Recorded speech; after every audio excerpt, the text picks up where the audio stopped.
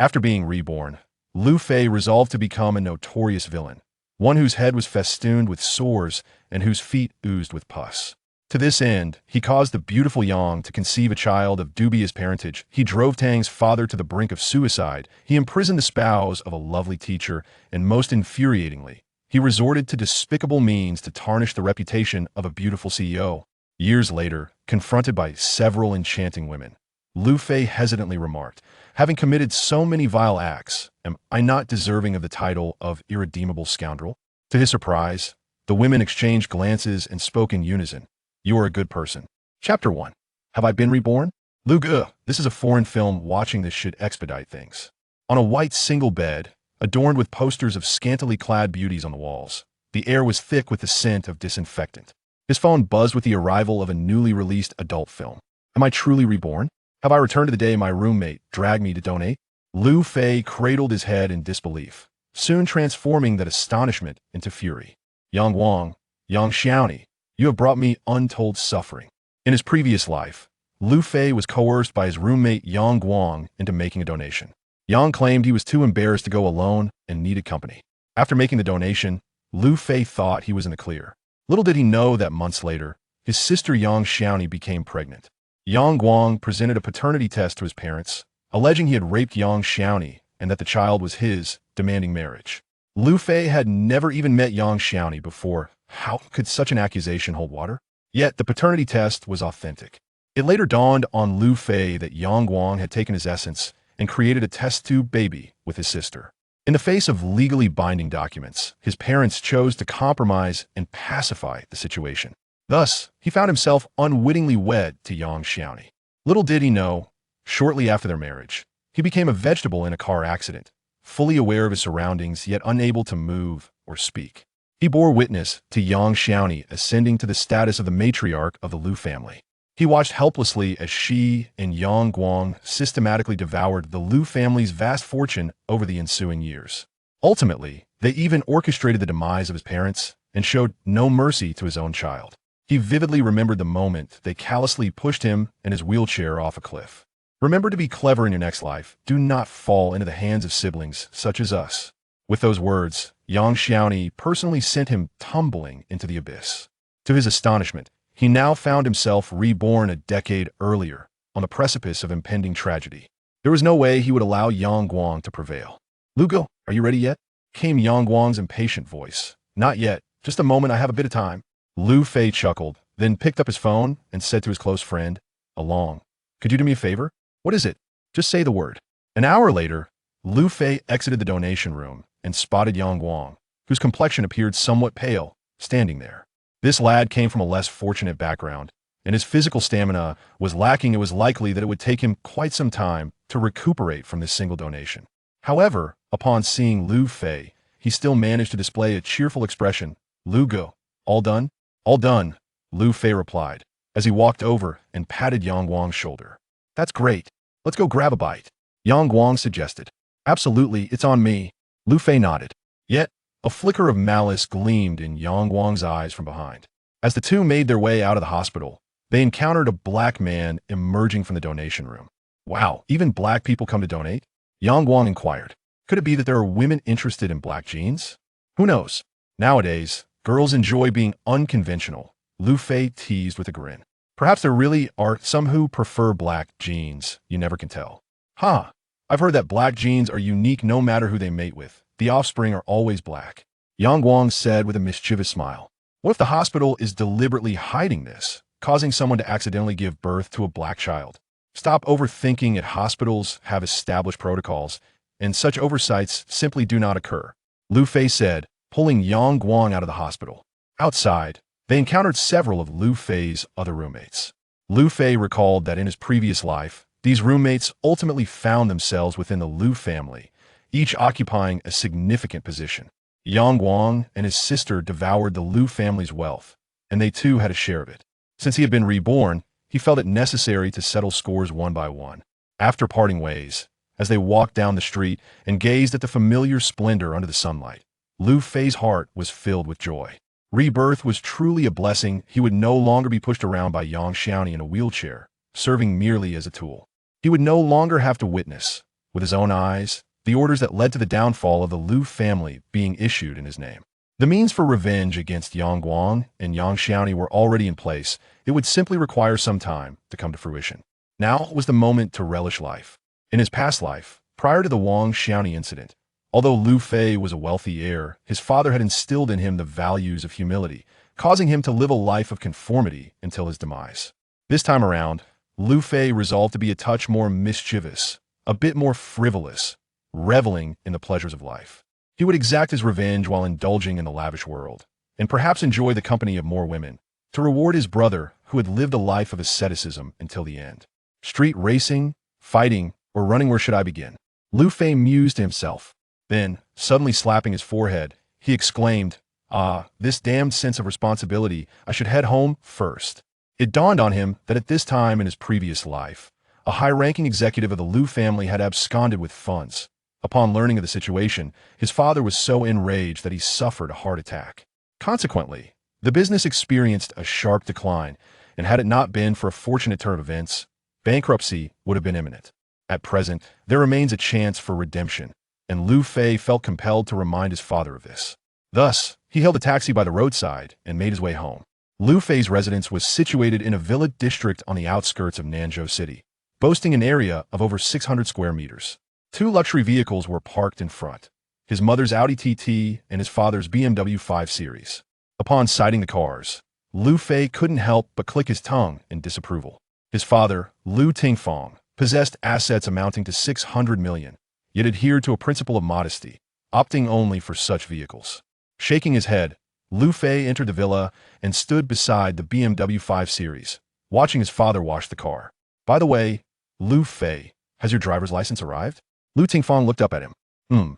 It should be ready next week, Lu Fei replied, scratching his head. Later, they'll buy you a car. Which brand do you prefer? Lu Tingfang gazed at Lu Fei with fondness. Mercedes? BMW? Or Audi? I've set my sights on the latest Audi model. Tomorrow, they'll have your mother take you to have a look. Lu Fei shook his head, feeling somewhat speechless. His father, having ventured into real estate in his early years, lacked formal education. For him, Mercedes, BMW, and Audi represented the pinnacle of luxury automobiles. Of course, this was inconsequential. What mattered was the affection evident in Lu Tingfang's eyes as he spoke.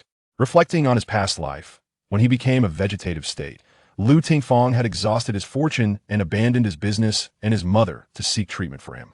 Lu Fei felt his eyes moisten. What's the matter, you rascal? Lu Tingfang looked at Lu Fei with curiosity.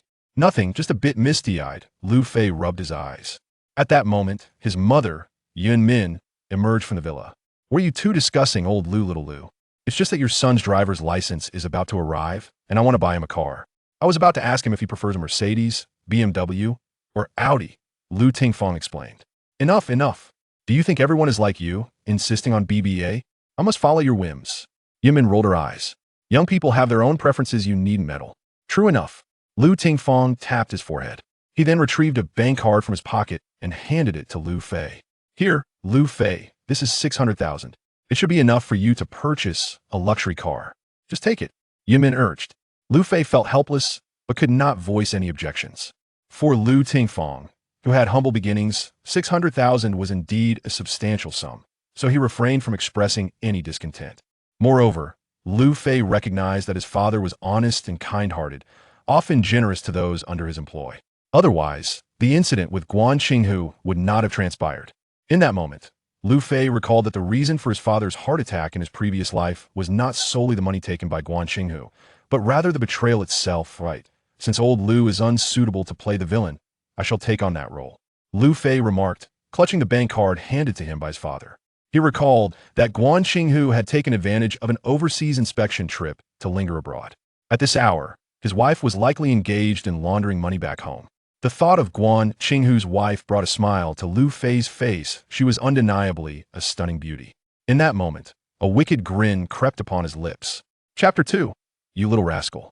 Most employees of Lu Realty resided in Rose Garden District 1, while a select few executives called District 2 their home.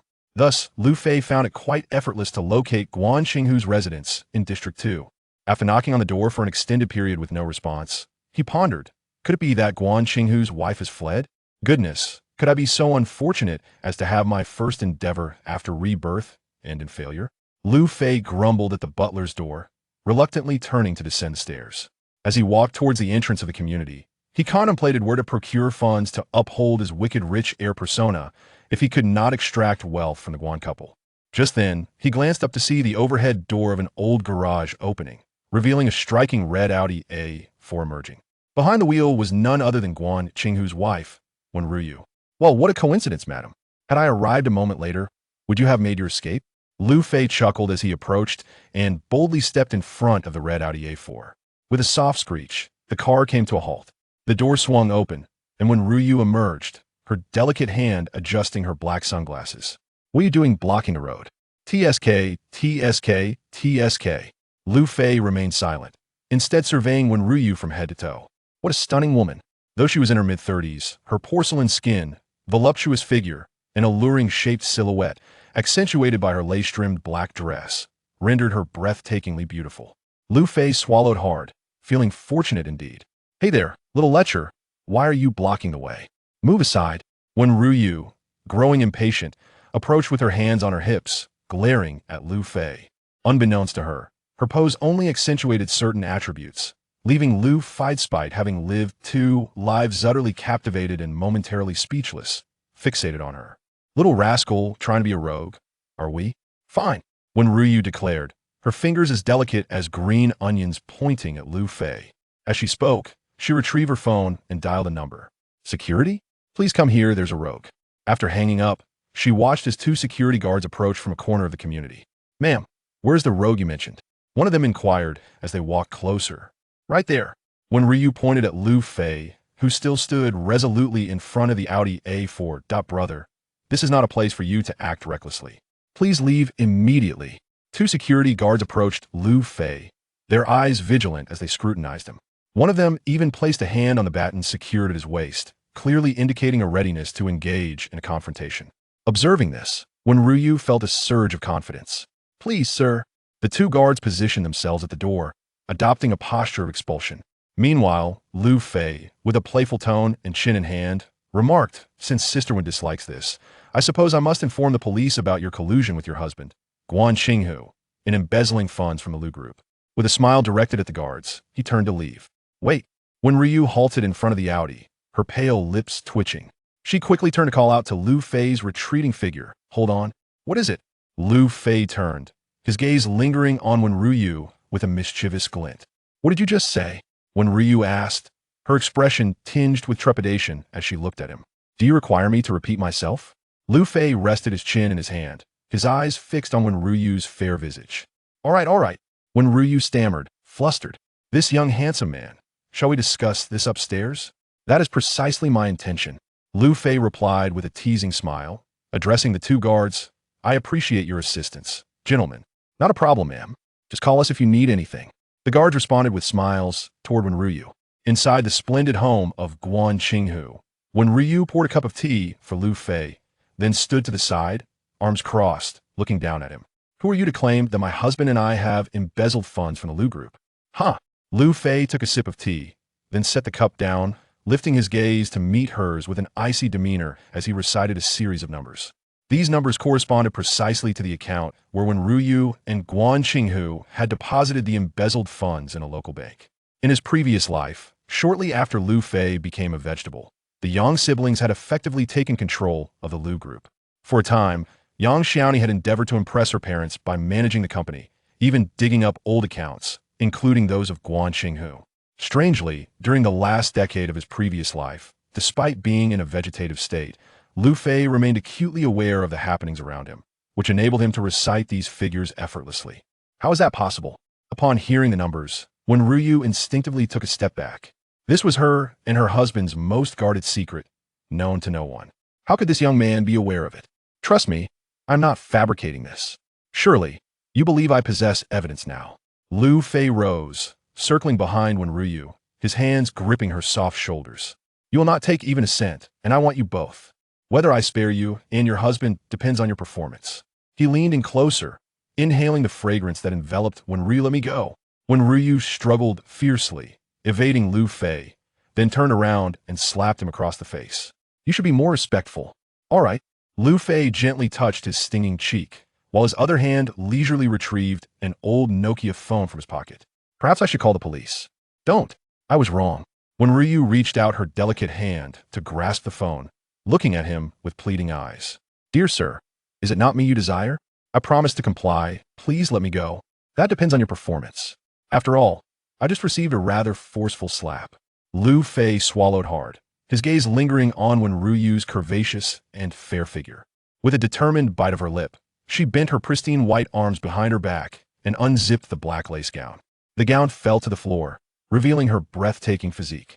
Hee.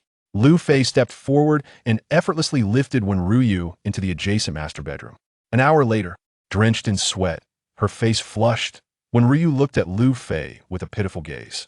We truly only embezzled 2 million and have given you that.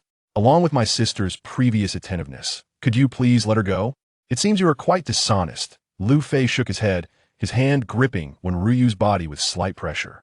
I am Lu Fei, a sophomore at the University of Science and Technology. It would be prudent for you to message your husband to inquire about who I am before deciding whether to speak the truth. When Ryu furrowed her brow, picked up the old Nokia phone, and dialed an international number. After a moment, she hung up, her expression filled with terror as she gazed at Lu Fei. You are the son of Lu Tingfang, the president of Lu Real Estate. Correct. Lu Fei nodded. Can you now speak the truth to me? I apologize, young Master Lu. When Ryu leaped from the bed and knelt before him. My husband and I were compelled to act out of desperation. Explain how you were compelled. Lu Fei casually rose and donned a t-shirt over his head. It is like this. When Ryu sighed deeply and revealed a shocking secret that left Lu Fei astounded. Chapter 3. The corporate femme fatale. The events unfolded when Song Zhonghe from Honghua Real Estate urged her husband, Guang Qinghu, to act as an insider and conspire against the Lu family. My husband refused, which led to him being targeted. Moreover, he was convinced that Lu Real Estate would soon face bankruptcy. Consequently, he decided to take a reckless gamble, embezzling a significant sum of money to prepare for his escape. After recounting this, when Ryu lifted her gaze, her eyes reflecting a sense of helplessness as she looked at Lu Fei. It seems we, as a couple, have been rather unfortunate. We haven't even left yet, and already, we have been caught by you, young Master Lu. Lu Fei was momentarily speechless. It turned out that Honghua Real Estate was a staunch ally of Lu Real Estate, collaborating on numerous ventures within the local real estate market. The notion that they would scheme against the Lu family was truly astonishing. Suddenly, a thought struck Lu Fei, according to the recounting of his past life by Yang Xiongni. During this period, Lu Real Estate and Honghua Industrial were set to jointly develop a property. However, during the development process, Honghua abruptly withdrew its capital, leaving his father to single-handedly manage the project.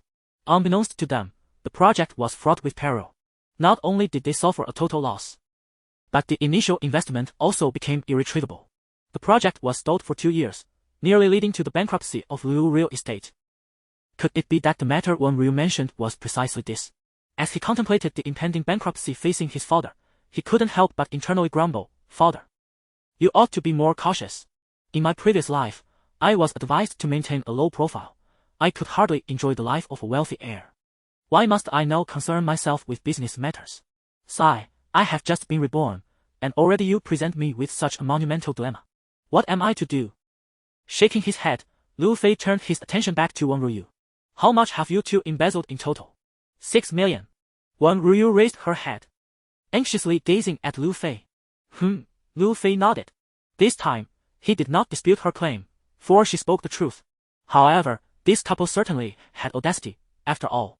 6 million in 2013 was no trivial amount. 6 million. Lu Fei looked at Wen Ryu, who was exaggeratedly kneeling before him.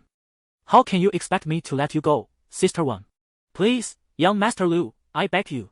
Wen Ryu crawled over and clung to Lu Fei's leg, tears streaming down her face. Sighing silently, Lu Fei mentally chastised himself. You scoundrel, did you not vow to be a villain?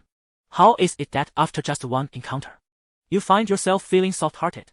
Please, I am willing to do anything, just do not take me away. Wen Ryu's hands began to explore Lu Fei's body. Anything at all? Lu Fei gazed down at her. Wen Ryu hesitated for a moment, then bit her soft, rosy lip with her pearly white teeth, nodding gently, yes. Very well. Then I shall make my demands. Lu Fei scratched his head, picked up a notepad and pen from the vanity, and began writing a series of stipulations. If you can fulfill these, I shall let you go. Wang Ruyu picked up those items and, upon examining them, felt her cheeks flush with embarrassment. For inscribed upon them were the deeds of wicked women, some of which were quite shameful indeed. However, the thought that achieving these tasks would grant her freedom spurred her on. Gritting her teeth, Wang Ruyu lifted her gaze and shot Lu Fei a piercing look, her eyes resembling flowing water. You little rascal, I never anticipated your prowess with women. Some of these matters, I find myself rather looking forward to. Once I return, I shall ensure you have a delightful time. With that, she stood, donned her attire, and gracefully strode away, her waist swaying alluringly. Meanwhile, Lu Fei swallowed hard behind her. The adage that women are fierce at 30 was vividly embodied in Wang Ruyu. Before long, when Wang Ruyu returned, she was clad in an entirely different outfit. Over the next 2 days, Lu Fei scarcely left Guang Qinghu's residence, enjoying a lifestyle akin to that of a lord, with Wang Ruyu attending to his every need. After 2 days, Lu Fei departed from Guang Qinghu's home, taking with him the 6 million check. During this time, he assured Wang Ruyu that the scheme of Song Zhonghe from Honghua Real Estate would not succeed and that Lu's real estate would certainly avoid bankruptcy. As for whether Wang Ruyu and Guang Qinghu should resign, that was for them to decide. If the threat from Song Zhonghe of Honghua Industrial was removed and Lu's was in the clear, why would her husband need to flee? Wang Ruyu assisted Lu Fei in adjusting his collar. However, you must personally deliver that 6 million to old Lu and ensure he does not pursue any charges against us. Rest assured, Sister Wan, I will handle everything. Lu Fei replied. Very well, I shall message Guang Qinghu to stop hiding and expedite his return home. Wang Ruyu nodded, then playfully kissed Lu Fei on the cheek. You little rascal, you've made these past few days quite enjoyable for me. Lu Fei, emboldened, playfully pinched Wang Ruyu's side. Through his interactions with her over these 2 days, he discovered something quite intriguing. His physical strength and stamina had markedly increased. He felt invincible, as if he were a little cockroach. Perhaps this was the boon of reincarnation. With such an advantage, it would be a waste not to embrace the life of a prodigal son. The following morning, Lu Fei did not attend school. Instead, he made his way directly to the local stock exchange. As one of the oldest second-tier cities in the country, relatively close to Donghai City, the stock exchange in Nan'o was quite expensive. Countless trading legends were born here each year. In his previous life, prior to becoming a vegetative state, Lu Fei had no connection to this place. After becoming a vegetable, he had indeed been pushed here in a wheelchair by young Xiuni. Thus he was well acquainted with its inner workings. He recalled that during this period, there was a significant surge in the international gold market. It would be a missed opportunity not to capitalize on it. Thus, he first sought out a reputable investment firm and registered a futures trading account on the New York Stock Exchange. After completing the registration, he promptly transferred the entirety of the 6 million he had extorted from Wang Ruyu into his account. With this sum of money, indulgence is indeed feasible. However, it is insufficient to cover the losses incurred by my father following the withdrawal of investment by Honghua Real Estate. Lu Fei gazed at the funds in his account, feeling a pang of frustration. 6 million despite his capabilities, orchestrating a miraculous turnaround in the coming days would only yield a little over 10 million. Far from the amount necessary to assist his father in overcoming this crisis. Therefore, he must leverage his position, and not just mildly. Shaking his head, Lu Fei turned and walked towards the office of Lu Qing, an investment manager at a firm named Bei. Hello, I wish to engage in off-market financing. After explaining his intent, Lu Fei boldly seated himself on the sofa in Lu Qing's office, scrutinizing the white-collar beauty before him at close range. She appeared to be in her mid-20s, with exquisite features and an upright posture. Dressed in a white chiffon blouse, her bosom was rather pronounced. Her long, semi-short hair framed a fair complexion, and a finely crafted Rolex adorned her wrist. What a captivating white-collar lady! Lu Fei's tongue flicked across his lips. At that moment, Lu Qing had just organized her documents when she turned to appraise Lu Fei from head to toe. Upon realizing that her visitor was merely a young lad with bleached hair, a flicker of disdain momentarily danced in her eyes before she adopted a leisurely tone, saying, "Young man, what was it you just mentioned?" "I wish to leverage my position. I require off-market financing." Lu Fei responded, casting a bold glance at Lu Qing. "Moreover, dear sister, I am hardly small. I assure you, I am not small at all." Chapter 4, Off-Market Financing. How. Lu Qing chuckled alluringly, then rose from her office to take a seat on the adjacent corner sofa, legs elegantly crossed, gazing at Lu Fei. Little brother, you may not yet grasp the concept of leverage. Allow me to elucidate. For instance, if you possess 100 yuan, you may use it as collateral to request between 200 to 1000 yuan from a bank or investment firm for investment purposes. While this amplifies potential gains, it equally escalates risks exponentially. Remember, with just one fluctuation, your 100 yuan could vanish. Dear sister, I comprehend the principle of leverage. There is no need for your explanation. Lu Fei continued to survey Lu Qing with unabashed eyes, lingering on her decolletage for a moment before presenting his documents. Take a look. Your documents are inadequate, Lu Qing replied, shaking her head. Our country imposes stringent regulations on investors seeking leverage. That is precisely why I require off-market financing. Lu Fei declared. Oh, little brother, you appear to be quite knowledgeable. Lu Qing reassessed Lu Fei. However, you must understand, strictly speaking, off-market financing is not legal. Thus those willing to lend you money off the record are anything but ordinary. They possess a myriad of methods to reclaim their funds from you. How? Lu Fei laughed heartily. Sister, do you truly perceive me as an ignorant little brother? Enough of the chatter. Swiftly assist me in contacting an off-market investor. Very well. Lu Qing rose and approached her desk, a smirk of disdain curling at the corners of her mouth as she thought to herself. This fellow is probably just a young heir seeking to venture into entrepreneurship, naively believing that investment is akin to drawing from his family's coffers. Such naive fools are a dime a dozen. 8 out of 10 enter with arrogance, only to live in disgrace, some even limping away. Having exhausted her patience, she concluded, if you refuse to heed my warnings, there is little I can do. With that thought, she reached the desk and picked up the phone. President Luo, there is a wealthy young man seeking off-market financing. Could you come over? Luo Tianhou, Lu Qing's uncle and the president of the investment firm, had once served time for a prominent figure. Upon his release, he garnered favor from that individual, subsequently navigating the stock market with remarkable success, amassing assets exceeding 100 million. He now oversees a cadre of individuals engaged in lending activities on the exchange. Lu Qing's seemingly straightforward call was, in fact, a covert signal. In their context, a wealthy young man equated to a prime target.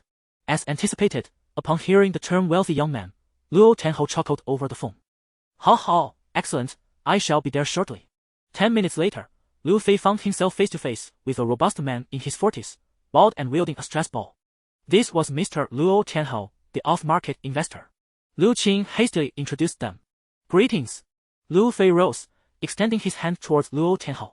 Hello there. Luo Tianhou beamed at Lu Fei, exclaiming, Ah, how I admire your youthful vigor. With a chuckle, Lu Fei responded in kind. And soon the two settled comfortably on the sofa. Lu Qing, elegantly clad in high heels, prepared tea for the pair, gracefully crossing her pristine legs to one side. By the way, young brother, how much do you wish to leverage in the off-market funding? Luo Tianhou inquired after taking a sip of his tea. I possess 6 million and seek to amplify it fivefold, Lu Fei declared without hesitation, revealing his intentions. Ah, that's quite a sum. Luo Tianhou set down his cup, a sly grin creeping across his face. However, you are aware of our regulations, are you not? Given the illegality of our dealings, the interest cannot be trivial.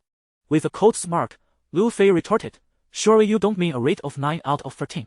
If so, I shall simply take my leave and seek alternatives. Ha. 9 out of 13 is indeed usury. We do not engage in such ruinous enterprises. Luo Tianhou twirled a stress ball in his hands before addressing Lu Qing. Please enlighten this young gentleman. Certainly. Lu Qing lifted her gaze to Lu Fei. The standard for off-market funding is an interest rate of 1.5% per week. Understood, Lu Fei nodded. In his previous life, when young Xiaoni had joined the Lu family, his father had assembled an investment team for her, thus he was well versed in these matters. It was evident that these two considered him a prime target to exploit. With this realization, he rose and declared, I must take my leave. Wait. We have yet to conclude our discussion. Luo Tianhou interjected, blocking Lu Fei's path. Outside, a burly man stood guard at the door, fixating intently on Lu Fei. Without a glance at the imposing figure, Lu Fei turned to Luo Tianhou, stating, Brother Luo, your honesty is in question, you intend to fleece me. I believe I shall indeed take my leave. With that, he approached the man, his voice chilling, will you step aside, or shall I be forced to eject you? He squinted, a peculiar intensity in his gaze. Strangely enough, since his rebirth, he had discovered an explosive strength within himself, eager to test it against another. The man before him appeared to be an apt contender. The hulking figure hesitated, preparing to act, but Luo Tenho called out, "Oh Bill, do not act rashly." Understood. The man named Oh Bill cleared the way. Just as Lu Fei was about to exit, Luo Tenho called after him, "Ha ha, young brother, I must admit my earlier misjudgment. How about this, a fair interest rate of 1% per week? Should there be losses, I reserve the right to liquidate your position." Lu Fei paused at the threshold, turning back to Luo Tenho with a smile. "Now that is more agreeable." He then addressed Lu Qing, "Please draft the contract." Lu Qing regarded him with a complex expression, instinctively cautioning, "Are you certain about this?" Lu Fei remained silent, yet Luo Tenho shot a concerned glance at Lu Qing, his brow furrowed. "Of course. I am certain. Would I have come if I were not?" Lu Fei chuckled as he returned to the sofa, taking a sip of his tea. Then he furrowed his brows. "What tea?" Lu Fei inquired. "Aged poor," Luo Tenho replied, his eyes filled with suspicion. "This fellow doesn't even recognize poor tea. He hardly resembles a wealthy heir." Meanwhile, Lu Qing printed the contract and handed it to Lu Fei, who quickly scanned its contents. It stipulated that Lu Fei would use 6 million as collateral to borrow 30 million from Luo Tenho outside the market, with a weekly interest payment of 300,000 to Luo Tenho, compounding interest. Additionally, the contract stated that if Lu Fei's account balance fell below 30 million in principal, Luo Tenho had the right to forcibly liquidate the position, with all losses borne by Lu Fei. There were several other terms below, but Lu Fei glanced over them and found no hidden traps or pitfalls. Without hesitation, he picked up the pen and boldly signed his name. "All right. We are now tied together like grasshoppers on the same string." Luo Tenho took the contract and also signed his name, then waved at Lu Qing and said, "Inject the funds." "Understood." Lu Qing cast a complex glance at Lu Fei, then deftly operated her fingers on the computer. The funds in Lu Fei's account transformed from 6 million to 36 million.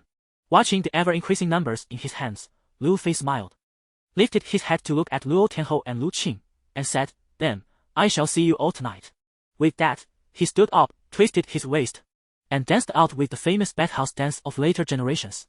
Behind him, Luo Tenho furrowed his brow, staring at his retreating figure, and then said to Lu Qing, "Keep a close watch on him." Chapter 5.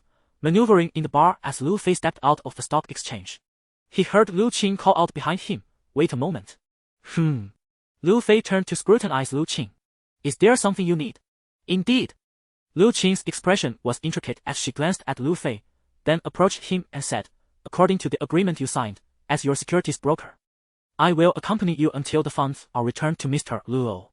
"Sounds good." Lu Fei chuckled nonchalantly. "Where shall we go now?" Lu Qing inquired. Lu Fei shook his head and faced Lu Qing. "By the way, do you have a car?" "I do." Lu Qing produced a key to an Audi. "Would you mind being my chauffeur for a few days? My driver's license won't be ready for a while, and I haven't purchased a car yet." Lu Fei shrugged. Lu Qing rolled her beautiful eyes and walked directly to a white Audi, opening the door. "Get in." "All right." Lu Fei hurried over, taking the front passenger seat, and waved his hand. "To Guomao, please. I need to buy some clothes." "Guomao?" Lu Qing looked bewildered. After just receiving a 30 million investment, he wanted to go shopping? What was the reasoning behind this? Exactly.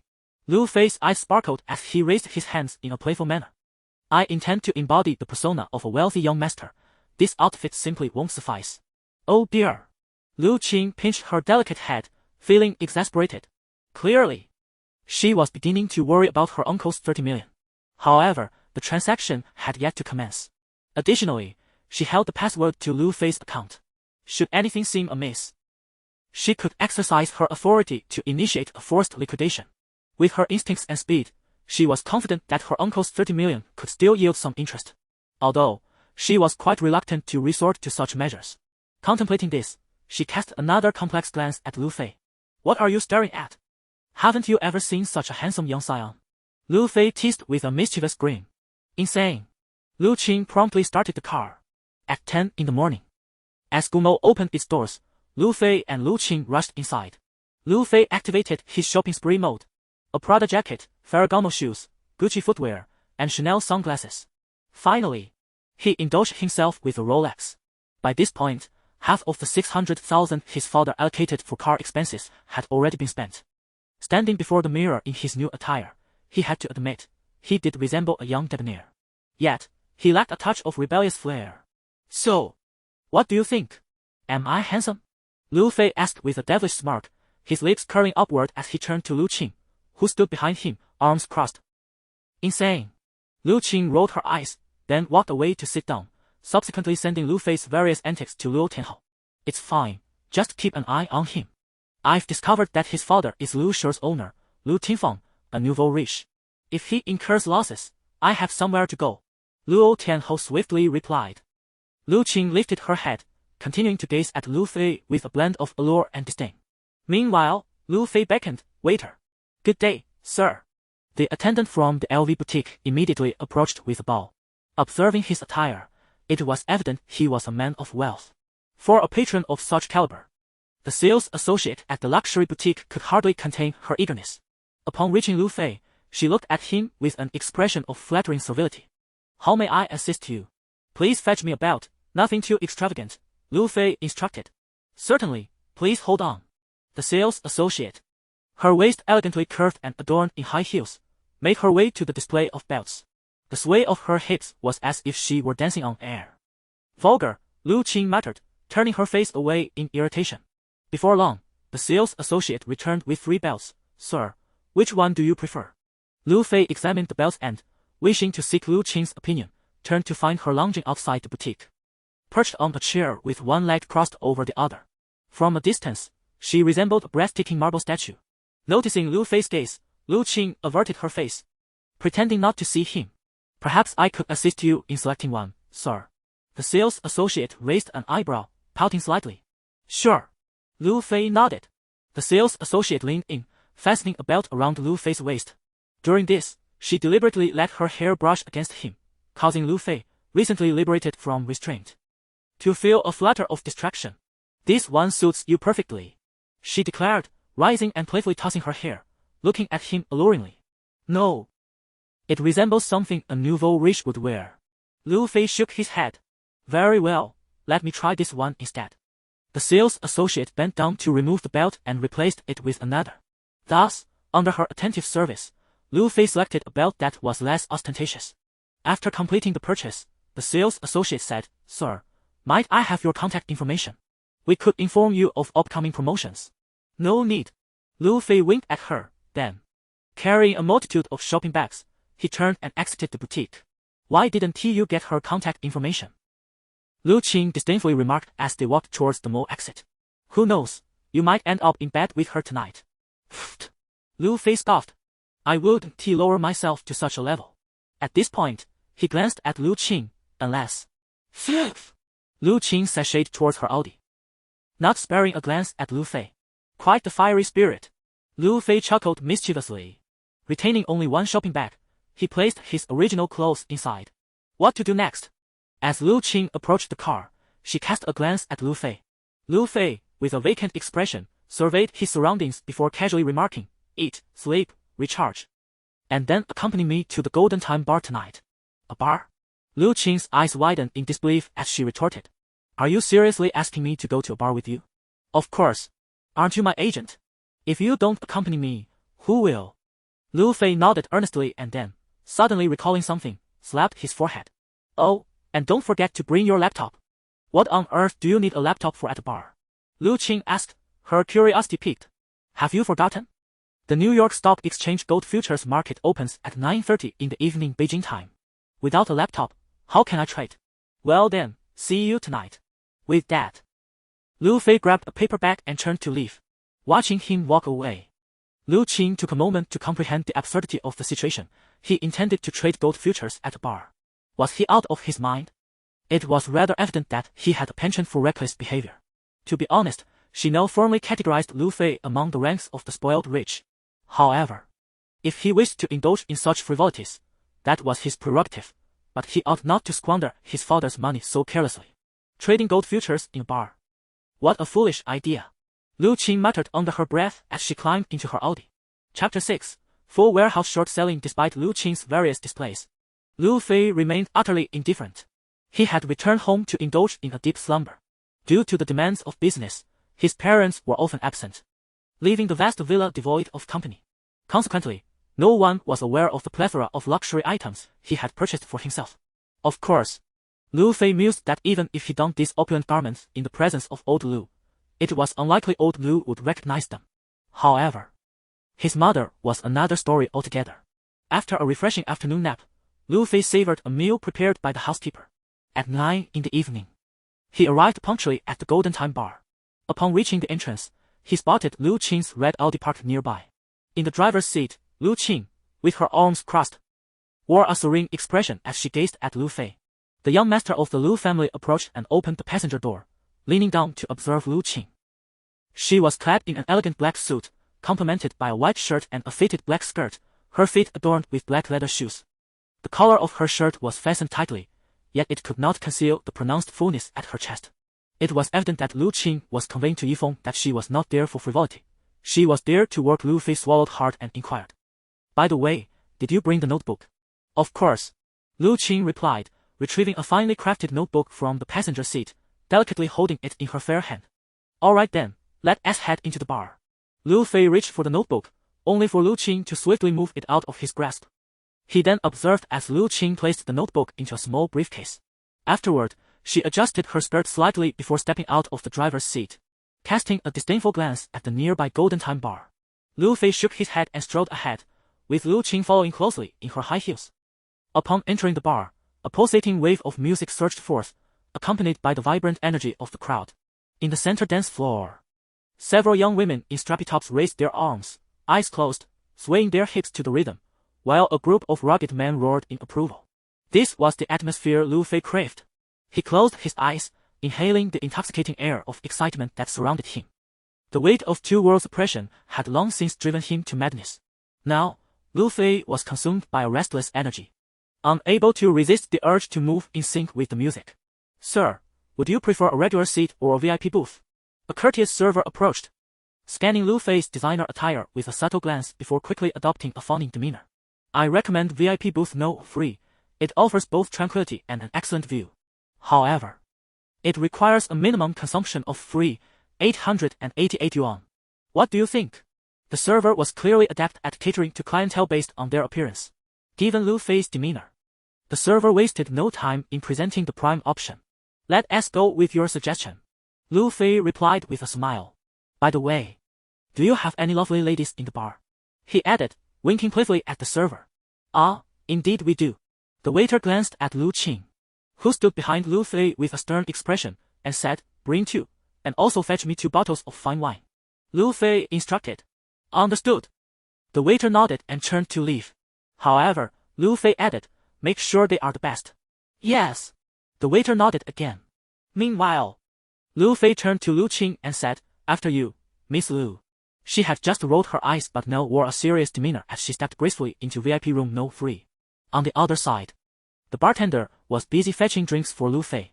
Seizing the opportunity, Lu Qing glanced at her watch and remarked, "The New York Stock Exchange has opened. What is the strategy?" As Lu Fei was about to indulge in a bottle of Budweiser, he paused at her words, set the bottle down, and replied, "Short sell everything." "Everything?" Lu Qing gazed intently at Lu Fei, her eyes clear and piercing. "Absolutely," Lu Fei affirmed. "Very well." Lu Qing did not act immediately. Instead, she advised, "Lu Xiao, I feel it is necessary to enlighten you about the trends in international gold this year. At the beginning of the year, the price of gold was around 1,600 per ounce, but it has since entered a downward trajectory. It is generally believed that the price will not fall below 1,500 per ounce this year, and we are currently at a critical juncture for this support level. I advise you to go long, not short. This is my professional recommendation for your consideration." Before Lu Qing could finish, she found herself face to face with Lu Fei's sharp gaze. He calmly interjected, "Your account or mine?" "Of course, it is yours, Lu Xiao," Lu Qing replied with composure. "Then that settles it." Lu Fei leaned back, picked up a bottle of Budweiser, and poured it into his mouth, while his other hand gestured towards Lu Qing, "Short sell, full margin." "All right," Lu Qing replied with unwavering calmness. "However, I must remind you, Lu Xiao, if your position drops below 30 million. Before she could complete her thought, Lu Fei shook his head, cutting her off. Don't joke. Although I am not a finance professional, I approach gold futures with the intention of making a quick profit. I still remember the significant movements in the international gold market from my previous life. As for expertise, what is the value of expertise compared to the experience of living my life again? With that thought, he shook his finger and coolly declared, full margin, short sell. Very well. Lu Qing looked down, thinking to herself, good advice is often wasted on the foolish. You are courting disaster, so you have no one to blame. With that, she opened her notebook and executed the trade, 36 million in funds, fully short-selling international gold. Meanwhile, Luo Tianhao was also monitoring the gold market on the New York Stock Exchange. Just as Lu Qing had stated, professional analysis generally concurred that the gold market had indeed entered a bear phase in 2013. However, a robust support level is anticipated around the vicinity of $1,500. Presently, the price of gold has just reached this foundational point, suggesting an impending upward reversal. Luo Tianhao pondered whether he should engage in two trades. Yet, his timid nature deterred him from making substantial purchases, and he opted for a modest investment of 1 million. Subsequently, he accessed Lu Fei's account and cast a glance. Left speechless, this reckless scion had audaciously shorted his entire position. Fool! Luo Tianhao cursed under his breath, seizing his phone to dial Lu Qing's number. Uncle! Lu Qing answered promptly within the bar. Place a deposit for Lu Fei. If it doesn't pan out, exit decisively and I'll seek funds from his father. Luo Tianhao instructed. Understood. Lu Qing replied, ending the call while glancing at Lu Fei beside him. At that moment, two elegantly attired young ladies entered, occupying seats on either side of Lu Fei, sweetly addressing him as brother. Drink, drink. Lu Fei replied with a shake of his head, not casting a glance at Lu Qing. Meanwhile, Lu Qing disregarded Lu Fei entirely, narrowing his eyes as he pressed his thin lips together. His icy gaze fixated on the laptop screen before him. At this juncture, gold futures on the New York Exchange finally commenced trading across the ocean. Chapter 7. I am the pig. Many investors in later generations vividly recall the dramatic plunge in gold prices on that fateful day in April 2013 at the New York Stock Exchange. Prior to this event, as Lu Qing remarked, it was widely acknowledged that 2013 marked a downward trajectory for gold. Nevertheless, it was anticipated that gold prices would find robust support at the 1,500 mark, prompting numerous investors to heavily position themselves at this level. Yet, to everyone's astonishment, the moment the exchange opened that day, the bulls were met with an unprecedented onslaught. The gold price plummeted dramatically, cascading downward, and within a single trading day, it fell below 1,400, nearing the 1,300 threshold. In this scenario, the global community of gold investors was engulfed in despair, their cries of anguish resonating far and wide. Some individuals lost their entire fortunes overnight, while others, unwilling to capitulate, began to amass funds to fortify their positions below 1,400 in a desperate attempt to resist the tide. Little did they know that the price of gold would plunge once more, seemingly without end. At this moment, Lu Fei found himself at the epicenter of this catastrophic decline. With fortune on his side, even a pig could soar. Lu Fei was indeed that soaring pig. Meanwhile, Lu Qing bore witness to the exact moment the exchange opened, as the gold price, as if under a spell, plummeted dramatically, engulfed in a sea of green. This magnitude of decline utterly shattered Lu Qing's understanding of the market. She was momentarily taken aback, her eyes wide with disbelief as she stared at Lu Fei's wealth ascending incrementally. Could it be that gold prices truly fell? How could this happen?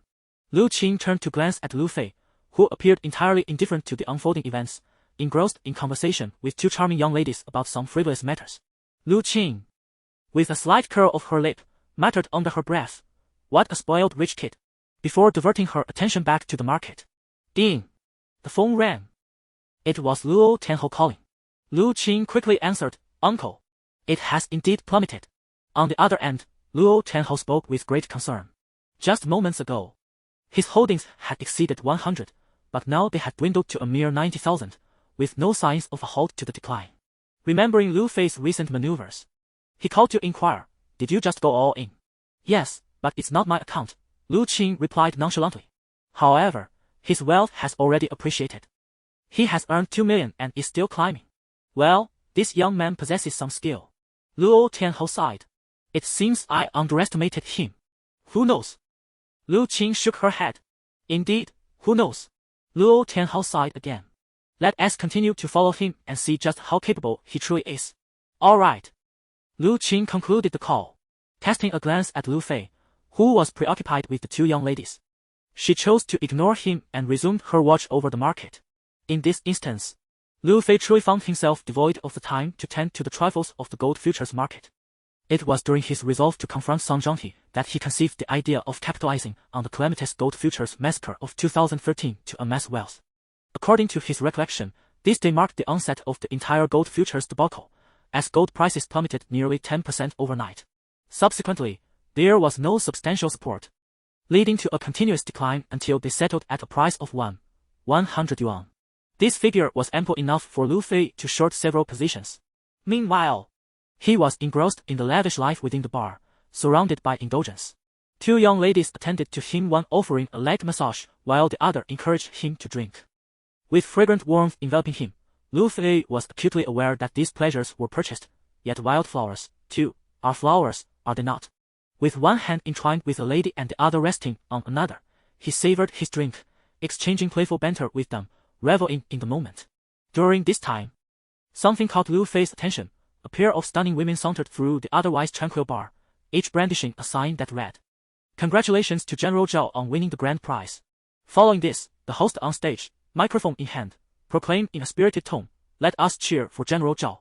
Instantly, the ambience of the bar erupted into a frenzy. Gongs clashed, voices roared, and chaos ensued, with everyone chanting General Zhao's name. Lu Fei was taken aback. He had never witnessed the wealthy revel in such ostentation before. This was a first for him, a display of sheer extravagance. Moreover, having just glimpsed Lu Qing's computer, he discovered that he had already earned 2 million. How could he not indulge? He promptly signaled the attendant standing at the door of the private room. "Hello." The server entered, bowing respectfully to Lu Fei. "What is this all about?" Lu Fei inquired, his curiosity piqued. The server, eyes sparkling, explained, "We offer a special package here." As she presented the drink menu, she pointed to the last few lines, detailing the offerings. "We have the grand prize, the 4 happinesses, and the grand slam." General Zhao just ordered the grand prize. Afterward, with a hint of envious flattery, she added, "Would you like to order one as well?" Her intuition suggested that this affluent young man was in the mood for something extravagant, and she saw an opportunity for herself as well. "Of course, how could I possibly miss out on such an enjoyable affair?" Lu Fei exclaimed. Scanning the drink menu from top to bottom, he discovered that the most expensive option, the Grand Slam, was a mere 58,800 yuan, and with a touch of impatience, he instructed, "Let us go for the entire package from start to finish." "Very well." The young server could hardly contain her delight, grinning from ear to ear. An entire package from start to finish, how splendidly extravagant. His commission was quite substantial as well. He hurriedly added with exaggerated flattery, "The full package is priced at 168,000, but I can offer you a discount of 20, bringing it down to 120,000. What do you think? Here, take it." Lu Fei promptly produced his bank card and handed it to the young attendant, who then turned to leave. Before long, a new wave of excitement surged through the bar. A wealthy young man known as Young Master Fei extravagantly spent 168,800 on a full package, creating an uproar even greater than that triggered by the earlier guest, Mr. Yao. The entire bar erupted in astonishment. Such occurrences had not been witnessed in the Golden Time Bar for quite some time. The earlier patron, Mr. Zhao, who had spent 38,000, now felt quite disheartened, yet he had no desire to compete further with Lu Fei, as the latter's expenditure far surpassed his own. The thought of spending such an amount made him uneasy. He merely inquired among those nearby about the identity of young Master Fei. From that night onward, the name of young Master Fei began to circulate among the affluent second-generation elites of Nanzhou. Not long after, Lu Fei acquired the moniker of the Mad Young Master of Nanzhou, a title he had never anticipated. On that day, Lu Fei had lavishly spent 120,000, indulging in a grand experience at the Golden Time Bar. However, subsequent moments turned rather dull. He had consumed enough alcohol yet remained sober. Could this be a proof of his rebirth? He had enjoyed the company of some lovely ladies, which was pleasant. Yet Lu Fei found himself reluctant to continue down that path. He felt an undeniable sense of disconnection from such a hedonistic lifestyle. Strangely enough, even before midnight, Fatigue had begun to set in. After dismissing the two charming young ladies from his arms, he turned to Lu Qing and inquired, "How much have I earned?" Chapter 8. A chance encounter at the bar. Lu Fei shook his head. "So far, you've earned 3.5 million. The voice of Lu Qing echoed in his ears. "Splendid!" Lu Fei exclaimed, raising his fist. 7 days until liquidation, then I shall continue to short sell. Lu Qing pursed her lips, initially intending to say something, but recalling recent events, she chose to remain silent. Meanwhile, Lu Fei strode towards the exit of the card room.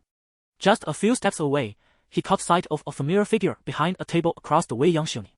Indeed, the moment he stepped out of the card room, Yang Xiongni had swiftly ducked beneath the table. Yet, with his keen perception, Lu Fei instantly recognized her. There was no escaping it. He was all too familiar with this opportunistic green tea wife from his past life, so familiar that he could recognize her even if she turned to ashes. At that moment, Lu Fei felt no surprise at encountering Yang Xiongni in the Golden Time venue. According to his memories, she hailed from a wealthy merchant family. During her high school years, her father-in-law's assets were around 10 million. However, when Yang Xiongni and her siblings entered university, a failed business venture nearly led to the family's bankruptcy. Although they managed to stabilize their situation, their fortunes had diminished significantly, no longer able to provide a life of luxury for Yang Xiongni and her siblings. Yang Xiongni's greatest aspiration in this life was to leverage her beauty to snare a wealthy partner. To this end, she resorted to almost any means necessary. How could she possibly overlook a place like a bar, ripe for fishing for rich suitors? Encountering Yang Xiongni at the bar also imparted a vital lesson to Lu Fei. While this green tea schemed against him, she had not ceased her relentless pursuit of wealth. In that moment, she resembled an octopus, unwilling to relinquish even the slightest opportunity to find a rich man. He chuckled darkly. "In this lifetime, I shall ensure your downfall." Lu Fei grinned, a sharp glint in his eyes, before turning away. Behind him, Yang Xiongni rose from her concealed position, contemplating Lu Fei's retreating figure. "Lu Fei, I never expected to encounter you here," she murmured, reaching for her phone to glance at the photos of Lu Fei surrounded by admirers. A cruel smile crept across her lips. "This is truly a stroke of fortune for me." After departing the bar, Lu Fei initially intended to ride back with Lu Qing. However, she tossed over her shoulder, "All right, I'm heading home. You can take a cab."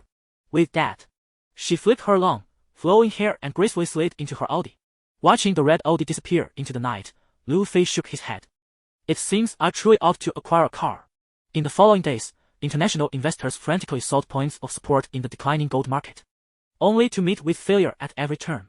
The price of gold has been on a steady decline, successfully breaching the significant threshold of 1,400. In just a few days, it approached 1,300. Lu Fei ordered Lu Qing to close positions before the delivery date. This round of short selling allowed Lu Fei's account to swell to a staggering 60 million, with his personal assets exceeding 24 million. However, Lu Fei's ambitions were far from fulfilled. Following the initial round of short selling, he promptly issued new combat orders to Lu Qing, once again fully committing to shorting gold prices. This time, he intended to drive the prices down to the very bottom. Meanwhile, Luo Tianhao, who had been secretly monitoring Lu Fei, furrowed his brow. His previous investment of 1 million had already been lost.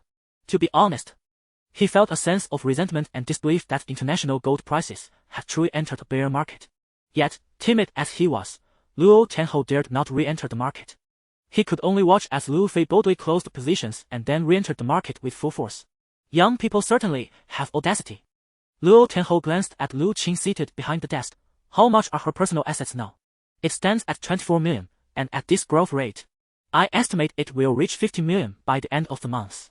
Lu Qing tapped the keyboard with her delicate, fair fingers, responding with a serious demeanor. "Sigh."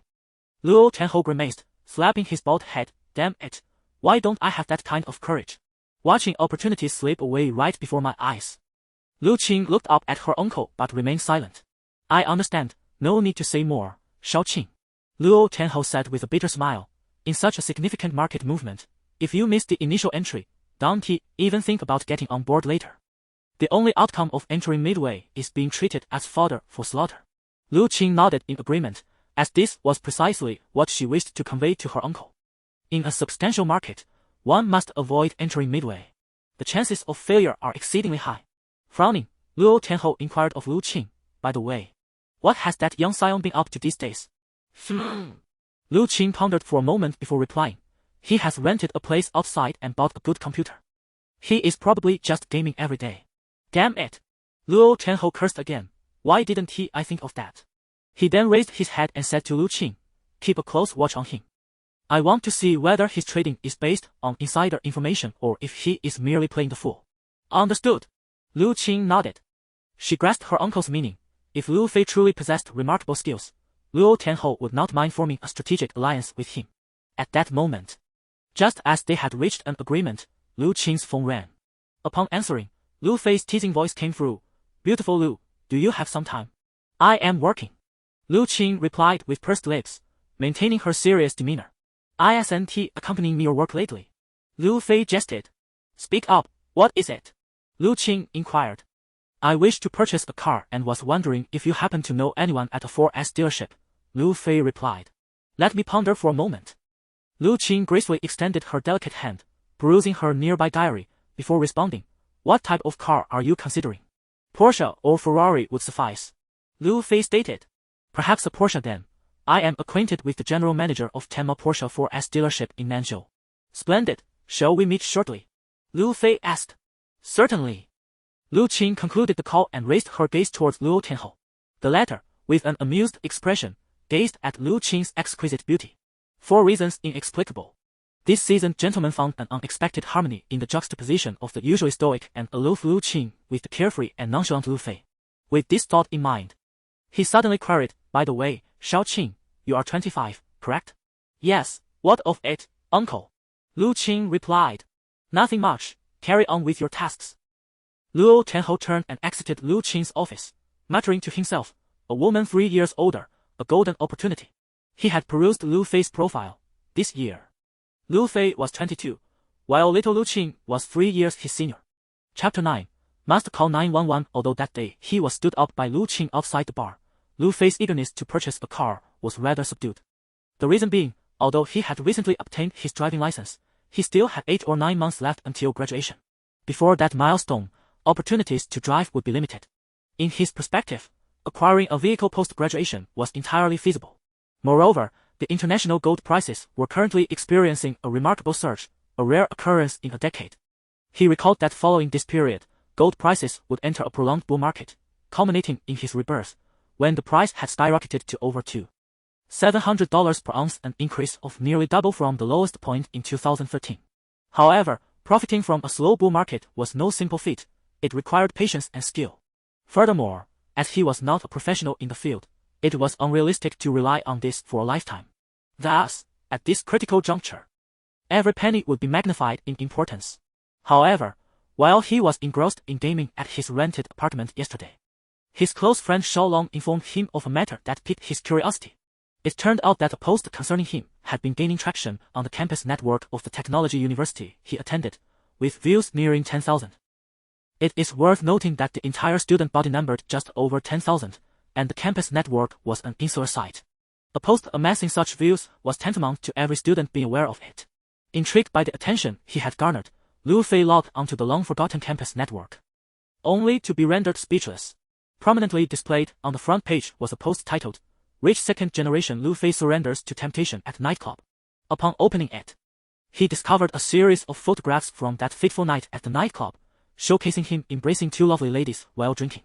There were pictures of him sharing a kiss with the beauty on his left, as well as one of him reclining against the bosom of the beauty on his right, and yet another of the 2 ladies urging him to drink. In all these images, his cheeks were flushed, and his gaze was hazy evidence of indulgence to the utmost degree. Beneath the post, countless classmates had left comments. Some expressed disbelief. Isn't that Lu Fei? He usually keeps a low profile. How could this be? Others speculated maliciously. Could someone be framing Lu Fei? Some seemed to understand, commenting, you all have no idea. Lu Fei's family is incredibly wealthy. He just doesn't flaunt it. Now that graduation is approaching, he has finally dropped the facade.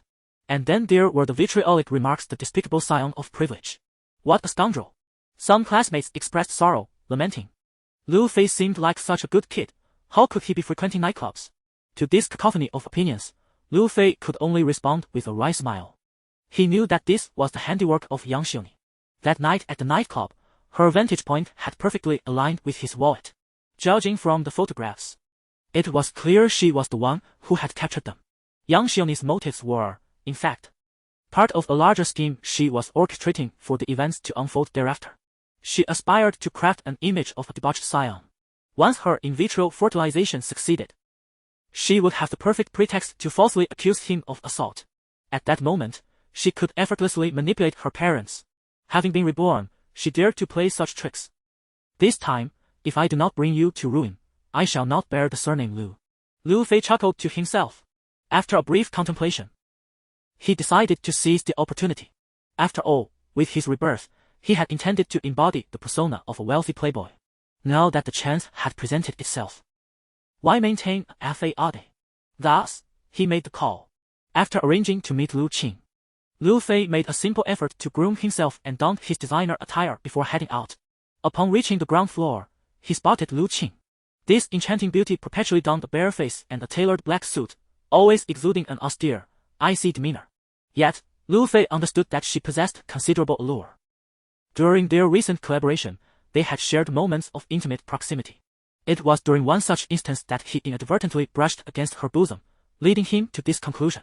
Moreover, upon closer inspection, he detected a faint yet captivating fragrance emanating from her. Truth be told, had she not consistently displayed an air of aloofness, he might have been tempted to explore further. However, for now, he would refrain. He was cultivating the persona of a wealthy heir, not that of an eager suitor. After securing his seatbelt in Lu Qing's car, they proceeded directly to the Porsche dealership. Just as they parked, an elderly male sales manager hurried over. Manager Lu.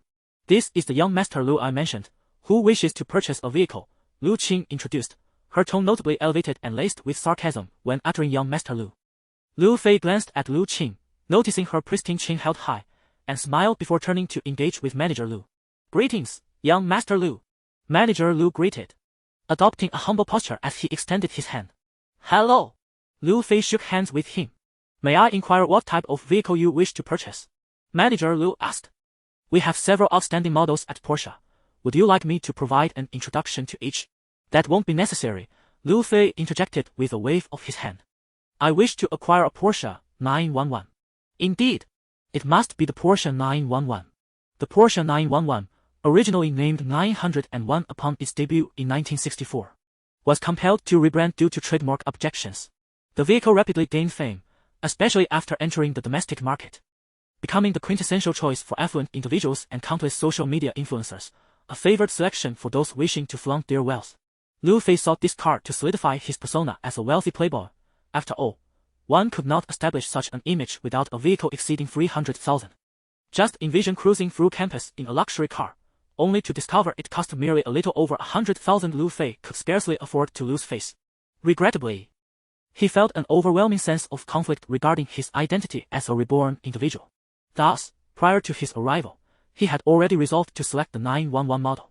Very well. Since Mr. Lu had made his choice regarding the vehicle, let us convene at the showroom. Manager Lu, bowing slightly, gestured an invitation towards Lu Fei. Lu Fei then turned to glance at Lu Qing. Please, Miss Lu. Little did Lu Fei anticipate the arduous process of selecting a car. The challenge intensified when it came to opting for a luxury vehicle. First, he had to choose the specifications, followed by customizing the color. Ultimately, he was informed that the Porsche tailored specifically for him would not be ready for collection for another 3 months. 3 months? Lu Fei's eyes widened in disbelief. At least 3 months. Manager Lu looked at Lu Fei with a flattering expression. Consider this, Mr. Lu. Once we place the order, it must first reach the factory in Italy for production, then be shipped and cleared through customs upon arrival in our country. Therefore, 3 months is quite expedited. Should there be any delays abroad, it could take as long as 6 months. Exasperated, Lu Fei could only respond with silence. 6 months. What enjoyment could he have in that time? Yang Xiaoni would have had a child by then. Furrowing his brow, Lu Fei inquired, is there a faster option? Perhaps a vehicle readily available? Unfortunately, we have none in stock. Manager Lu promptly shook his head. Lu Fei's gaze then fell upon a sky blue Porsche 911 situated in the center of the showroom. What is this? Hours later, Lu Fei triumphantly drove the sky blue Porsche 911 out of the dealership. Chapter 10. Racing through the campus on that fateful day, as Lu Fei, clad in high-end designer attire and sporting a pair of stylish Ray-Ban sunglasses, drove his sky blue Porsche 911 into the campus of South State University of Technology. The entire institution was set abuzz. Previously, there had been affluent youths who had paraded luxurious sports cars around the campus. But none had created the sensational impact that Lu Fei did this time. The reason was quite simple. For over 3 years, Lu Fei had cultivated an image of being well-off yet unassuming, never seeking the spotlight, and always the affable one. The affairs of the wealthy elite had no connection to him whatsoever. In fact, many female students had often bestowed upon him the good guy card. Yet, this time, Lu Fei astonishingly arrived in a Porsche 911. The red ribbons tied to the car and the temporary license plate displayed in front indicated that it was a recent purchase. Not to mention, a keen observer estimated the value of Lu Fei's ensemble to be no less than 100,000. Coupled with the Porsche, it amounted to nearly 400,000. Oh my goodness, did Lu Fei win the lottery, or did his family undergo a major renovation? Come on. If your family won the lottery, would it be spent like this? Even a family renovation would justify such extravagance. Exactly. What could possibly be the explanation? Is it conceivable that Lu Fei is actually a rich second generation, and for the past few years, he has merely been playing it low-key, waiting until graduation to reveal his true self? Hey, you might just be onto something. By the way, I saw photos of Lu Fei at a bar a few days ago, surrounded by admirers. Reflecting on his behavior today, it appears he has truly decided to embrace his identity. Goodness, I've been in class with him for nearly 4 years, and I had no idea he was from a wealthy family. Awakened from a stupor, it turns out the rich second generation was you all along. The stir caused by Lu Fei's nightclub escapades on the campus forum had yet to subside when another wave of excitement erupted. In no time, Lu Fei was on the verge of becoming a campus sensation at the University of Technology. In the female dormitory, young Xiaoni emerged from the restroom, tearing apart the pregnancy test she had in her hands, discarding the fragments into the nearby trash bin. Her eyes were filled with despondency. The pregnancy test remained unused. The arrival of her menstrual cycle signified the failure of her recent IVF attempt. Although the individual assisting her had previously informed her that the likelihood of success on the first try was slim, she had still harbored hope. However, with the onset of her period, it was a definitive declaration of her prior efforts' failure. As she picked up her phone, intending to message her twin brother, Yang Guang, to arrange another meeting with Lu Fei, she stumbled upon new updates about Lu Fei on the campus forum. Was he finally revealing his true self, no longer pretending?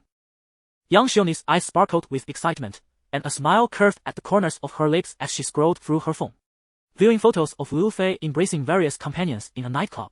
A peculiar thought crossed her mind. Perhaps she need not resort to the complexities of in vitro fertilization to bear his child.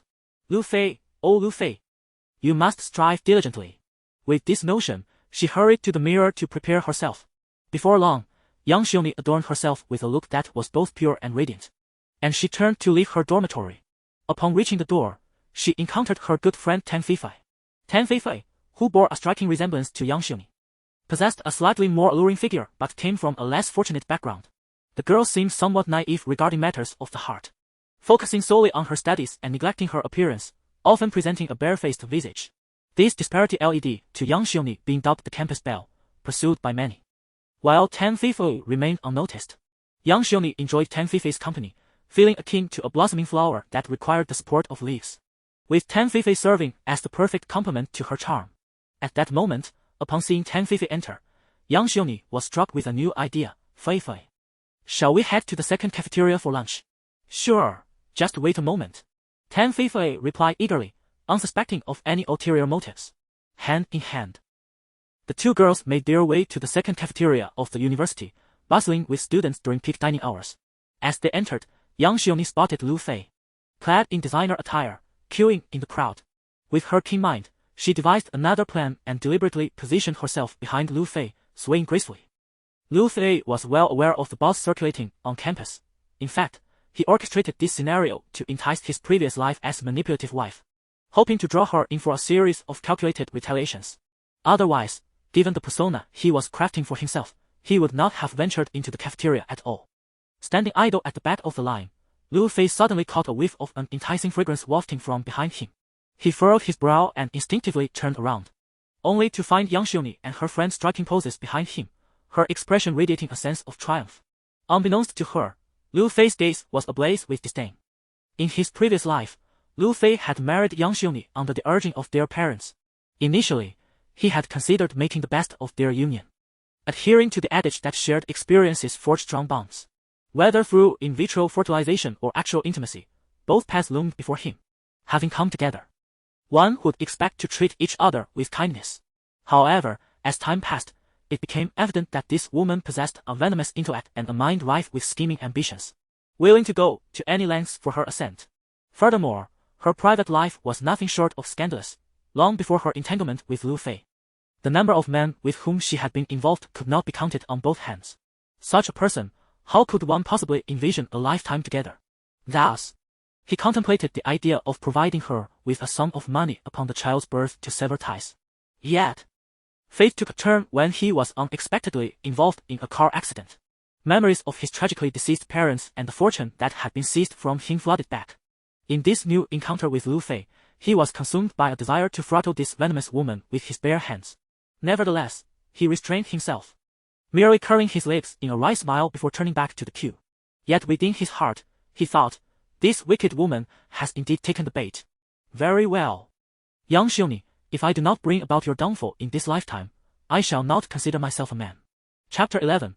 Vulgar tropes upon this realization. Lu Fei turned once more, feigning modesty as he addressed Yang Xiongni and Tang Feifei. Oh, Yang, the illustrious campus beauty. What a fortuitous encounter. Indeed, how serendipitous. Yang Xiongni replied, attempting to present herself with an air of nonchalance while delicately adjusting her hair. Ladies first, please. I invite you to proceed. Lu Fei gestured graciously. That would be rather inappropriate. Yang Xiongni feigned a bashful demeanor. Nonsense, please. Lu Fei insisted with a courteous bow. Thank you. Yang Xiongni waved her delicate hand and confidently stepped ahead with Tang Feifei, positioning themselves before Lu Fei, who deliberately lingered behind. A few male students behind Lu Fei began to whistle, yet he remained unfazed, his gaze coldly fixed upon Yang Xiongni's retreating figure, as if possessing a unique ability. Yang Xiongni sensed the fervent gaze from behind, an awareness that often filled her with pride. She could always perceive the glances of men greedy, eager, and heated. In such moments, she reveled in the attention, playfully teasing those foolish men with subtle gestures. However, feeling Lu Fei's penetrating gaze for the first time, she refrained from any display. After all, Lu Fei had now become, in her eyes, the ticket to her future. She would never forget the astonishment that washed over her when she learned that this previously inconspicuous Lu Fei was, in fact, the wealthiest among all the boys at school, a second-generation heir. From that moment, he had become her objective. Regrettably, Lu Fei remained oblivious to her overtures. Akin to a block of wood. Otherwise, how could there have been talk of test tube babies? Now, experiencing the warmth of Lu Fei's gaze, her heart blossomed with delight. Would it not be splendid if something were to transpire at this moment? Yang Xiongni shifted her posture as fate would have it. Suddenly, a commotion erupted behind them. Voices rang out, who is about to confess their feelings? How romantic! As the crowd murmured, Lu Fei, Yang Xiongni, and Tang Feifei turned in unison to behold a tall young man approaching the queue, exuberantly brandishing a large bouquet of flowers. The blooms were resplendent and vibrant, glistening with dewdrops. This young man made his way directly to Yang Xiongni, where he halted and knelt halfway, declaring, Yang Xiongni, I like you. Would you kindly accept my confession? Oh my! How romantic! Exclaimed a few infatuated girls nearby. Lu Fei cast a glance at the foolish young man making a public declaration of affection for Yang Xiongni, and instantly recalled his name, Peng Wenguang, a senior from the computer science department. It was said that his family engaged in import and export business, and his father possessed a modicum of wealth. Yet, when compared to Lu Fei, he was vastly outclassed. Lu Fei's net worth stood at 600 million, while Peng Wenguang's father merely had a few tens of millions. The disparity is indeed several tiers apart. Throughout his 4 years at university, this individual has leveraged his ownership of a luxurious Mercedes to take advantage of female classmates. Now, he dares to profess his feelings to Yang Xiongni. Does he not realize that she is a femme fatale? With this thought in mind, he observed Peng Wenguang with a scrutinizing interest. Meanwhile, Yang Xiongni was equally taken aback by Peng Wenguang's confession. It occurred to her that during their sophomore year, she had indeed shown him some favor, albeit unknowingly, as it was before she discovered that Lu Fei was the wealthiest heir among their male peers. Once she learned the truth, Peng Wenguang was relegated to the status of a backup option, an option that might never be utilized. Especially now that she was so close to Lu Fei. She could almost sense the call of the young lady of the Lu family beckoning her. There was no way she could accept Peng Wenguang's advances. However, she could certainly use him to her advantage. With that thought, she feigned surprise and looked at Peng Wenguang, asking, Peng Wenguang, what do you mean by this? A confession? Peng Wenguang raised his gaze to Yang Xiongni. After several years as classmates, do you not understand my feelings? No, no, no. Yang Xiongni shook her head. I have a boyfriend. What? The crowd gasped in astonishment. The campus belle, Yang Xiongni, has a boyfriend? Who is he? I haven't heard anything about this. Throughout her 4 years at university, she had always been single. Peng Wenguang stared blankly at Yang Xiongni, while Lu Fei also appeared puzzled, glancing at Yang Xiongni in confusion, unsure of what tactic she was employing.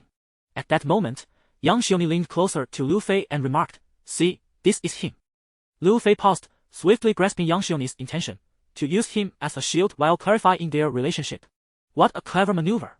However, he too had ulterior motives for drawing closer to Yang Xiongni. Without proximity, how could he strategize against her? Since his rebirth, he had concocted a plethora of schemes tailored specifically for her. With this in mind, he boldly took hold of Yang Xiongni's hand and turned to Peng Wenguang, affirming, indeed. How could that be? Peng Wenguang looked at Lu Fei with incredulity. You can't be serious. What do you mean? How could that be? Lu Fei pulled out the key to his Porsche 911 from his pocket, weighing it in his hand. A shield! Flaunting his car keys. It was utterly vulgar. Yet, Lu Fei found himself inexplicably drawn to such ostentatious displays. Peng Wenguang had intended to respond. But upon seeing the Porsche keys in Lu Fei's hand, he fell silent. He shook his head and cast a pleading glance at Yang Xiongni, who merely shrugged, adopting an expression of helplessness. Very well, I apologize for the interruption, Peng Wenguang said as he rose to leave. Passing by the trash bin, he unceremoniously tossed the flowers he had been holding into it. Behind him, the crowd murmured in regret. In this moment, Yang Xiongni gently pushed away Lu Fei's hand, then lifted her head and expressed her gratitude, saying, thank you for driving him away. It was my pleasure. Lu Fei replied with a slight smile. I am more than willing to serve as a shield for the illustrious Yang. With a playful raise of his eyebrows, he added, how about I treat you to dinner tomorrow? Yang Xiongni widened her eyes in feigned astonishment, yet inwardly, she was overjoyed. Thinking to herself, was it truly this easy to ensnare him? Oh dear, I adore you. However, she merely responded, is that appropriate? Perhaps I should treat both of you instead. Lu Fei glanced over at Tan Feifei and continued, and you mustn't refuse. All right, fine. Yang Xiongni shrugged her shoulders, her heart soaring with delight. Meanwhile, Tan Feifei furrowed her brow in contemplation. Chapter 12. A bittersweet farewell. After leaving the cafeteria, Yang Xiongni was overwhelmed with joy. She had initially contemplated that if Lu Fei did not come around, she would have to enlist her twin brother to help her pursue a second round of IVF with him. However, it seemed that such measures were now unnecessary. Perhaps, in no time, she would be able to rightfully claim Lu Fei as her own. Upon graduating from university, she could seamlessly transition into marriage, and the wealth of the Lu family would soon belong to her. Yang Xiongni delighted in this thought. Nonetheless, there were still some loose ends to tie up. Upon returning to her dormitory, Yang Xiongni drew the curtains around her bed and reclined, pen in hand, jotting down 2 crucial tasks in her notebook. The first was to sever ties with Zhao Chuxiong.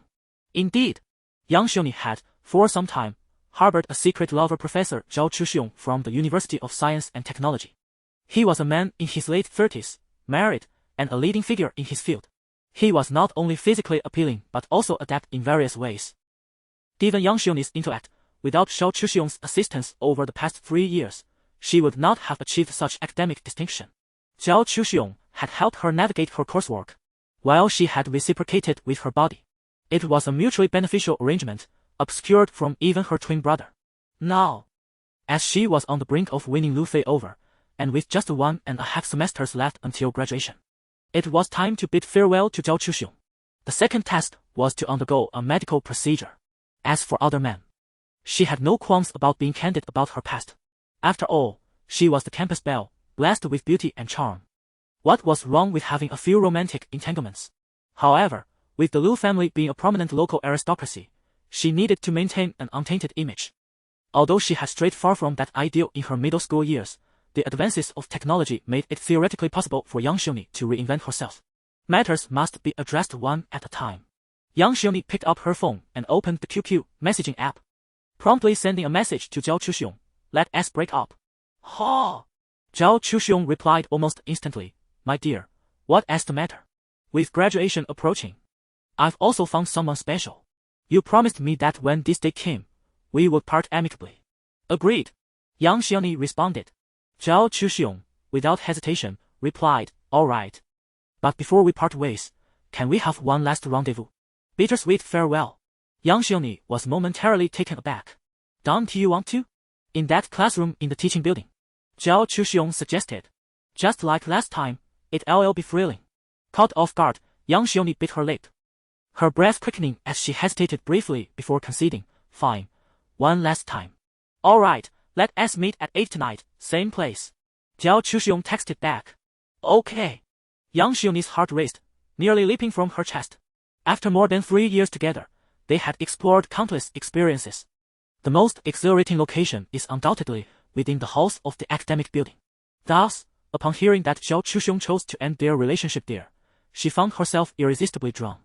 After parting ways with Zhao Chuxiong, she planned to undergo surgery at the hospital, restoring her pristine and unblemished self. Yang Xiongni mused. Just because others were unaware of the clandestine affair between her and Zhao Chuxiong, it did not mean that Lu Fei was oblivious. In fact, in a previous life, the two had prolonged their illicit relationship until Lu Fei married Yang Xiongni. There were even instances when Yang Xiongni, with a burgeoning belly, was fervently entangled with Zhao Chuxiong. It was only when Zhao Chuxiong was imprisoned due to certain circumstances that their connection was irrevocably severed. Hence, Lu Fei was certain that they were still entangled at present. To shatter Yang Xiongni's untainted image, he knew he must first target this individual. But how could he grasp the incriminating evidence? What was the name of that student from the sports department? He was particularly skilled in such matters. With that thought, Lu Fei stroked his chin and turned towards the sports academy. When Lu Fei found Hou Guangli, the latter was engrossed in wooing a girl in a small grove behind the gymnasium. Hou Guangli resembled a bear, tall and robust, clad in a tank top and shorts, a basketball tucked under his arm. The girl appeared to be a freshman, exuding a certain naive charm, not very tall, with long hair cascading over her shoulders. Clad in denim jeans, her heart-shaped face bore a few freckles, which slightly marred her appeal. At that moment, the girl leaned against a large tree while Hou Guangli, propping himself against the trunk, gazed down at her. Their breaths were rapid. Clearly, they were on the verge of a passionate encounter. However, faithfully, Lu Fei stood nearby, a toothpick between his lips, arms crossed, a smirk on his face, shattering the harmonious atmosphere. How could he be so disruptive? The shy freshman lowered her gaze. Meanwhile, Hou Guangli turned to Lu Fei, exuding annoyance as he remarked, Is there no decency in you? You're right, I lack nothing but virtue. Lu Fei, playfully chewing on the toothpick, gestured casually to Hou Guangli and the girl. Continue with your serenade, continue with your dance. The girl, exasperated, turned her back to Lu Fei. Fixing her hair, Hou Guangli placed the basketball on the ground and swaggered over to Lu Fei, demanding, Are you leaving or not? This place isn't marked with your family as name, so why should I? Lu Fei remained nonchalant, wearing a mischievous grin. Fine, you want to leave? Then we shall. However, Hou Guangli, despite his usual bravado, was somewhat timid and, after calming the girl, returned to Lu Fei's side, squinting and exuding a threatening aura as he said, You're looking for trouble, aren't you? 50,000 yuan to help me with the task. Lu Fei spat the toothpick onto the ground. Young man. What did you just say? Hou Guangli exclaimed, his eyes widening like copper bells. 50,000 yuan, assist me with the task, if not, then so be it. Lu Fei turned to leave. Hey, don't go, don't go. Hou Guangli hurriedly followed, his demeanor frantic. Are you joking? 50,000 yuan, is that for real? Who is joking with you? Lu Fei made his way to his sky blue Porsche 911, producing the key and pressing it gently. Beep! The headlights of the sky blue Porsche illuminated like those of a regal monarch. As Lu Fei approached and opened the door to enter, Hou Guangli, resembling a toad, drew near. A wave of perspiration wafted towards him. Lu Fei frowned and gestured towards the passenger seat. Get in, we can discuss this outside the school. Chapter 13, Asbestos and Dead Cats have arrived. Hou Guangli swallowed hard and eagerly dashed to the passenger seat, flinging open the door. Once seated, he ran his hand over the dashboard, exclaiming, Is this the 911? It's absolutely stunning. Hey, be gentle. Can't you see it's a new car? The plates aren't even on yet. Lu Fei retorted with disdain. Alright, alright. Hou Guangli chuckled sheepishly, retracting his hand. Meanwhile, Lu Fei gently pressed the accelerator. Vroom! The thunderous roar of the Porsche 911S3 Baki engine resonated throughout the campus. Whoa! Accompanied by Hou Guangli's excited shrieks. In the meantime, a flustered classmate, whom Hou Guangli had been flirting with, emerged from the woods, watching the Porsche speed away in exasperation. In a corner of the CAF, Lu Fei handed a bank card to Hou Guangli, saying, "Here as 25,000. The password is 6 ones. Once you complete the task, I'll give you another 25,000. Brother, you're not asking me to commit murder, are you?" Hou Guangli asked cautiously, clutching the bank card. Don't he even think about it? Lu Fei shook his head. I'm not foolish enough to hire a hitman. Both of us would end up in deep trouble. That's a relief. So, what's the plan, brother? Hou Guangli inquired, his eyes sparkling with anticipation. His instincts hinted that completing this job could lead to more than just 50,000. Lu Fei glanced around to ensure no one was listening. Then leaned closer to Hou Guangli and whispered. After a moment, he raised his gaze, asking, "So, can you manage it?" "Come on. I thought it was something serious. This is a trivial matter. Leave it to me," Hou Guangli boasted, thumping his chest. Then, lowering his voice, he added, "But brother, just a word of advice, Yang Xiuni. Is she your girlfriend?" "Damn." Lu Fei scoffed. "Do you really think I would fancy someone like her? Alright then, I'll go all out." Hou Guangli laughed playfully as he prepared to leave. "Wait." Lu Fei called out, "Be sharp about this. You can count on me, brother." Hou Guangli nodded. "Anything else?" "Yes." Lu Fei sniffed. "Next time we chat, remember to shower. You have body odor." Hee hee. Hou Guangli scratched his head and turned to leave. In fact, Hou Guangli moved quite swiftly. That evening, he successfully uncovered the rendezvous point for Yang Xiuni and Zhao Chuxiong, the classroom to the left of the teaching building. When they met again, Lu Fei looked bewildered at Hou Guangli. "How are you so sure?" "How could I not be sure?" Hou Guangli grinned. "Zhao Chuxiong. That lecturer occupies a classroom within the teaching building, but keeps it locked at all times. If he opens that door, it means something is happening." As he spoke, Hou Guangli leaned conspiratorially closer to Lu Fei. "Actually, brother Lu, I may have spied on Zhao Chuxiong and Yang Xiuni a few times. They have quite the wild escapades." Then this fellow cast a peculiar glance at Yifeng. "Damn." Lu Fei struck Hou Guangli lightly. "Don't he look at me like that?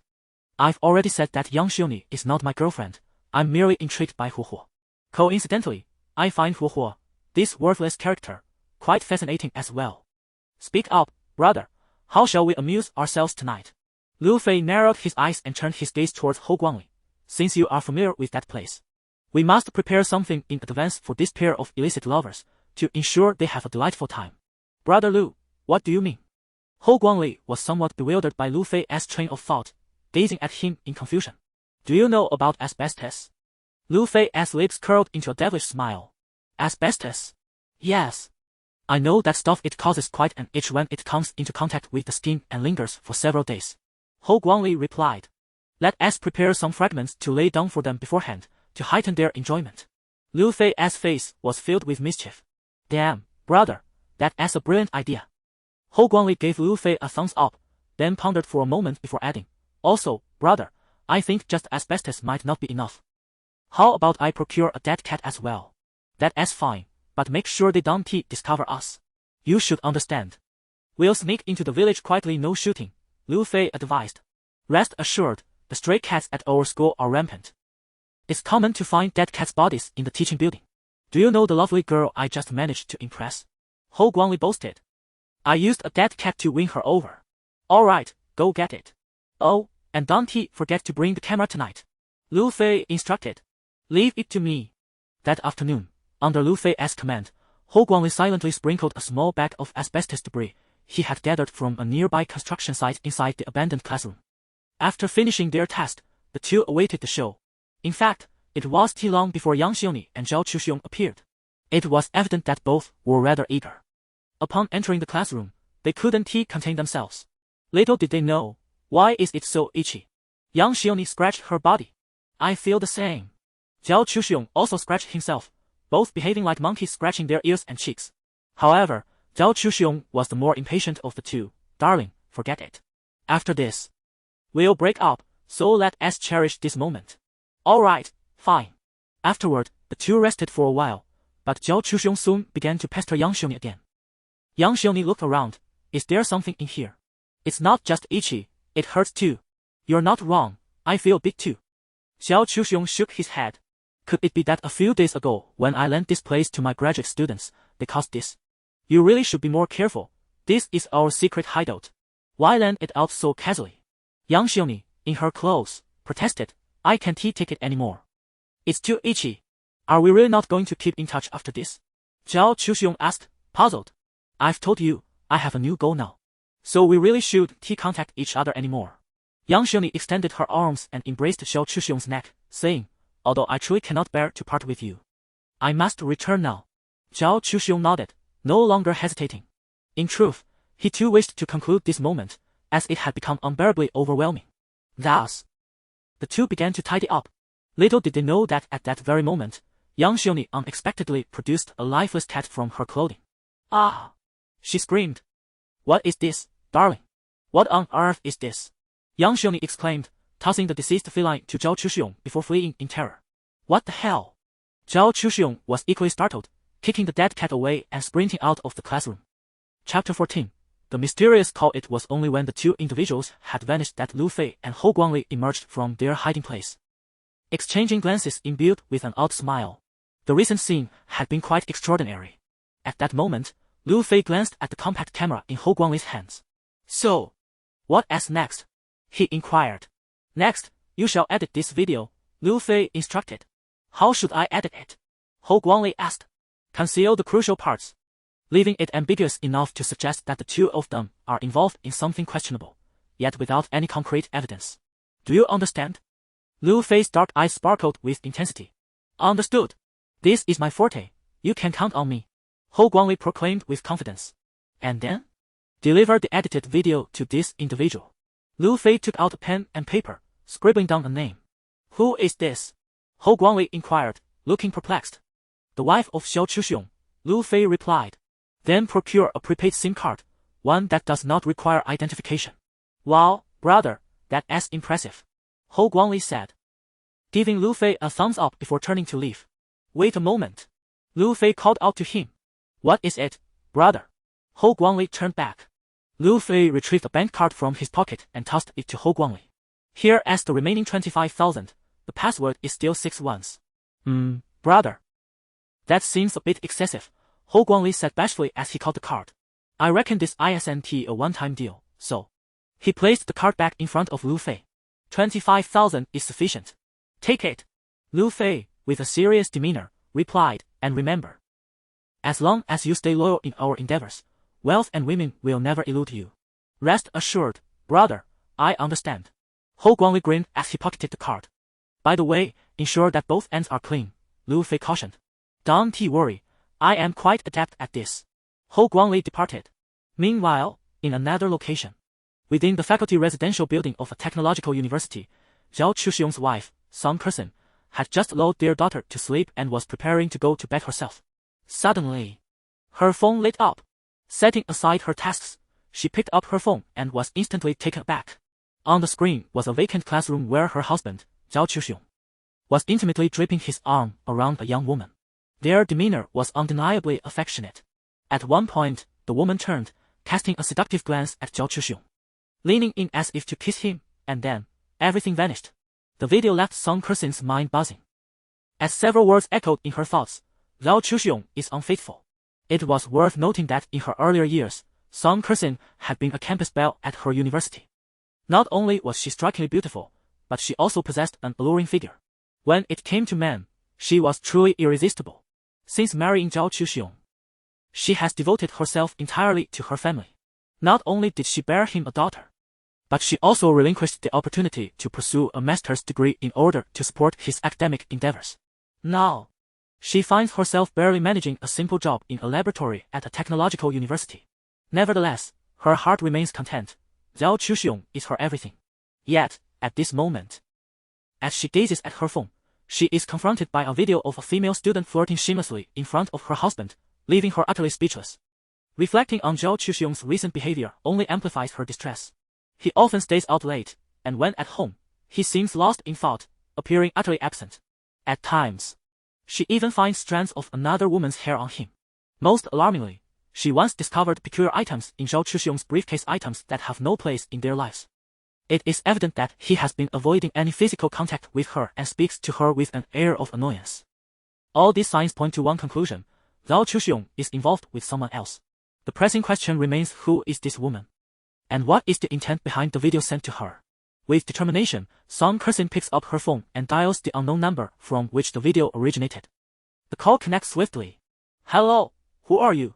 Song Kersin shouts into the phone, but to her dismay, there is no response. Only the faint sound of breathing can be heard. "You little vixen, are you enjoying seducing my husband? I swear, if I catch you." Song Kersin fumes into the phone. Yet the other end remains silent, merely breathing softly. "Speak," she demands, but the call abruptly ends with a series of beeps. Fuming with rage, Song Kersin redials the number, only to receive a text message in reply. "You yellow-faced hag, Zhao Chuxiong is mine. One day, you will be out of the picture." When she attempts to call again, the line is suddenly disconnected. "Ah, that little mistress dares to bully me," Song Kersin exclaims in frustration. She then tries to reach Zhao Chuxiong, only to find his phone is also off. A wave of ominous intuition washes over her. Clearly, her husband is with this woman, which explains their simultaneous disconnection. Overwhelmed by anger, Song Kersin leaps from her bed and shatters everything in her vicinity. At 30, she is in the prime of her life, with needs that are fervent. Yet, for the sake of Zhao Chuxiong, she has willingly lived like a widow, leading to a deteriorating state of mind. In this moment of fury, she finally calms down and re-examines the video closely. To her surprise, she uncovers an important clue, though the video cleverly conceals the woman's identity. Song Kersin manages to freeze a frame revealing the true face of Yang Xiongni. "That wretched girl dares to seduce my husband." Song Kersin grits her teeth in anger. After a moment, tears flowed abundantly. Time passes swiftly. In the blink of an eye, the day arrived for Lu Fei, Yang Xiongni, and Tan Feifei to embark on their outing together. What Lu Fei had never expected was that when Tan Feifei arrived, she bore two prominent dark circles beneath her eyes. Although her attire was meticulously chosen, she appeared somewhat lackluster. In contrast, Yang Xiongni, despite not seeming to have put much effort into her appearance, exuded an understated elegance in every detail. Her silky long hair framed her exquisitely delicate features, while a simple pair of jeans accentuated her figure. Coupled with her alluring, innocent big eyes, one unfamiliar with her true self might easily be deceived by her appearance. Yet, Lu Fei barely cast a glance her way and instead directly inquired of Tan Feifei, "What happened to you? How is it that after just one day apart, you look so unrecognizable?" "And no," Tan Feifei replied, shrinking back, "when I returned from the cafeteria yesterday and stepped on the scale, I discovered I had gained a pound." Chapter 15. A messy situation then. He requested a weight loss pill from Sister Yang. "Ah." Lu Fei nodded, realizing that this was likely a tactic employed by Yang Xiongni. Most probably, she did not wish for Tan Feifei to attend the gathering, and thus resorted to some cunning means. With this thought, he smiled briefly but refrained from voicing his opinions. "By the way, where are we headed?" Yang Xiongni feigned innocence as she inquired of Lu Fei. "To Angelic Beauty Western Restaurant. Their filet mignon is exquisite." Lu Fei replied with an air of superiority. In his view, someone like Yang Xiongni, who embodied the characteristics of a green tea bitch, would undoubtedly relish such an extravagant setting associated with wealthy heirs. After speaking, he cast a sidelong glance at Yang Xiongni. And indeed, he noticed a flicker of envy on her face. However, to everyone's surprise, the bold Tan Feifei suddenly placed a hand on her stomach and exclaimed, "Oh no! I need to use the restroom." With that, she turned and hurriedly dashed away. Observing Tan Feifei's retreating figure, the subtle smile on Yang Xiongni's lips vanished. With the distraction gone, she felt confident about securing Lu Fei's attention tonight. Turning to Lu Fei, Yang Xiongni suggested, "Shall we not wait for Tan Feifei? It's rather troublesome for girls to manage their weight." "No need, let's wait," Lu Fei replied with a smile. "After all, I promised to treat both of you, and I dislike being indebted to others." "Very well," Yang Xiongni pouted slightly, her eyes revealing a hint of displeasure. Before long, Tan Feifei returned, her complexion even more pallid. She glanced apologetically at Lu Fei and Yang Xiongni, saying, My reservation is for free. It would be rude not to attend." Lu Fei regarded Tan Feifei with a gentle expression, which caused Yang Xiongni to furrow her brows in frustration. The blue Porsche 911 roared out of the campus. while the students behind pointed and whispered about its tail lights. After 2 days of speculation, they had begun to accept Lu Fei's transformation into a super-rich heir. Now, they were particularly engrossed in the unfolding relationship between Lu Fei and the campus belle, Yang Xiongni, especially after witnessing her, clad in simple attire, entering Lu Fei's car. Whispers circulated that it might not be long before the campus beauty fell for Lu Fei. After all, who could resist the allure of wealth in this day and age? Lu Fei's dorm mates made light-hearted jokes about Yang Guin, while he, bewildered, pondered what antics his twin sister was up to. It was peculiar, despite being twins. Yang Xiongni was clever and resourceful, whereas Yang Guang often appeared somewhat daft. He tended to acquiesce entirely to his sister's schemes, as was evident during the previous donation incident. At this moment, witnessing his sister's budding rapport with Lu Fei left him in a state of confusion. What was the meaning of this spectacle? He shook his head, bemused. Ultimately, he resolved to return to his dormitory to indulge in gaming. As soon as he disembarked, Lu Fei caught sight of Song Kersin standing there, scanning the surroundings with eager anticipation, evidently searching for Yang Xiongni. It was clear that his machinations with Hou Guangli had begun to take effect. What she intended to do upon finding Yang Xiongni was all too apparent. He certainly wished to avoid being entangled in this spectacle of a scorned wife publicly confronting a mistress. Wasn't it entertaining to witness? The dilemma was, how could he divert Tan Fei's attention? A confrontation between the wife and the mistress should not ensnare this innocent girl as well. Contemplating this, he turned his gaze toward Tan Fei. To his surprise, she astutely declared, I need to use the restroom. And, clutching her abdomen, she departed. I shall also go. Lu Fei glanced at Yang Xiongni before turning on his heel to follow. What on earth was happening? Yang Xiongni was left speechless. She had meticulously plotted to discreetly divert Tan Fei, intending to leverage her allure to win over Lu Fei.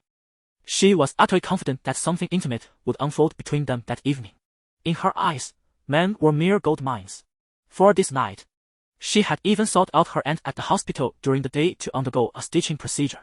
In fact, her IVF endeavor was facilitated by her aunt's assistance.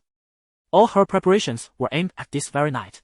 Little did she expect that these two had yet to arrive at the restaurant and were already off to the restroom. What nonsense was this? Yang Xiongni's mind was filled with exasperation, as countless metaphorical horses galloped through her thoughts. Yet, the events were far from over. Just as Lu Fei and Tan Fei departed, a hoarse voice pierced the air. Yang Xiongni. Who was calling for her? Yang Xiongni turned around only to receive a resounding slap to her face. Before she could comprehend the situation, she beheld Song Kersin, disheveled and resembling a vengeful spirit. Seizing her ponytail. You little hussy, not only did you seduce my husband, but you also called me to stir up animosity. Another slap followed, leaving Yang Xiongni dazed. She hurriedly shielded her cheek and shrieked, Who are you? You must have mistaken me for someone else, madam. Who am I? Do you not know what you've done? Song Kersin was now frenzied, yanking Yang Xiongni's hair with fervor. Ah! Ah! Yang Xiongni screamed, desperately attempting to flee, but she was no match for the frenzied Song Kersin. Moreover, to maintain her figure, she had always been slender and frail. In contrast, Song Kersin, though once a blooming flower in her youth, had gained substantial strength over the past decade while managing household duties. Subduing Yang Xiongni was a mere trifling task. Before long, Yang Xiongni found herself captured by Song Kersin, who mounted her and unleashed a torrent of blows. The scene was chaotic, filled with screams and disarray, hair flying in every direction. As for Lu Fei, he stood in the corner, his face adorned with an expression of admiration. After 2 lifetimes, he finally witnessed this super green tea being ruthlessly subdued. An indescribable sense of pleasure surged within him. The only regret was that Song Kersin's strength had yet to reach the level necessary to completely overpower Yang Xiongni. After the initial surge of energy, she had exhausted her reserves, barely managing to secure a draw. Conversely, Yang Xiongni displayed remarkable resilience and was now beginning to counterattack. As for Song Kersin's desire to strip Yang Xiongni of her dignity, that was indeed a tall order. Alas, I had not anticipated this. Had I known, I would have found a helper for Song Kersin. Lu Fei remarked. Brother, I truly do not understand. Hou Guangli whispered in a low voice. Understand what? Lu Fei turned to face Hou Guangli. You could have easily subdued Yang Xiongni. Hou Guangli replied, if I simply handed the original video to Song Kersin, given her temperament, she would undoubtedly make it known throughout the entire school, and at that point, Yang Xiongni's despicable persona would be irrevocably shattered. Chapter 16. Luffy's persona is on the verge of collapse. No, no. Luffy shook his head. This requires a process. First, the persona crumbles, then the character is destroyed. And finally, as he spoke, Luffy raised both hands and made a tearing gesture. What? Ho Guangli looked at Luffy in confusion. There's a saying, enjoy the process. Can't we take our time with it? Luffy raised an eyebrow. Well, alright then, Ho Guangli replied, still perplexed. By the way, have you reported it to the police? Luffy inquired. Yes, I have, Ho Guangli confirmed. Excellent. Luffy turned and strode away. Behind him, the hysterical Song Kursin summoned her last ounce of strength to topple Yang Xiongni, pinning her to the ground and unleashing a torrent of fury. Yang Xiongni, in turn, clutched her head and screamed. Before long, Song Kursin completely gained the upper hand, transforming Yang Xiongni to such an extent that even her mother would hardly recognize her. Her clothes were torn into strips, revealing large patches of fair skin surrounding them. Numerous onlookers pointed and gawked, with many clapping in delight at the spectacle. At that critical moment, the police arrived and took both individuals away. Thus concluded the scene of the original partner tearing apart the mistress. Meanwhile, Luffy nonchalantly exited the alley, standing there scanning the surroundings for Tang Feifei. Before long, he spotted Tang Feifei returning, her eyes resembling dark circles from lack of sleep. Unaware of the events that had transpired, she was still searching for Yang Xiongni. Where did my sister go? She was just here. Why don't you give her a call? Luffy suggested with an inscrutable smile. Okay.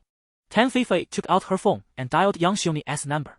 After a pause, she turned to Luffy, no one as picking up. Oh. Luffy nodded, thinking to himself, it would be strange if someone answered. They are probably at the police station sorting things out. He then said, shall we eat first while we wait? That sounds good. Tang Feifei's face flushed as she lowered her head in response. This girl is rather interesting.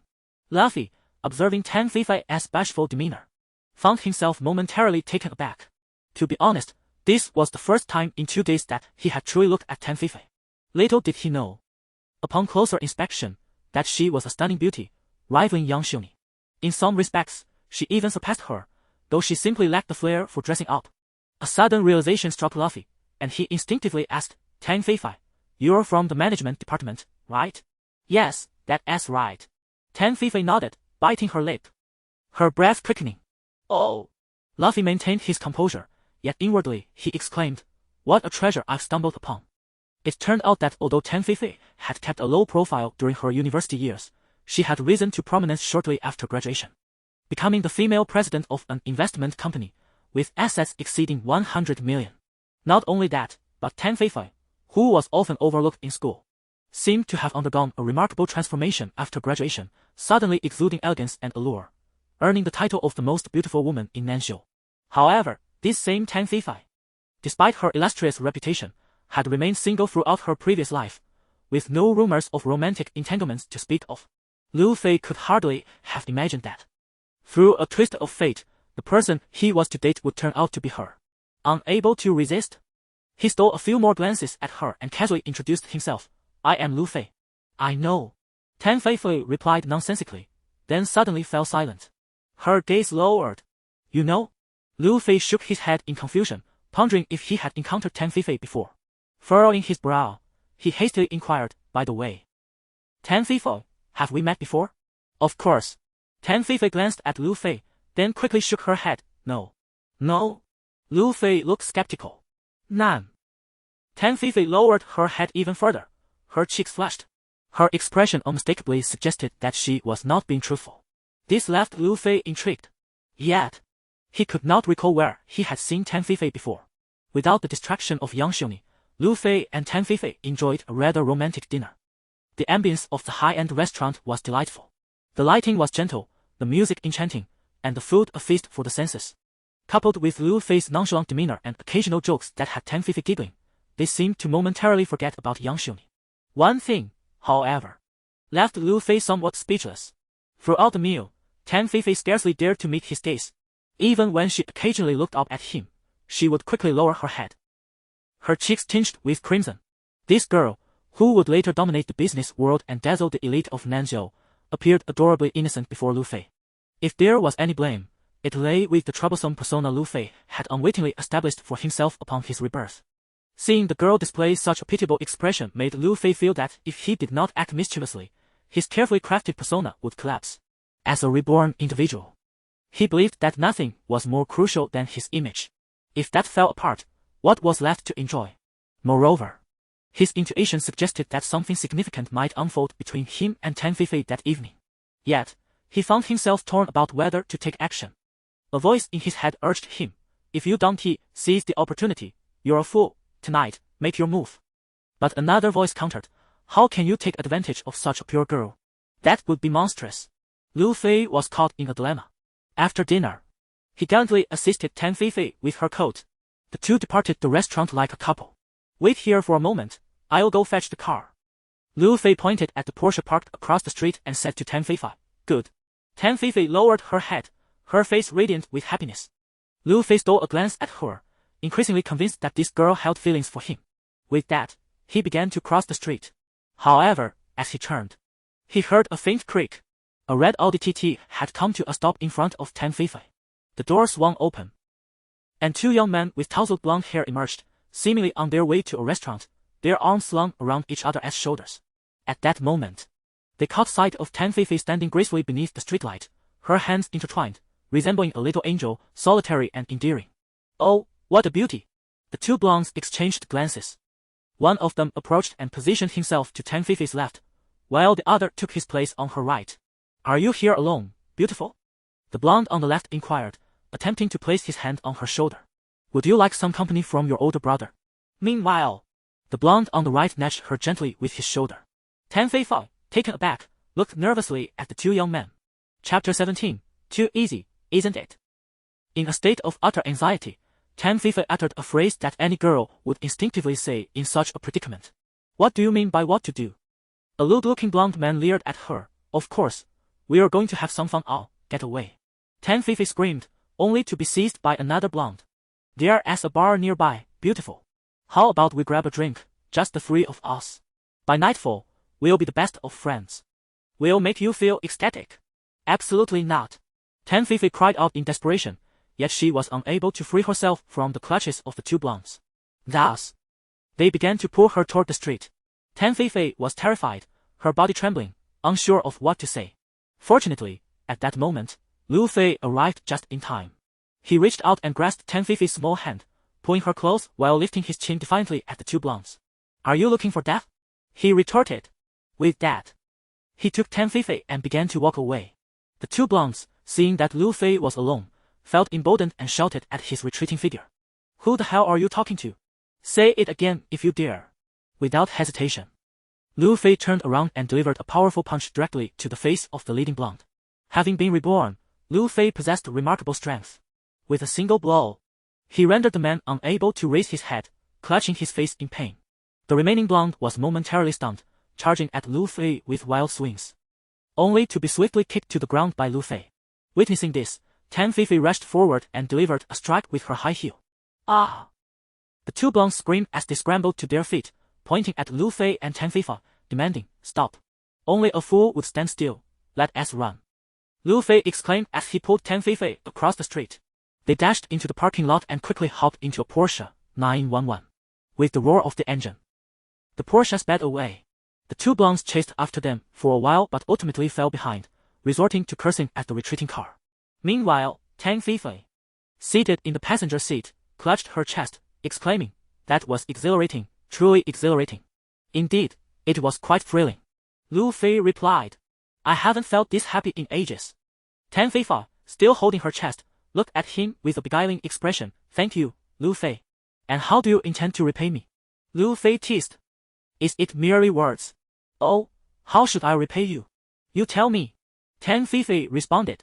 "As long as I can manage it, I agree to anything." "Really?" Lu Fei inquired. "Of course." Tan Feifei lowered her gaze once more. "My requests may be rather excessive," he warned. "Just how excessive?"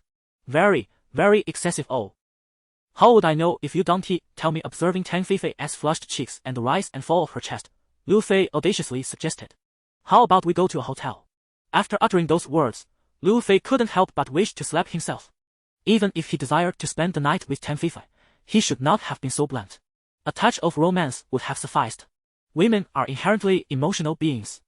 A romantic confession, accompanied by a bouquet of flowers, would likely have swayed her, especially since Tan Feifei had already developed feelings for him. With such an approach, he would have had a strong chance of winning her over. Yet, with his lack of subtlety, he was fortunate that she didn't retaliate. Thus, after speaking, Lu Fei resolutely drove, his gaze fixed straight ahead, bracing himself for Tan Feifei's reaction. To his surprise, he caught a glimpse of her lowering her head. Her cheeks flushed, as she softly murmured, "All right, I agree." Lu Fei swallowed hard and glanced at Tan Feifei's face. Realizing she was not joking, she was indeed serious. What a stroke of luck. Without uttering another word, he reached for her delicate hand and led her towards a luxurious 5-star hotel. To honor Tan Feifei's innocence, he reserved an opulent suite. After closing the door, Lu Fei stole another glance at her, and then regrettably uttered, Tan Feifei, if you have any regrets." She said nothing but leaped into his embrace, her small hands clutching his waist as she excitedly lifted her face to him, saying, "Be gentle with me, I've never experienced this before."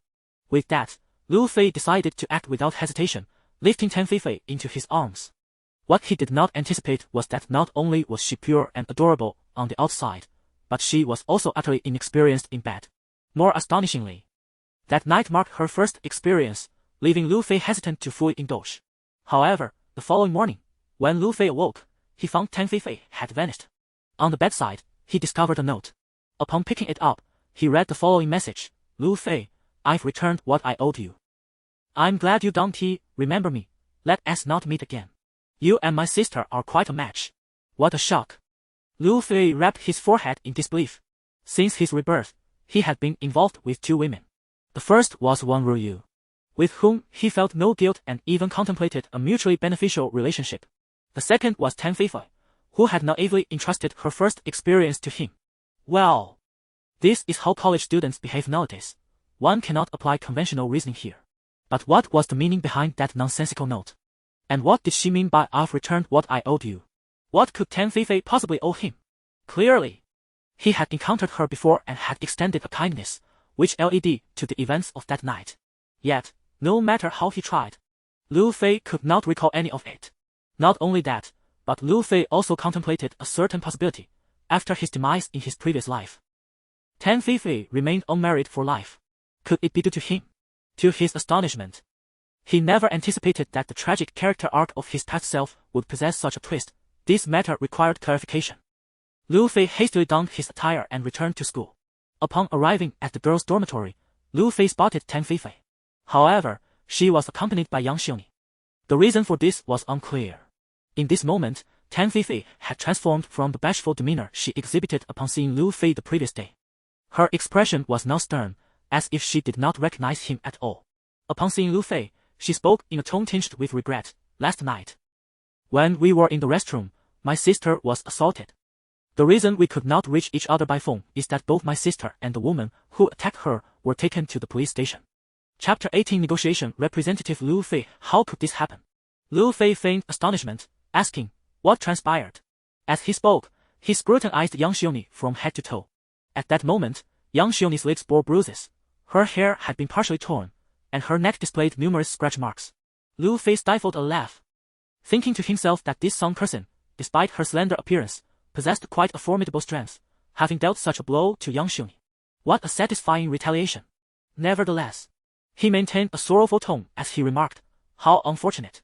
Yang Xiongni, attempting to tidy her hair, wore an expression of grievance. She glanced at Lu Fei and, in a feeble voice, said, "That woman is deranged, accusing me of having an affair with Zhao Chuxiong and then indiscriminately resorting to violence." When we reached the police station, she couldn't produce any evidence, clearly just slander. While uttering these words, a pang of guilt gnawed at Yang Xiongni's heart. After being taken to the police station the previous night, she was engulfed by fear, dreading that her alleged affair with Zhao Chuxiong might be exposed. Strangely enough, she feared not Song Person, but rather the implications for Lu Fei. However, after the police intervened, she realized that Song Person had not truly gathered any incriminating evidence, emboldening Yang Xiongni. Meanwhile, Lu Fei secretly chuckled. Yet, he maintained an impassive facade, exclaiming, "Is it possible for such things to occur?" "Indeed, it is so," Tan Feifei interjected. This simple girl seemed to wholeheartedly believe Yang Xiongni's fabrications. "What should we do now?" Lu Fei dutifully played the role of a naive wealthy heir, innocently inquiring. Let us find a place to discuss, Tan Feifei said, pulling Yang Xiongni along as they exited. Lu Fei followed closely behind, casting a glance at Tan Feifei's form. Noting her somewhat awkward gait. Although he had not exerted much force the previous night, it was indeed Tan Feifei's first experience. He leaned in, intending to inquire about her condition, but to his surprise, Tan Feifei yielded her position to Yang Xiongni, simultaneously casting him a fierce glare. Never mind. Let's address Yang Xiongni first. In a secluded corner beneath the library, Yang Xiongni cradled a cup of freshly purchased hot coffee, her delicate hands enveloping the paper cup as she lowered her head. The police wish to mediate, she stated. Lu Fei nodded, understanding that in such trivial civil disputes, even when they escalated to physical confrontations, the police typically aimed to downplay the matter, transforming significant issues into minor ones. He inquired. What form will this mediation take? I don't know. Yang Xiongni covered her cheeks, tears spilling forth as she lamented, I don't even know her. Why should she slander me about Zhao Chuxiong? It's outrageous. Neither of us has ever had a boyfriend. Tan Feifei clenched her small fist, brimming with indignation. Lu Fei shook his head, wishing to tell Tan Feifei, Dear sister, you are far too trusting. Such naivety is unwise. With you. Yang Xiongni wept anew, yet this time she subtly leaned closer to Lu Fei, evidently seeking his counsel or a comforting embrace. However, Lu Fei remained indifferent, casting a glance at Tan Feifei and silently mouthing. Are you alright? Tan Feifei shot him a disdainful look before gesturing subtly towards Yang Xiongni. Lu Fei rolled his eyes in response. Yet, Tan Feifei executed a perplexing gesture that left Lu Fei speechless. She took Lu Fei's hand and placed it directly on Yang Xiongni's shoulder. Feeling the warmth of Lu Fei's large hand, Yang Xiongni, who was weeping over the table, felt a flicker of joy in her heart, though her tears intensified. Her body inching closer to Lu Fei. By the way, what did the police say? Lu Fei withdrew his hand and continued to inquire. The police want me to accept mediation, otherwise that woman will have to face consequences. Yang Xiongni looked up at Lu Fei with tear-filled eyes and added, however, considering she is a professor at the university's laboratory, if she were imprisoned, it would adversely affect my situation as well. Perhaps you should accept the mediation, suggested Tan Feifei. But I truly feel so resentful. Yang Xiongni lamented again, burying her face on the table. She has done anything wrong? Doesn't he even have a boyfriend? Yet she is being mistaken for a homewrecker. What is this madness? Lu Fei sighed internally. This woman's acting skills are extraordinary. She claims to have no boyfriend. Yet she is embroiled in a scandal involving surrogate motherhood and has entangled herself with Zhao Chuxiong, a married man. Her legs are spread wide, nearly resembling an octopus. Over here. Tan Feifei once more took Lu Fei's hand and placed it on Yang Xiongni's shoulder. Lu Fei, now at a loss for words, withdrew his hand again and remarked, Yang, the police's suggestion aligns with my own. I also believe we should downplay this issue. However, I think you ought to set more stringent conditions. Yes. Second sister, I concur with Lu Fei. Let us make the conditions more demanding, ensuring she pays for her actions. Tan Feifei asserted earnestly. Is that truly feasible? Yang Xiongni sat up again, her expression one of naive innocence. But who will approach that woman for negotiations? At that moment, both girls turned their gazes towards Lu Fei. Me? Lu Fei pointed at himself incredulously. Yes. Both girls nodded in unison. No. Lu Fei waved his hands dismissively. I have no idea how to handle this. I am merely an ordinary rich heir. It's you. Tan Feifei shot him a reproachful glare. Thank you, Lu Fei, but I have no other friends. Yang Xiongni continued to play the damsel in distress. In her eyes, she felt a distinct resemblance to the white snake. As for Tan Feifei, she was akin to the clumsy green snake who often muddled matters. Whether Lu Fei is akin to Su Xian remains to be seen. Tan Feifei nodded at Lu Fei and then assisted Yang Xiongni as they departed the library. Throughout this encounter, Lu Fei never had the chance to be alone with Tan Feifei. It was evident that this foolish girl genuinely wished to facilitate a connection between herself and Yang Xiongni. Little did she realize, the child is a wolf in the mountains. If it were not for last night's events that allowed Lu Fei to re-evaluate Tan Feifei, he might have inadvertently included her in his schemes. On the path of vengeance, anyone who obstructs him will meet their demise. After escorting the two beautiful women back to their dormitory, Lu Fei embarked on a mission with Yang Xiongni to the laboratory to meet Song Kersen. This marked Lu Fei's second encounter with Song Kersen. Unlike the domestic attire she wore the previous evening, Song Kersen was now clad in a simple light beige blouse. In contrast to the youthful innocence of Tang Feifei, Song Kersing possessed a more voluptuous figure, her bosom notably pronounced. Coupled with her fair complexion and curvaceous silhouette, Lu Fei, having savored the allure of mature women, found himself irresistibly intrigued. Nevertheless, he was acutely aware that in this particular phase, one must exercise restraint. For instance, with Song Kersing standing before him, it would be unwise to act recklessly. Although she was undeniably attractive, her fiery temperament could ignite with little provocation, making her difficult to manage. The prospect of entangling himself in such a tumultuous situation was not appealing, especially considering his advantageous position as an observer. With these thoughts in mind, he scrutinized Song Kersing once more. Chapter 19. The seduction of Song Kersing. Upon closer inspection, she discovered the bruising concealed beneath her hair at her temple. This was perplexing. Last night, when Song Kersing had torn into Yang Xiongni, he had been present, witnessing the encounter. Despite the fierce confrontation, her temple had remained unscathed. How could there possibly be a bruise? Was she a victim of domestic violence? It was astonishing that Zhao Chuxiong, such a scoundrel, harbored such inclinations. How intriguing. Who are you? Song Kersing snapped out of her reverie, adjusting her hair to cover the bruise, her expression wary and resolute as she fixed her gaze upon Lu Fei. I am Lu Fei, a friend of Yang Xiongni, Lu Fei declared, pulling a chair to sit opposite Song Kersing. Boyfriend? Song Kersing's eyes widened in astonishment, her chest rising and falling with agitation. No, please don't misunderstand, Ms. Sun. Lu Fei hastily waved his hands. We are merely friends. She asked me to meet you to discuss the terms of mediation. Very well, let us hear it. Song Kersing replied, pursing her lips. What are the terms? A public apology, 80,000 yuan, and then Yang Xiongni will provide you with a letter of understanding, and this matter will be settled. Lu Fei had concocted his conditions with intent. He had no desire for reconciliation between the two. The more intense the conflict, the better. Hence, he had unilaterally added the stipulation of 80,000 yuan. Impossible. Song Kersing shook her head. I do not possess 80,000 yuan. And I am certain I did not strike the wrong person. Ms. Sun, is it possible you may have genuinely made a mistake? Lu Fei countered. I have thoroughly reviewed the situation and seen the video. There was no evidence of any intimate behavior between Yang Xiongni and Professor Zhao. Ha! Song Kersing laughed bitterly. Zhao Chuxiong is my husband. How could I be unaware of his fidelity? Yet, that does not definitively implicate Yang Xiongni, Lu Fei argued, merely based on a video. One cannot draw such conclusions. Perhaps Yang Xiongni was merely seeking academic guidance from Professor Zhao. Seeking guidance at such a late hour, in a secluded classroom, practically pressed together. Song Kersing countered sharply, her gaze piercing. Yet, they were both fully clothed, Lu Fei remarked, Ms. Sun, as the saying goes. One must catch a thief in the act to substantiate their claims. You require more substantial evidence to ascertain the nature of their relationship. Very well. Song Kersing was momentarily swayed by Lu Fei's reasoning, yet her stubbornness remained evident as she continued to scrutinize him. However, a woman's intuition cannot be wrong. That little vixen undoubtedly has an affair with Zhao Chuxiong. I acted impulsively this time and startled the snake in the grass. Ms. Sun. Does this imply you refuse to accept Yang Xiongni as terms of mediation? Lu Fei decided to disengage from further debate, stating, I shall return to inform her accordingly. However, you must consider this carefully, for if you do not accept the mediation, the police may take action against you, and that could lead to complications.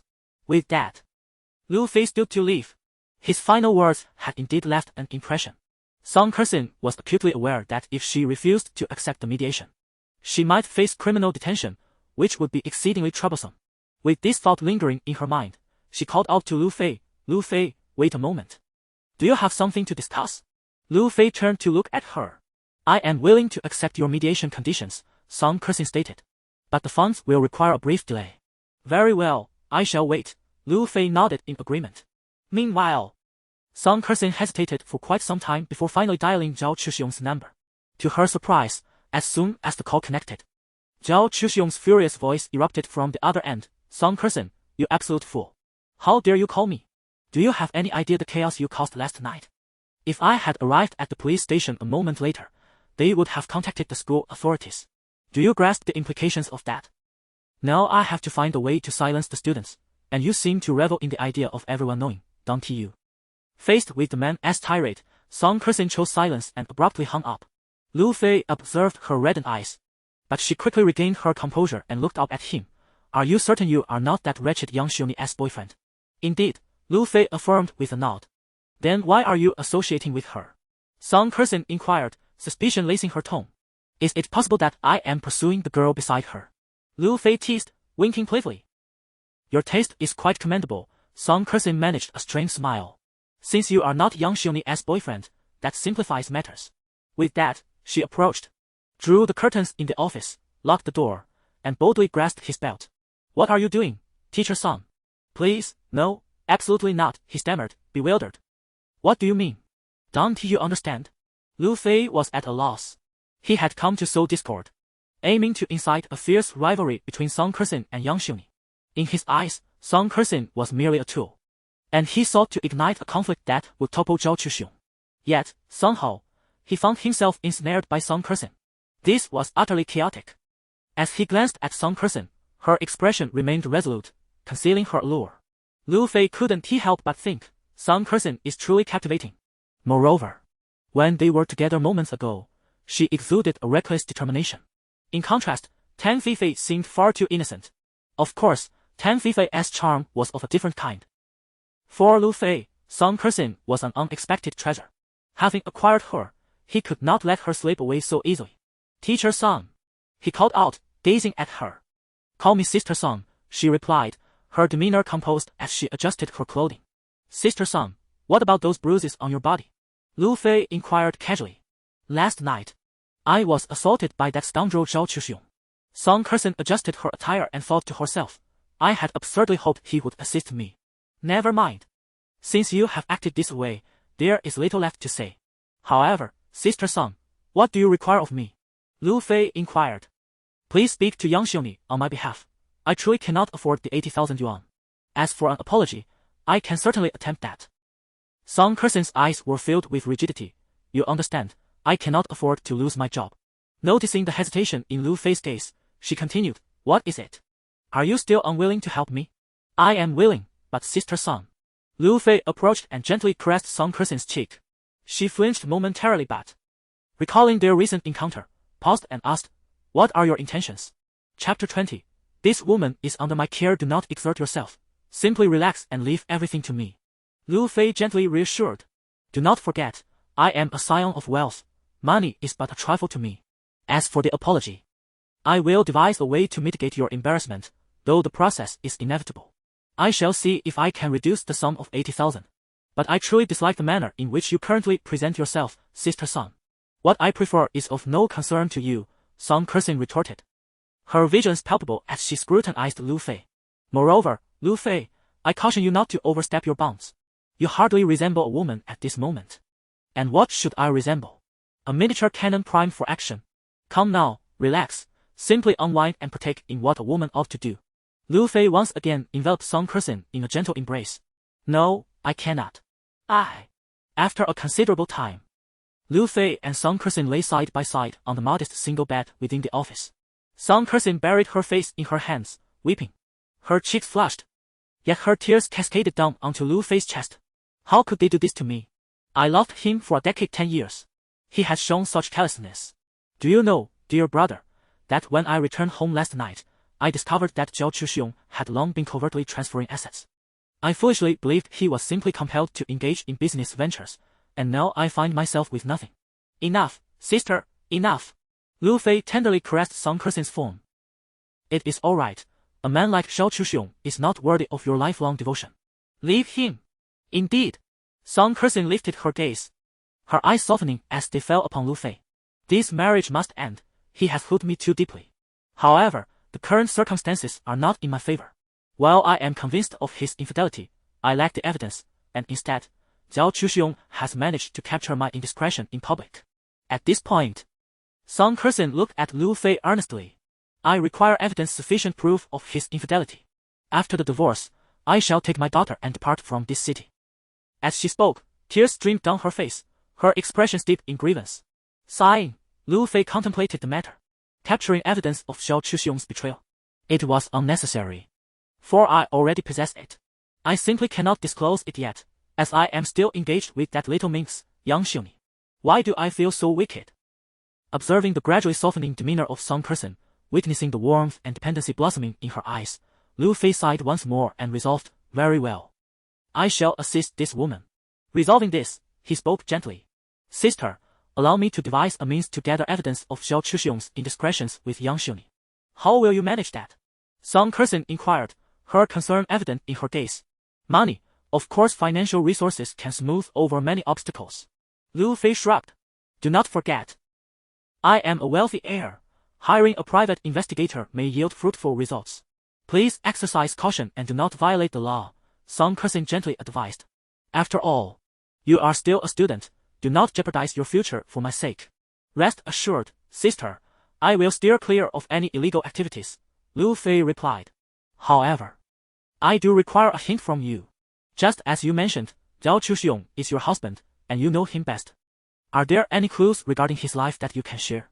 It would help me trace the matter further, Lu Fei inquired. Let me think, Song Kersin said, arranging her long hair. After a moment, she looked at Lu Fei and added, Zhao Chuxiong likely has a house outside. Oh. Lu Fei nodded, slightly taken aback. The notion that Zhao Chuxiong owned property outside was unexpected. Simultaneously, he pondered whether Zhao Chuxiong's indiscretions with Yang Xiongni in the office were merely to ease the atmosphere, suggesting that they might usually engage in such affairs elsewhere. With this thought, Lu Fei couldn't help but curse inwardly, Yang Xiongni, you wretched woman. Unbeknownst to him. Song Kersin continued, moreover, I have a vague idea that Xiao Chuxiong may be assisting his uncle, Song Zhanghe, in some illicit activities. Otherwise, a mere schoolteacher could not possibly afford such a lavish lifestyle, dating university students and driving luxury cars. Lu Fei gasped, unable to restrain himself from asking, Song Zhanghe? That's Song Zhanghe? Yes, the very same, the president of Honghua Real Estate, Song Kersin replied. Ah, I see, Lu Fei remarked, narrowing his eyes with a smirk. As a student of accounting, he was well aware that many of their professors were experts in the field, often working at external companies. However, he had never anticipated that Xiao Chuxiong's uncle would be Song Zhanghe.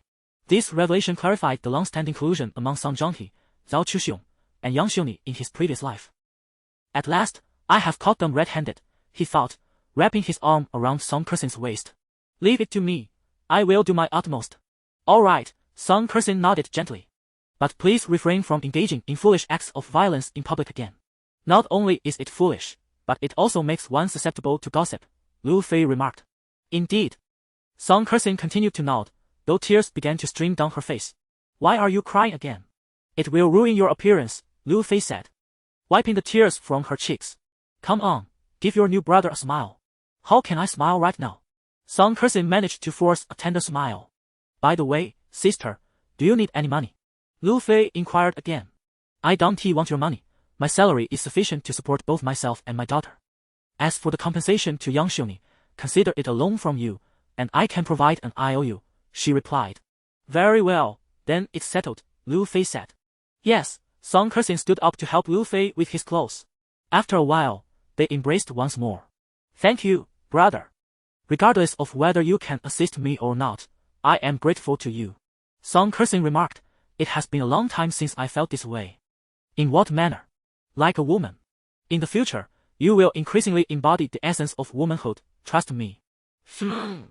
Thus, in this instance, Lu Fei, assuming the role of a negotiation expert, found himself being escorted out of the office by Song Kersin, resembling a dutiful wife.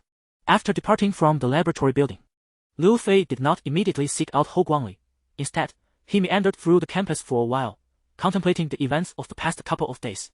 It was astonishing to discover that Xiao Chuxiong was, in fact, the nephew of Song Zhanghe, a detail unknown to him in his previous life.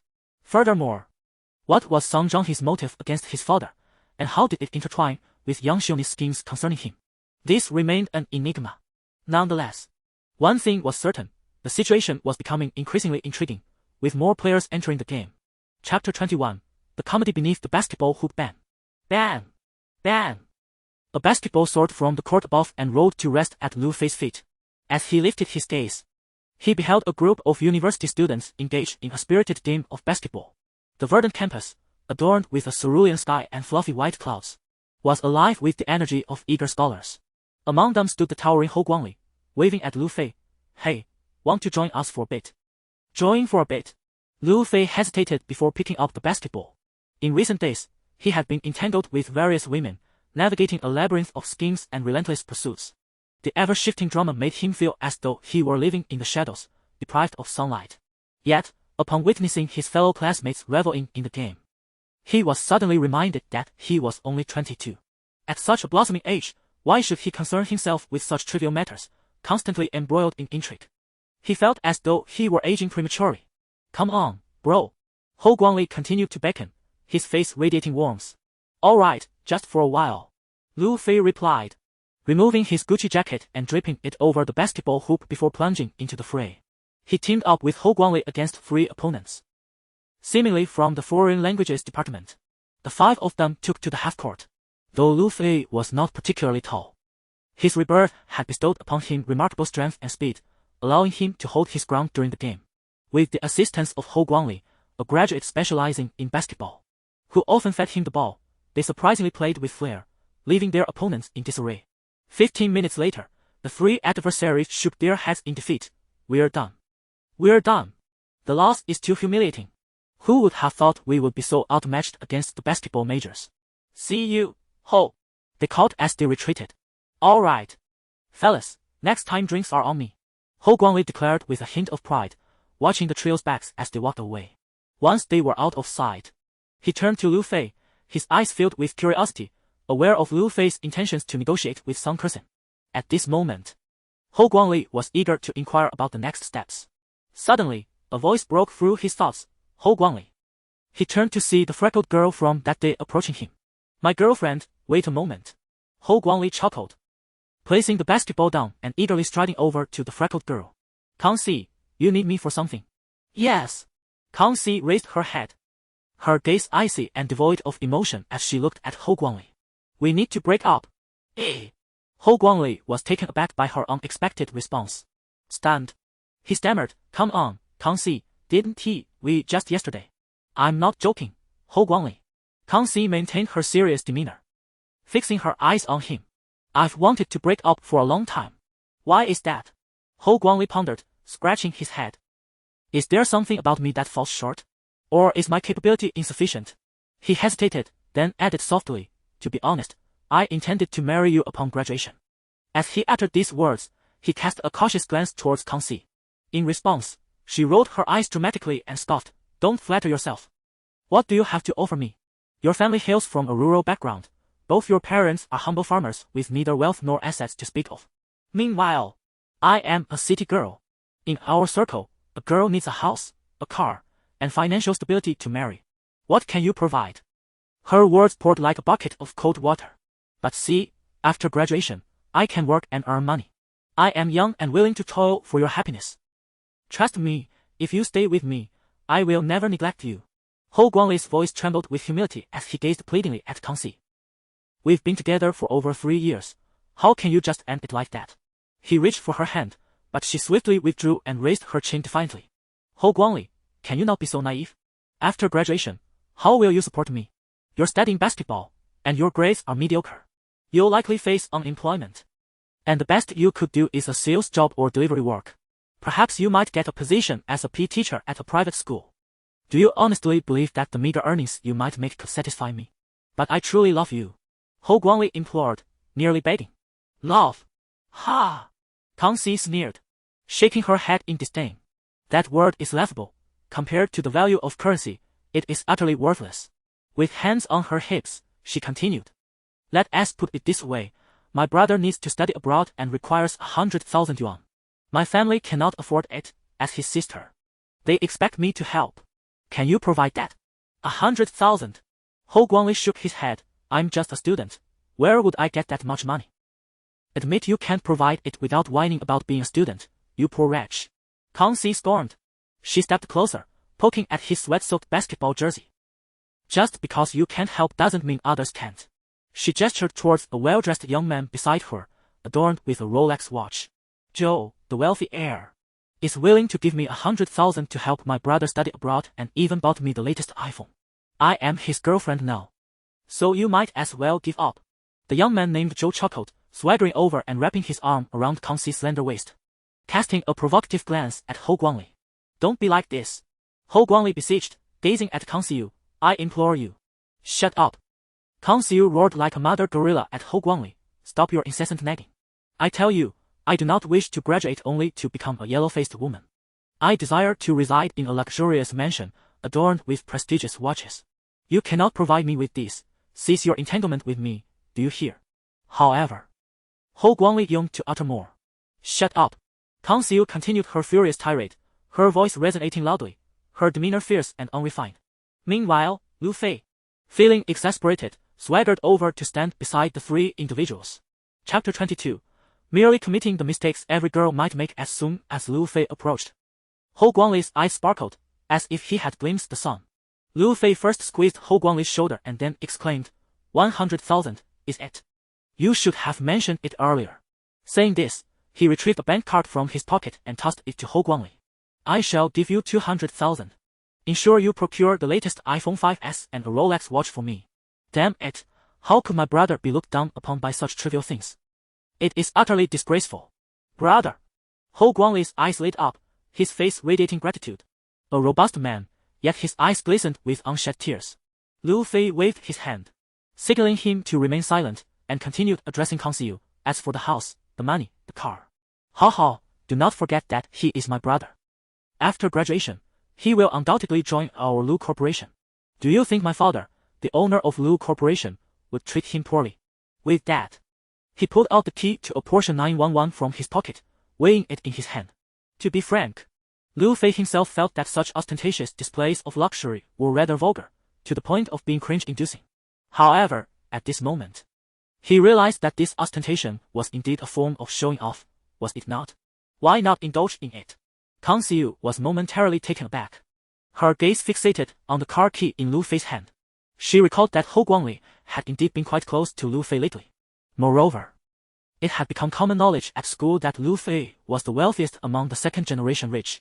Many girls were secretly preparing to vie for Lu Fei's affection. In the girls' dormitory, rumors circulated that one girl had even begun preparations for motherhood in hopes of winning Lu Fei's heart. She had initially thought that Hou Guangli was merely a minor follower of Lu Fei, inconsequential. Little did she realize how significant Hou Guangli was in Lu Fei's eyes. Regret gnawed at her. Meanwhile, Lu Fei cast a glance at the man named Zhou standing beside Kang Xiu and instantly recalled his identity. He was the son of a contractor working for Lu Fei's father. While his family possessed some wealth, it was merely in the realm of 30 to 40 million. Furthermore, the Zhou family's prosperity depended on the goodwill of the Lu family. Pointing at Zhou's forehead, Lu Fei remarked, as for you, how audacious of you to dare covet my brother's woman. Zhou Yunyu had not anticipated Hou Guangli's esteemed position in Lu Fei's heart. Had he known this, he would never have dared to pursue Hou Guangli's girlfriend. His father had once told him that at the University of Science and Technology, one could offend anyone, including department heads, but never Lu Fei, for he was the son of the wealthy Lu Tinfeng. Realizing this, he hurriedly ingratiated himself, saying, Brother Lu, what are you talking about? How could I ever consider taking your brother's girlfriend? I was merely jesting. With that, he pushed Kang Xiu aside. Jesting? Zhou Yunyu. Sure you jest? Kang Xiu turned, her eyes wide with disbelief. What else did you expect? Zhou Yunyu strode away from her. Did you truly think that after only a few days of acquaintance, I would hand over 100,000 yuan to assist your brother? You are utterly naive. I was merely toying with you. Kang Xiu's face turned pale with indignation. Enough, we are all classmates. There is no need for this. Zhou Yunyu dismissed her with a glance, moving directly to Hou Guangli's side, bowing slightly. Brother Hou, please do not take offense. As the saying goes, brothers are like limbs. Women are like garments. Although I have meddled with your garment, I have not done it. If you fancy it, feel free to reclaim it. Hou Guangli frowned. His fists clenched, teeth gritted, clearly contemplating an outburst toward Zhou Yunyu, but was restrained by Lu Fei, who grasped his arm. Relaxing, Hou Guangli chuckled, indeed. Brothers are like limbs, women are like garments. He then pointed at Kang Xiu, adding, I must thank you, brother, for revealing this woman's true nature to me. I shall treat you to a meal soon. Oh dear, Brother Hou, since you bear me no grudge, how could I allow you to treat me? Instead, let me host you at the restaurant outside our school. I shall accompany you for a few drinks to make amends. With that, he clasped his hands together. Well then, I shall take my leave now. Until we meet again. And with that, Zhou Yunyu departed, leaving only Lu Fei, Hou Guangli, and Kang Xiu behind. Kang Xiu gazed at Zhou Yunyo's retreating figure, then turned to the towering Hou Guangli, furrowing her brow before approaching him. Brother Hou, I was wrong. Please forgive me. Forgive? Hou Guangli paused, glancing at Lu Fei, clearly seeking his counsel. Lu Fei sighed and stepped back, indicating that matters of the heart were not his concern. Hou Guangli turned his attention back to Kang Xiu. Yes, please forgive me. I have merely committed the same errors that all young women do. I promise I shall not repeat them. Kang Xiu implored, her expression pitiful as she reached out to grasp Hou Guangli's arm. He evaded her touch, pointing at her cheek. Do not forget, my family hails from the countryside. My parents toil in the fields, devoid of wealth and property. Upon graduation, I will either become a salesperson or a courier, and I cannot possibly produce 100,000 yuan for your brother's overseas endeavors. Brother Hou, please do not be this way. Kang Xiu pleaded. Hou Guangli took another step back, his voice trembling. In truth, Kang Xiu, I am unworthy of you. You are a city dweller, while I am but a simple country lad. Had it not been for my encounter with Lu Gu, our paths would have remained forever divergent. Thus, it is over. Let us part ways. Do not say such things, Brother Hou. Kang Xiu insisted, her resolve firm. Leave! Hou Guangli shouted in anger. With a swift turn, he struck the nearby tree with a powerful punch. Lu Fei observed the redness around his eyes, struggling to hold back the tears that threatened to fall. Brother Hou, Kang Xiu, standing behind him, continued to plead. However, Hou Guangli wiped his eyes with his sleeve and turned to Kang Xiu, saying, Kang Xiu, if I truly ascend to prominence in the Lu Corporation after graduation, as Lu Gu suggests, do you believe I would still regard you with the same affection? This left Kang Xiu momentarily stunned. And if I do not enter the Lu Corporation, remaining merely an ordinary salesperson or courier, would you still hold me in high esteem? This question rendered Kang Xiu speechless once more. Thus, the moment you uttered the words, we should part ways, it became clear that we are forever destined to belong to different worlds. Farewell! With that, Hou Guangli turned and strode towards Lu Fei. At that moment, Lu Fei witnessed the tears that Hou Guangli had fought so hard to suppress finally cascading down his cheeks. Chapter 23. The world is a vast green tea beach in a skewed corner of a skewer shop behind the campus. Lu Fei and Hou Guangli sat across from each other at a window-side table. Leftover skewers lingered on the table, while 5 empty beer bottles stood erect before each of them. Lu Fei gazed vacantly at the empty beer bottles in front of him. After his rebirth, he discovered that not only had his strength and stamina significantly improved, but even his tolerance for alcohol had expanded. In his previous life, 5 bottles of beer would have sent him to the hospital for a gastric lavage. Yet now, he felt completely unfazed, as if he could drink even more. Conversely, Hou Guangli across the table sobbed like a red-eyed rat. Brother, don't let my rough demeanor fool you. My emotions run deep. As he spoke, tears flowed freely, accompanied by a runny nose. Lu Fei, bemused, handed him a napkin. Here, wipe that off. It's quite disgusting. My apologies. Hou Guangli wiped his face, sniffled, and looked up at Lu Fei. I truly like Kang Xi. Then why not forgive her? Lu Fei inquired, puzzled. It's too late, the rift has formed. Hou Guangli shook his head, tears streaming anew. I will never forget the way she pointed at my nose this afternoon and shouted shut up. I can't erase the look on her face, as if I were nothing but a poor loser. I would never have imagined that such a seemingly delicate woman could harbor such a vile disposition. Lu Fei chuckled bitterly. He raised the beer bottle to his lips, his eyes glinting with a murderous intent. It was during this very semester in his past life that he and Yang Guang had donated sperm once more, resulting in the green tea bitch, Yang Xiuni becoming pregnant through in vitro fertilization. Subsequently, Lu Fei's reputation spiraled into disrepute. His persona as the amiable and academically gifted Lu Fei shattered. He became a pariah, unable to hold his head high in front of relatives and friends. Ultimately, he left school without even completing his 4th year, hastily marrying Yang Xiuni. Following that, the Lu Corporation inevitably descended into a downward spiral. In comparison, Kang Xi could almost be regarded as a benevolent figure. At least she displayed her malice openly, allowing Hou Guangli to cut his losses in time. As for Yang Xiuni, this green tea bitch concealed her true nature so deeply that had Lu Fei not been reborn, he would have fallen for her schemes. Contemplating this, Lu Fei set down the beer bottle and turned to Hou Guangli. Brother, this world is a vast green tea bitch. However beautiful it may appear on the surface, it is equally filthy behind the scenes. One must harbor no ill intentions, yet remain vigilant against the machinations of others. You must learn to discern. Yes, brother, I understand now. Hou Guangli drained the last of his beer. He then produced a bank card from his pocket, presenting it to Lu Fei with both hands. Regardless of everything, thank you. However, I must return this card to you. Lu Fei took the bank card and placed it back in front of Hou Guangli. The money I have given is not to be reclaimed. Brother? Hou Guangli cast a bewildered glance at Lu Fei. What I say is final, Lu Fei asserted. You truly need to change your attire. This money is meant for that purpose. The astonishment in Hou Guangli's eyes was palpable. Of course, you need not worry about receiving unearned rewards, Lu Fei continued. I have more pressing matters to entrust to you. Brother, do tell. Hou Guangli nodded, his tear-streaked eyes reflecting earnestness. Lu Fei pondered for a moment before stating. With graduation approaching, I require your assistance in selecting a few individuals from our classmates, no more than 5. I wish to establish my own inner circle. Understood.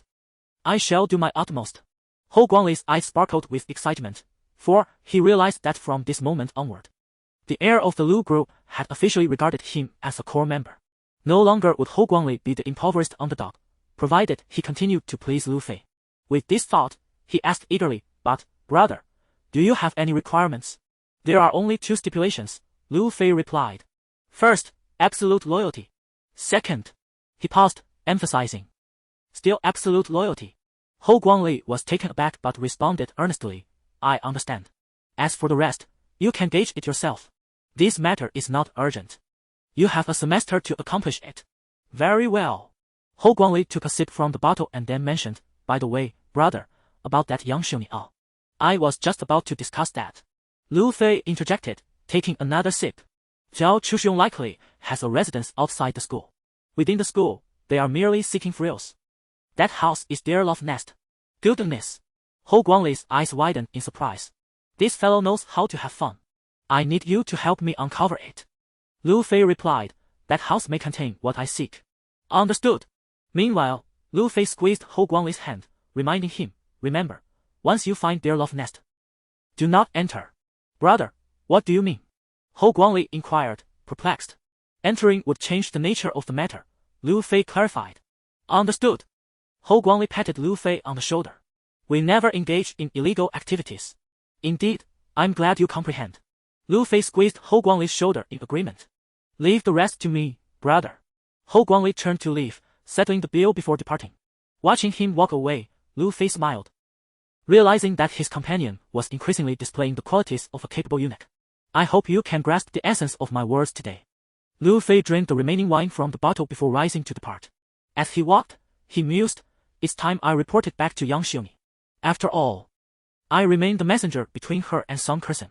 This performance cannot continue without me. With that, Lu Fei ambled aimlessly to the entrance of the female dormitory. Before he could even take out his phone to call for help, he caught sight of Hu Niu Tan Feifei, hurrying down the stairs with a small backpack slung over her shoulder. As she descended, she turned to Lu Fei and exclaimed, what splendid timing. Just as you arrived. Come with me to the hospital. What do we need to go to the hospital for? Lu Fei inquired. My sister is ill and has been hospitalized. Without hesitation, Tan Feifei seized Lu Fei's hand, urging him, you must accompany me to see her. Young Xiongni is hospitalized. Lu Fei rolled his eyes internally, pondering. I wonder what this green tea is up to now. Chapter 24. A bottle of little stars and urinary hormone. May I inquire, what ailment afflicts her? A severe cold, I presume. Tan Feifei remarked. It seems she has contracted it from the girls in the neighboring dormitory. It's quite severe, as you know. My sister's health has always been frail. The school doctor has advised her to be hospitalized. I'm going to visit her now. You should accompany me. What business do I have there? Lu Fei shook his head. I've come to discuss the negotiations with Song Kursen. Why must you be so obstinate? Hu Niu lifted her gaze to Lu Fei, her face radiating fervor, as if she were ready to unleash a verbal barrage. What do you mean by that? Lu Fei retorted. Can't you see that my sister has feelings for you? Tan Feifei replied. Oh, so because she has feelings for me, I must go visit her. Lu Fei shot back. What does that make our relationship? Our relationship is of no consequence. Tan Feifei decisively grasped Lu Fei's hand. Come, let us visit my sister. Noticing Lu Fei's continued resistance, she turned and insisted, will you come or not? Tell me what it means that you owe me. Once that's settled, I shall accompany you. Lu Fei, resolutely stubborn, replied. Only if you accompany me to see my sister will I divulge what I owe you. Tan Feifei crossed her arms and gazed at Lu Fei. A flicker of tenderness in her eyes. The two engaged in a standoff, drawing the attention of passers-by, both boys and girls, who pointed and whispered about them. With others, Lu Fei could argue until the end of time, but facing Tan Feifei, he felt a twinge of vulnerability. After a moment, he relented. All right, you win. Let us go. He turned towards the Porsche 911. Behind him, Tan Feifei revealed a charming smile, though it quickly transformed into a hint of bittersweetness as she followed suit. Outside the First People's Hospital of Nanzhou City, Tan Feifei called out to Lu Fei, "Wait, you cannot visit a patient without bringing a gift." Lu Fei began, only to see Tan Feifei prepare for another round of debate, which caused him to relent. Fine, you decide. Whatever you say, I shall purchase. My sister adores roses, let us buy a bouquet. Tan Feifei led Lu Fei into a nearby flower shop. After Lu Fei selected a bouquet and 2 bags of fruit, they proceeded into the hospital together. In a room within the inpatient department, Lu Fei beheld young Xiongni, clad in a hospital gown and lying on the bed. At that moment, she appeared engrossed in her phone, seemingly watching a television drama, her spirit vibrant and seemingly unaffected by illness. However, the instant Lu Fei and Tan Feifei entered, the brightness in her expression vanished, replaced by an air of weakness and vulnerability. Goodness! This girl would be a natural at playing the role of a face-changing performer in Sichuan opera, Lu Fei thought, inwardly cursing while a signature mischievous grin appeared on his lips. For you, Yang, the campus belle. Lu Fei presented the bouquet to young Xiongni. Thank you. She received the flowers, intentionally altering her voice to tease. A fleeting glimmer of triumph danced in her eyes, only to be replaced by a deliberately enchanting glance cast towards Lu Fei. Meanwhile, Tan Feifei, standing nearby, gradually turned away, choosing not to look any longer. Here. This is for you. Young Xiongni said, deftly retrieving a small bottle from the bedside table, filled to the brim with meticulously folded paper stars. What is this? Lu Fei inquired, casting a glance at the bottle. I folded them myself. Do you like it? Young Xiongni replied, though her thoughts lingered on the notion that it was said that men often adored such trinkets. However, the labor of folding them personally felt burdensome, leading her to opt for online shopping instead, chuckling inwardly. I do like it.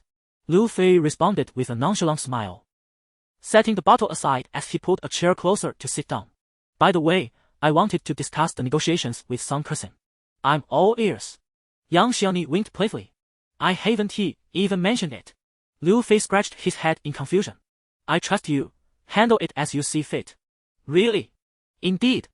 Young Xiongni nodded. It's not a major issue, and I prefer to keep it discreet. As long as Teacher Song promises not to cause any more trouble. That's all I need. As she spoke, she feigned a sniffle and tossed her hair, casting a deliberately soft gaze at Lu Fei, secretly reveling in her previous triumph over Zhao Chuxiong. In her mind, Lu Fei was no different, destined to fall under her influence. Very well. I shall take care of it for you, Lu Fei declared, purposefully throwing a flirtatious glance in Yang Xiongni's direction. All right, she thought, brimming with self-satisfaction. Just then, a plump young woman from the clinic entered and casually asked Yang Xiongni, "Is he your boyfriend?" Not quite yet, Yang Xiongni replied softly, her gaze expectantly fixed on Lu Fei, heightening the awkward atmosphere. At that moment, a nurse entered and announced, "Family member of Yang Xiongni from bed 438, please step forward." Lu Fei turned to survey the area, realizing he was alone. Tan Feifei had vanished without a trace. Reluctantly, he rose and made his way outside. Behind him, Yang Xiongni's expression grew increasingly serious. She couldn't fathom that her carefully crafted act of vulnerability would fail to stir any emotions in the young man. Yet, it appeared that Lu Fei was indeed affected. Still, uncertainty gnawed at her regarding the outcome of her next move. Inspiration struck. Yang Xiongni hurried to the restroom, shedding her clothing and adjusting her neckline to reveal ample skin. Once finished, she nimbly leaped back onto her bed, her energy vibrant and lively like a rabbit. Yet, upon reaching the bed, she transformed into a breathless, pitiful figure. The young women in the same room couldn't help but gasp in admiration, whispering, "Impressive." Meanwhile, Lu Fei approached the nursing station, enduring a series of mundane remarks from the nurse. He nodded, clarifying to her that he was not a family member of Yang Xiongni, but merely a classmate. You should have said so earlier. What a waste of time. The plump nurse tossed a folder aside and rose, twisting her waist as she departed. Lu Fei glanced at the contents of the folder and noted it contained merely some ordinary examination documents, nothing of great significance. However, when he turned to the second page, he was taken aback to find the following inscription: injection of urinary gonadotropin for 3 days. A spark ignited within him as he took out his phone and promptly consulted Baidu. The result revealed that urinary gonadotropin is a form of ovulation induction injection. Yang Xiangni, forsaking in vitro fertilization for ovulation injections, was resolutely committed to the notion of a shotgun wedding. Impressive indeed. Lu Fei set the folder aside and retraced his steps back to the ward, just as Yang Xiangni was lifting the covers to get out of bed. Upon noticing Lu Fei approaching, she swayed unsteadily. Seeing that the coast was clear, he moved closer to assist her. It's nothing. Yang Xiangni feigned resistance, yet her body leaned closely against him. Thus, the two of them exited the ward together. At the threshold of the room, Yang Xiangni suddenly softened, pressing herself entirely against Lu Fei before seizing the opportunity to embrace him, feigning fragility as she implored, "Lu Fei, be my boyfriend." Chapter 25. Graduate admission quota. To Yang Xiangni's astonishment, she boldly confessed her feelings to Lu Fei. This unexpected declaration left Lu Fei momentarily speechless. However, who is Lu Fei? He is a reborn individual. Moreover, since his rebirth, he has encountered 3 women, thus accumulating considerable experience in matters of the heart. Yet, in order to convey that he was unprepared for such a confession, Lu Fei chose to remain silent. Is there truly nothing between you and Zhao Chuxiong? Yang Xiangni averted her gaze from Lu Fei, playfully tucking a strand of hair behind her ear. Lu Fei chuckled. Psychologically speaking, a person's body language often betrays them when they are lying. At this moment, faced with the man who could determine her future happiness, the seemingly composed Yang Xiangni exhibited signs of nervousness, a clear indication of her deceit. She turned to Lu Fei, her demeanor calm. If you were to become my boyfriend, I would prove it to you. And how would you go about proving that? Lu Fei teased with a playful inquiry. Yang Xiangni feigned shyness, lowering her head. Like this. Lu Fei nodded, adopting a mockingly serious expression. Let me ponder this matter. You see, my parents have quite high expectations for my girlfriend. He passed the responsibility back to his friend, Lao Lu. All right. Yang Xiangni furrowed her brow, choosing not to respond further. Lu Fei assisted her into the women's restroom and then back to her hospital bed. During this time, Hu Niu, Tang Fifi returned, sitting beside Yang Xiangni to peel an orange for her. The trio engaged in a conversation about trivial matters. At that moment, a phone call from Hou Guangli came through, prompting Lu Fei to excuse himself. As he reached the door, he turned back to retrieve the glass jar filled with little stars. There's hope. Yang Xiangni mused as she watched Lu Fei's departing figure, affirming to herself that this wealthy heir was indeed a challenge, encouraging herself to persevere. Once outside the hospital, Lu Fei casually discarded the jar filled with stars into a trash bin. Yang Xiangni was fishing for his attention, but he too was leveraging his affluent identity to draw her in. After his rebirth, Lu Fei had meticulously crafted his path of vengeance. On this journey, the presence of Yang Xiangni, whom he considered a mere stepping stone, added a layer of intrigue. Upon returning to school, he encountered Hou Guangli. Brother, I found Zhao Chuxiong's residence. Hou Guangli exclaimed excitedly. That was quick. Lu Fei replied, somewhat astonished. Indeed. Hou Guangli nodded. He just returned to his off-campus home, and I followed him discreetly to locate it. What shall we do next? Next, Lu Fei pondered, stroking his chin. From Song Kersin's revelations, he was aware that Zhao Chuxiong's residence harbored numerous secrets. There might even be incriminating evidence linking him and his uncle, Song Zhanghe. It was imperative that he conduct a search. However, entering the premises would contradict his principle of avoiding illegal activities. How could he achieve entry without Zhao Chuxiong daring to raise an alarm? Lu Fei's gaze fell upon a notice on the school's bulletin board. The application for graduate school recommendations for fresh graduates has officially begun. His eyes suddenly sparkled with excitement, and he murmured to himself, Yang Xiangni, this matter ultimately rests upon your shoulders. Brother, what are you saying? Hou Guangli looked at Lu Fei in confusion. You'll understand soon enough. Keep an eye on Zhao Chuxiong. I'm off to apply for the graduate recommendation quota. Lu Fei squeezed Hou Guangli's shoulder and turned to stride into the academic building. With all that wealth, why still apply for a graduate recommendation? I don't get it. Hou Guangli shook his head behind him. Meanwhile, Lu Fei hastened to the department office to explain his intentions to the leadership, who did not refuse his request. However, The approval process was at the discretion of the higher-ups. One thing was certain, during his previous years in university, Liu Fei had always been diligent and dedicated. His academic performance ranked among the top of all graduates. With his application, his competitiveness was undoubtedly among the top 2, making success a strong possibility. Yet, he was cautioned not to harbor excessive hope, as the quota was limited this time. The department had only been allocated one spot. The department had reassured Liu Fei. Although your grades are commendable, you must consider that young Shioni's competitiveness is also formidable. Ultimately, whether you can successfully apply will depend on a comprehensive evaluation. I understand. I truly do. Thank you for your concern, sir. Liu Fei flattered the leader a couple of times before departing. As he walked through the campus, Liu Fei felt compelled to seek out Song Kersen. However, he pondered, why the urgency? Having been reborn, Liu Fei developed a habit of pausing to reflect on his actions. He realized that his eagerness to meet Song Kersen was likely influenced by his infatuation with her, despite her being a married woman. Though she often presented herself as a fiery and spirited individual, beneath her exterior lay a gentle, traditional woman. In intimate moments, she resembled an obedient daughter of a landlord. Willing to comply with whatever was asked, never knowing how to refuse such a woman was undeniably captivating, wasn't she?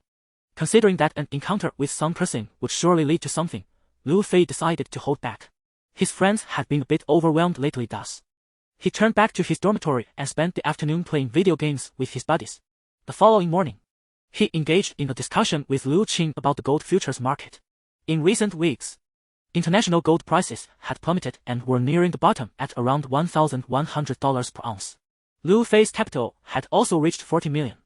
It was time to liquidate and exit the market. He had already devised a plan for his next investment moves. Before the crisis at the Liu family emerged, he aimed to grow his funds to at least 100 million.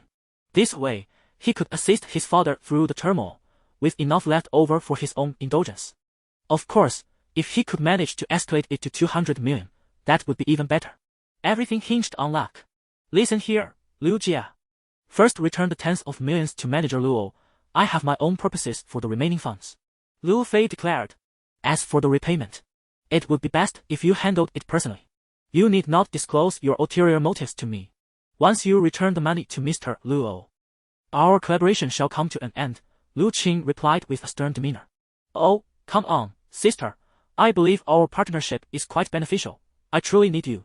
Liu Fei retorted with a tone laced with bravado. Why don't I just hire you instead? Name your salary, I'm all ears. Come to my office first, and we can discuss it, Liu Qing said, abruptly ending the call. This woman has an entirely different aura.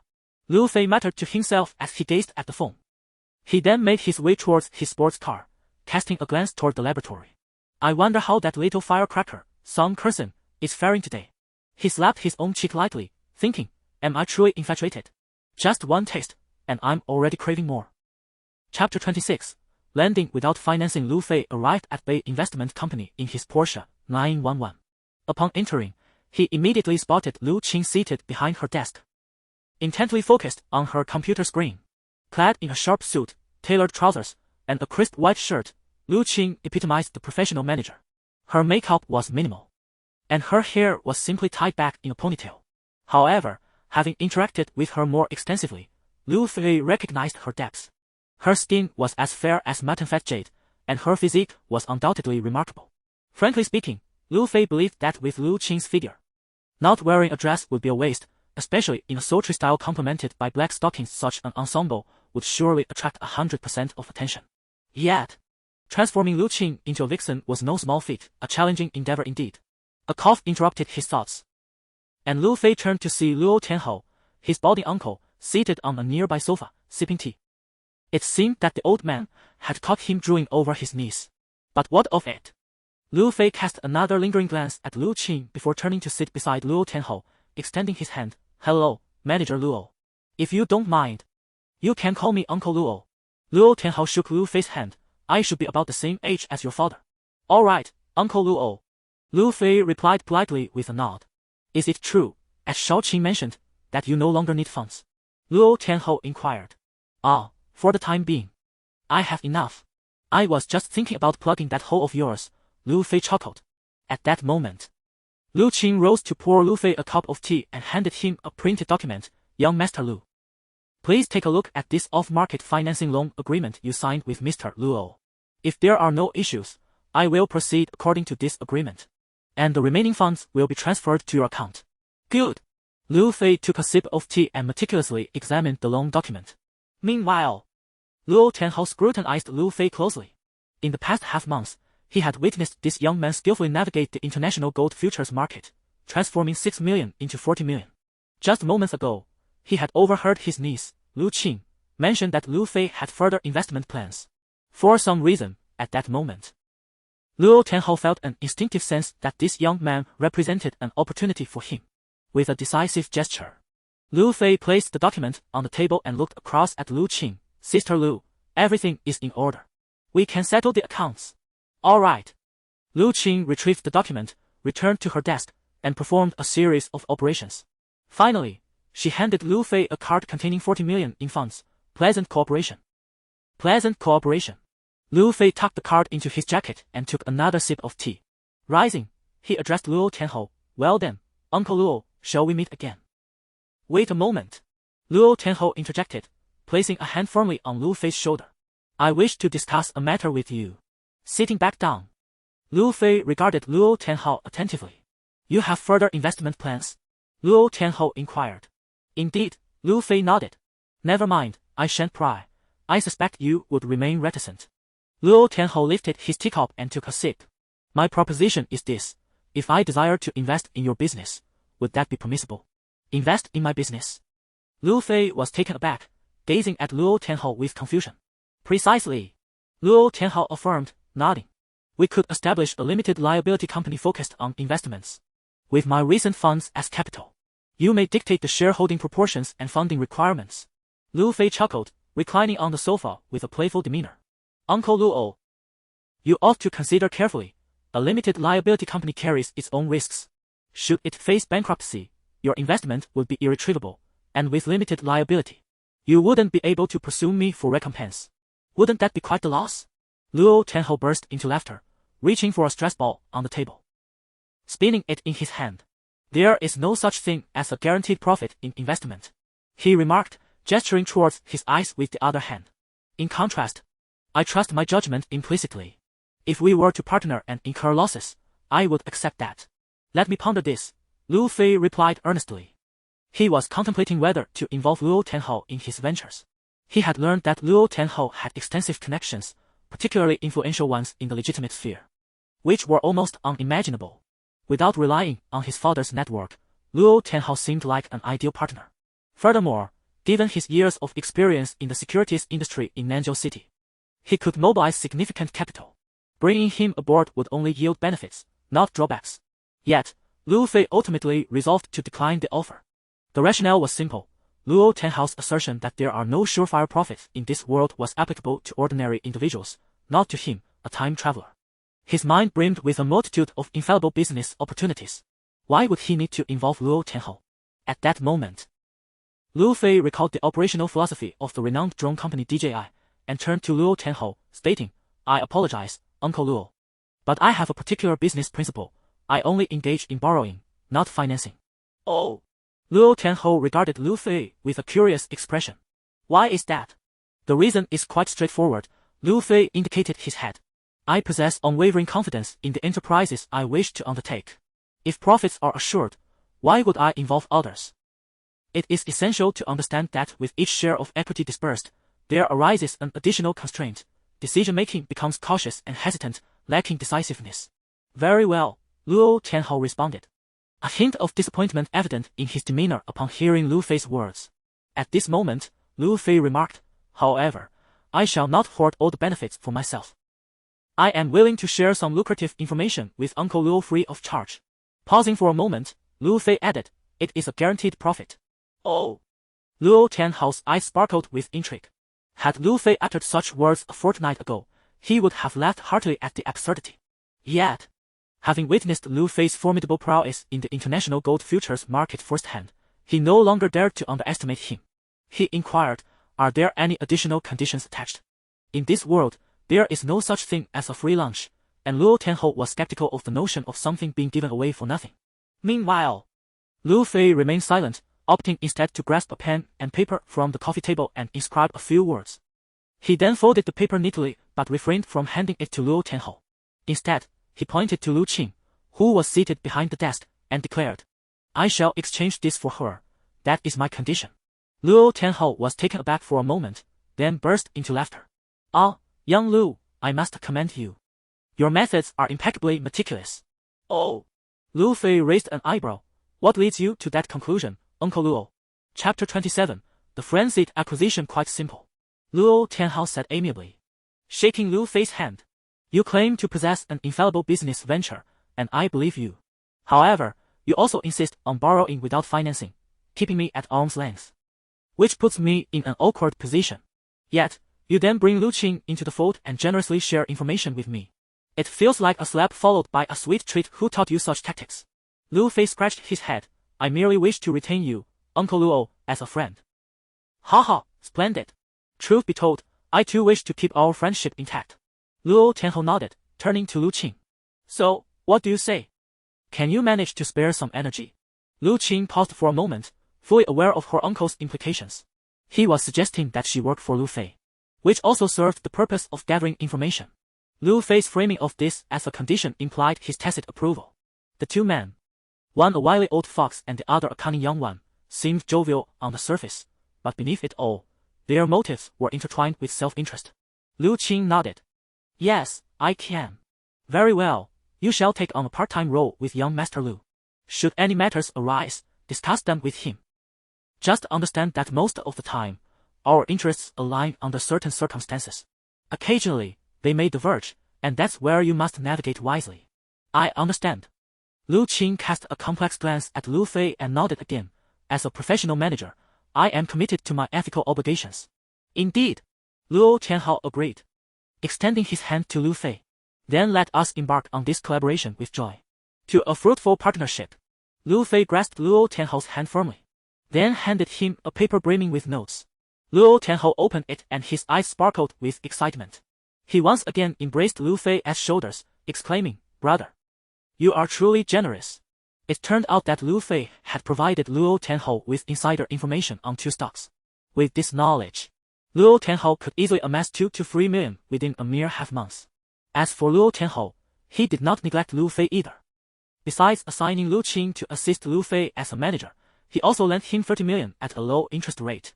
Thus, the 30 million Lu Fei initially borrowed from Luo Tianhou had made its way back into his hands.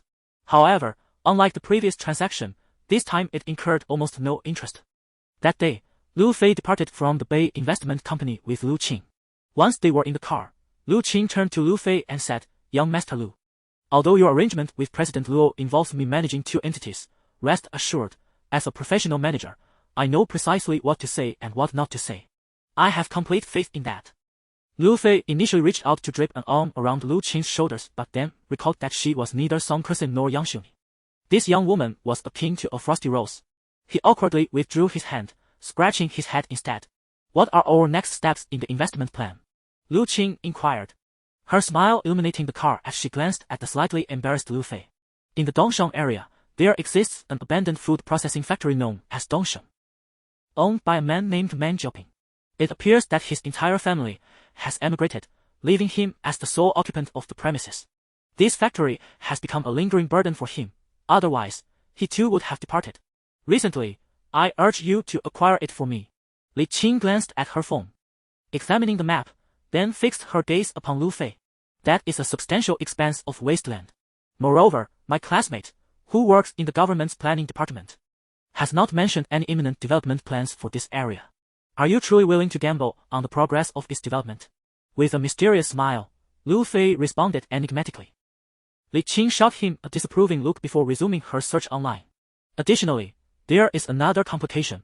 The land on which Dongsheng resides is designated for industrial use, while the surrounding areas lack any planned purpose. If the government were to transform the surrounding wasteland into an industrial park, then the land of Dongsheng would have no potential for appreciation. It would be relegated solely to factory operations. After speaking, Li Qing regarded Lu Fei with a concerned expression. According to existing land policies, industrial land is typically the least expensive, commercial land is moderately priced, and residential land commands the highest value. In Li Qing's estimation, Lu Fei's intention to acquire Dongsheng's land hinges on a gamble that its purpose will be redefined. The planning department may eventually reclassify this land from industrial to commercial or residential use. However, altering such planning is no trivial matter and is generally unattainable for an ordinary individual, unless significant developments are about to occur in the surrounding wasteland. Such a shift seems implausible.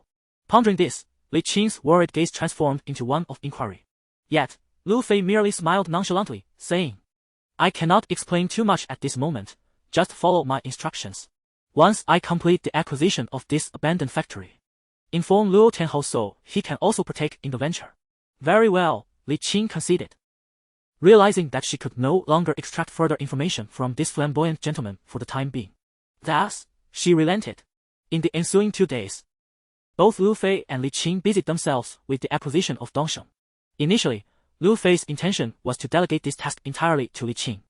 Allowing him to indulge in leisure activities with Song Kersing, he could not shake the memory of her delicate form. He believed that he would merely need to sign a few documents at most.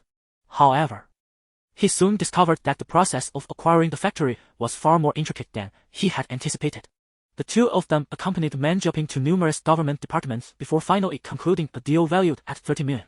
Once all formalities were completed, Lu Fei escorted Man Jiaping to Nanzhou International Airport. "Do you know, young Master Lu?" Man Jiaping remarked, shaking Lu Fei's hand before boarding the plane. "My wife and children have long settled in Australia. They have purchased a home and constantly urge me to join them, yet I have been unable to leave. Held back only by this troublesome factory. You have truly alleviated a significant burden for me." Wherever one looks, Lu Fei wore a facade of insincerity with a smile. Acquiring a factory is no trifling matter. Lu Fei was merely acting, setting a trap. Indeed, in recent days, he and Lu Qing had been occupied for several consecutive nights, even preparing a plan for resuming operations. Naturally, this plan was merely for the scrutiny of the relevant authorities. As for Man Jiaping, he had to maintain the veneer of hypocrisy, remarking, "Alas, I am but compelled by my family patriarch to venture into entrepreneurship." Thus, he extended his hand to wish Lu Fei prosperity. After a brief handshake, Man Jiaping turned and departed with his luggage. It was only after he saw Man Jiaping enter the security checkpoint and board the plane that Lu Fei turned to Lu Qing and said, "The resumption plan is indefinitely shelved. For now, you shall follow up on the remaining matters." "Understood." Lu Qing rolled her eyes. Through the operations of the past 2 days, she gradually comprehended one pivotal truth. Lu Fei was indeed wagering that this land would be repurposed by the planning department. He was betting that the Dongsheng area would soon undergo significant development. However, the scale of the enterprise capable of developing such a vast tract of land would undoubtedly be substantial. At the very least, the Lu Corporation would not be able to secure it. Which enterprise could that possibly be? Chapter 28, The Transformation of Song Kersing accompanied by Man Jiaping's departure. The acquisition of Dongsheng Food Company has reached a temporary conclusion. Lu Fei escorted Lu Qing back to Bay Company, while he himself hurriedly returned to the University of Science and Technology. Initially, his intention for leaving the school was merely to momentarily set aside his obsession with Song Kersing. His original plan was to delay for just a day. Who would have thought that the acquisition of the food company would prove so troublesome? Lu Fei ended up spending 4 days on this matter. Now, he wonders how the situation between Song Kersing and Yang Xiuni has developed. Meanwhile, on the other side, Lu Qing returned to Bay Company and began to immerse herself in her work. Just as she settled behind her desk, the office door swung open, and Luo Tenhou entered, holding 2 exercise balls. At that moment, Luo Tenhou's expression was a complex mix of emotions, tinged with excitement. It seems this young man has indeed made a fortunate bet. After taking a seat on the sofa, Luo Tenhou sighed and said, "Uncle, what did you say?" Lu Qing looked at Luo Tenhou with curiosity.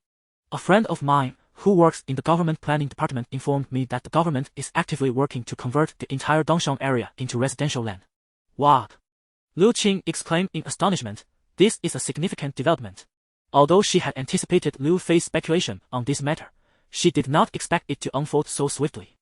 She even thought that had Man Jiaping delayed his departure by a day or 2, the acquisition might have collapsed. Isn't it astonishing? Luo Tenhou played with the exercise balls. Hee, even more shocking news awaits. According to insider information, the company responsible for developing the Dongsheng area this time is Hengdao Group. Heavens! Lu Qing's expression once again conveyed her shock. Hendo Group is undoubtedly one of the leading real estate conglomerates in the country. The Lu Group is not even in the same league. It is only logical that only a giant like Hendo could initiate the development of the Dongsheng area. Furthermore, in 2013, the domestic real estate market is on the verge of experiencing a second significant development peak. One can only imagine that with this news circulating, the land prices in the entire Dongsheng area will soar dramatically. Lu Fei's food factory occupies a total of 2 acres. Once the planning is transformed, whatever he chooses to do will undoubtedly yield substantial profits. With this thought, she turned to Luo Tianhou and asked, "Uncle, how much do you estimate Lu Fei will earn this time?" "I wouldn't dare say too much, but perhaps between 100 million to 200 million. Luo Tianhou replied with a hint of jealousy. Now I understand why this rascal claimed that his business relies solely on loans and not on financing. Damn it, 30 million. And in just a few days, it has transformed into over 100 million. If I had such insider information that guaranteed profits, I wouldn't seek financing either." Fortunately, this young man did not indulge in selfishness. Under his influence, I managed to acquire 2 small plots of land, with the potential to earn a profit of 20 to 30 million. This time, I owe him a favor, and I must ponder how to repay it. Indeed. Lu Qing nodded, her demeanor becoming somewhat listless. Meanwhile, Luo Tianhou suddenly lifted his gaze towards Lu Qing. "Qing, uncle." Lu Qing turned back. "I believe you are of an age to contemplate your marital prospects," Luo Tianhou remarked, taking a sip from his kung fu teacup. "What do you think of Lu Fei?" "Lu Fei," Lu Qing replied, her cheek slightly flushed. "He's not bad, though he does have a rather roguish demeanor." "Nian, have you considered him?" Luo Tianhou inquired. Lu Qing shook her head. "Uncle, you must understand, marriage is not something I am considering at the moment." "Ah. Some things are better left forgotten," Luo Tianhou said as he rose, patting Lu Qing on the shoulder before turning to leave the office. Lu Qing sat there, lost in thought. Could those events truly be forgotten? She mused to herself. It turned out that she had grown up under her uncle's care. She recalled a time from her childhood when her parents had quarreled. Her father, who was prone to alcoholism, gambling, and infidelity, had accidentally killed her mother during one of their fights. From that moment on, her brother ran away from home, while her father was sentenced to a suspended death penalty. As for herself, from the instant her father was imprisoned, she lost all interest in marriage. To her, marriage offered nothing to women but endless household chores, accompanied by the potential for abuse and ridicule from their husbands. The fleeting sweetness it provided was almost negligible. At times, she even thought that God used sex and love as bait to lure humanity into procreation, generation after generation. Did that not seem rather childish? Shaking her head, Lu Qing returned to reality, only to discover that her uncle had left without her noticing. Hastily, she grabbed her phone to call Lu Fei.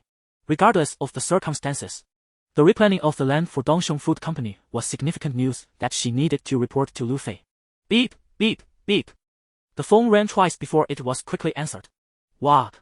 Ha! What's up?" Lu Fei's voice came through, somewhat hurried, as if he were either running or vigorously pedaling a bicycle. "The land for Dongsheng has been replanned," Lu Qing exclaimed, her voice elevated with excitement. "All right, got it. I'm busy." Lu Fei abruptly hung up the phone. What could he possibly be so occupied with that he would disregard a 1 or 2 billion business deal? Lu Qing pondered, oddly envisioning Lu Fei in a compromising situation with another woman. In truth, Lu Qing was accurate in her assumptions. After seeing off Manjiaping, Lu Fei hurriedly made his way to the school to meet Song Kersen. In the days since they last met, this young woman had transformed her appearance, still donning the same outfit she wore when they first encountered one another. However, the expression on her face had significantly relaxed. The once palpable sense of deep resentment, as if she were poised to engage in a fierce battle with her adversary, has vanished. In its place is an air of openness, a sense of liberation. And even Lu Fei perceives a look of relief upon her countenance. Upon noticing Lu Fei's entrance, she hastily gestured towards the sofa in the office, exclaiming, "Please, sit down." "Little Lu." Lu Fei took a seat with a composed demeanor, carefully scrutinizing Song Kersen, feeling quite perplexed by her transformation. It is essential to note that in Lu Fei's memory, Song Kersen epitomized the traditional woman, deeply sentimental, which had previously led her to publicly confront young Xiongni. All of this stemmed from her adherence to tradition. Lu Fei had faith that she would evolve, yet he had not anticipated such a swift transformation. Now, Song Kersen seemed as though she had been reborn. Perhaps her affections for Zhao Chuxiong have finally and irrevocably extinguished. This is exceedingly unusual. Within these past few days, something significant must have transpired to prompt such a remarkable change in Song Kersen. Contemplating this, he inquired, "Sister, what has happened these past few days?" Chapter 29. Carbon monoxide in the yoga ball. It was nothing much. Reflecting on the past few days, Song Kersen hesitated momentarily, a bittersweet expression gracing her face. She then settled beside Lu Fei, grasping his hand gently and holding it firmly. "Tell me about it. How did the negotiations with Yang Xiongni go?" "It's resolved. You merely need to provide a simple written apology, and she will no longer pursue it. As for the other matter, I'm still preoccupied with it. It's of little importance now." Song Kersen adjusted her hair, gazing at Lu Fei as she expressed her gratitude. "Thank you. How shall I be thanked?" Lu Fei teased, playfully gripping her delicate hand. After contemplating for a moment, Song Kersen raised her chin and looked at him with calm determination. "You tell me." Lu Fei remained silent and stood up to draw the curtains. "Not here," came Song Kersen's soft yet breathless voice from behind him. He turned around, only to find Song Kersen approaching, wrapping her arms around him from behind and resting her cheek against his back. "All right, brother, after all, I am not Zhao Chuxiong." "All right." Lu Fei nodded, and together they stealthily departed from the school. In a distant location far from the campus, they rented a room. A brief separation surpasses a new marriage. Lu Fei savored this moment with Song Kersen, who was completely at ease this time, wholly immersing herself in the joys shared with him. It was during this blissful interlude that Lu Fei received a call from Lu Qing. Naturally, there was no time to respond. In fact, while he answered the call, he was fervently pedaling a bicycle, encouraged patiently by Song Kersen. It was indeed an exhausting endeavor. Half an hour later, they lay nestled together on the large bed. Lu Fei turned to Song Kersen and asked, "Sister, could you enlighten me about what transpired these past few days that led to your remarkable transformation?" Song Kersen pondered briefly before responding, "It's nothing much. I merely discovered that Zhao Chuxiong had plotted to eliminate me. That was when I felt utterly liberated. After 10 years of marriage, to have been accompanied by a wolf, what is there left for me to cling to? I must embark on my new life." Lu Fei sat upright, his gaze fixed intently on Song Kersen. "My heavens, sister, you cannot be serious. How could I possibly be mistaken?" Song Kersen shook her head, as if recounting an unrelated incident. She filled the yoga ball I frequently use with a substantial amount of carbon monoxide, aiming to create the illusion of my death by carbon monoxide poisoning. Little did she know, I work in a laboratory. How could I not recognize carbon monoxide? Could it truly be so? Lu Fei still harbored doubts. "Do you think I would be mistaken?" Song Kersen ruffled her hair, a bitter smile gracing her lips. "The catalyst of it all was his desire for divorce, demanding that I leave with nothing. Naturally, I refused, leading to a cold war. Then, I noticed that the yoga ball I often used had suddenly become rigid. The familiar softness that once accompanied my belongings has vanished the moment I grasped them. I sensed a palpable change. Subsequently, I attempted to deflate the yoga ball, only to nearly lose consciousness in the process. The various symptoms I experienced were indicative of carbon monoxide poisoning, albeit in a milder form due to the lower dosage. Having worked in the laboratory for an extended period, I was not oblivious to the dangers, and that very evening, I relocated with my daughter." So it was. As I listened to Song Kersen's narrative, Lu Fei remained silent, lost in contemplation. Perhaps it was Song Kersen's gentle demeanor that rendered his mind exceptionally clear at that moment. Surprisingly, he recalled something that had eluded him for quite some time. In his previous life, Zhao Chuxiong was prosecuted for attempted murder, and his intended victim was none other than Song Kersen. However, that incident occurred several months later. In other words, even if he had not precipitated the confrontation between Zhao Chuxiong and Yang Xiongni, the bond between Song Kersen and Zhao Chuxiong would have been irreparable. He merely expedited the inevitable process. With this realization, he regarded Song Kersen with a solemn expression. "Sister, did you not report this to the authorities?" "How could I?" Song Kersen replied, shaking her head. "They merely needed to replace the carbon monoxide in the yoga ball. I would be the one making false accusations. It matters not. I am still alive. His actions have merely clarified my perceptions of him, prompting me to distance myself from this wolfish man. Such is the nature of humanity. Once liberated from burdens, they become indifferent." "Sister, I believe you should consider renting a place," Lu Fei said earnestly. "Alternatively, you may stay with me for the time being. I will look into rental options and inform you once I have made arrangements. Song Kursin's delicate hand entwined around his. Are you alright, my dear brother? I still wish for more. Never did I imagine that life could be so wondrous. As a woman in her 30s, I find myself rejuvenated, experiencing a second spring. You are not an old aunt, you are my sister. Alright, tell me, can we? At that moment, Song Kursin resembled a greedy little kitten. Of course. Lu Fei responded, turning to her with determination. I am ready for another 300 rounds. With that, he playfully pinned Song Kursin beneath him. Upon leaving the hotel, Lu Fei's expression turned grave. He had not anticipated that the situation would escalate to the point where Zhao Chuxiong would seek to eliminate Song Kursin. Moreover, Lu Fei was concerned that if Zhao Chuxiong failed once, he might attempt again. After all, due to his involvement, the dynamics between Zhao Chuxiong and Song Kursin had completely derailed. It seemed the task of delivering her to safety rested solely upon his shoulders. Lu Fei muttered to himself. Suddenly, his phone rang. Upon answering, he discovered it was Hou Guangli, who conveyed a singular piece of information. Brother, my people spotted Yang Xiongni outside Zhongshan Zhuyuan. At the mention of this, Lu Fei's eyes brightened. The bait he had released days prior was finally yielding results. Upon this realization, he addressed Hou Guangli, stating, I shall be there shortly. To avoid alerting any potential observers, Lu Fei refrained from utilizing his Porsche 911 and swiftly hailed a taxi instead. After disembarking, he fortuitously spotted Hou Guangli, clad in all black, seated at a small beverage stall by the roadside, sipping water. Upon noticing Lu Fei's approach, Hou Guangli hastily waved him over. Lu Fei promptly joined him at his side, inquiring, Where is Yang Xiongni? Without uttering a word, Hou Guangli gestured toward the opposite side of the street. Lu Fei quickly turned around to behold Yang Xiongni, adorned in a charming floral dress, standing before the entrance of an adult store, seemingly contemplating whether to enter. After a prolonged moment of hesitation, she bit her lip and resolutely stepped into the establishment. Chapter 30. The community constructed by old Lu. When she emerged once more, she astonishingly held a colossal black plastic bag. Subsequently, Yang Xiongni elegantly twisted her slender waist and entered Zhongshan Zhuyuan. Brother, what do you think she went to the adult store to purchase? Hou Guangli inquired. His expression filled with curiosity as he gazed at Lu Fei. Perhaps items meant to please men, Lu Fei replied. You are a man, surely you know what you desire. Hehe, I have many preferences, such as that. Hou Guangli scratched his head, leaving his thought unfinished. What you fancy is likely something Zhao Chuxiong also enjoys. Come. Let us investigate. Lu Fei urged, pulling Hou Guangli towards Zhongshan Zhuyuan.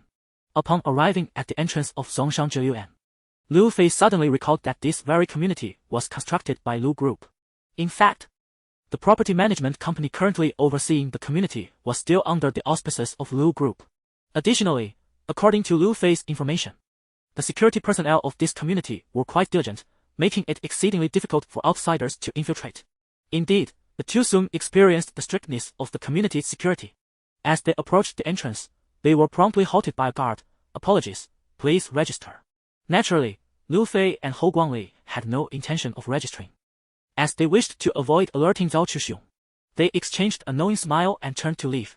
Coincidentally, it was the end of the workday, and the influx of residents entering and exiting the community was substantial.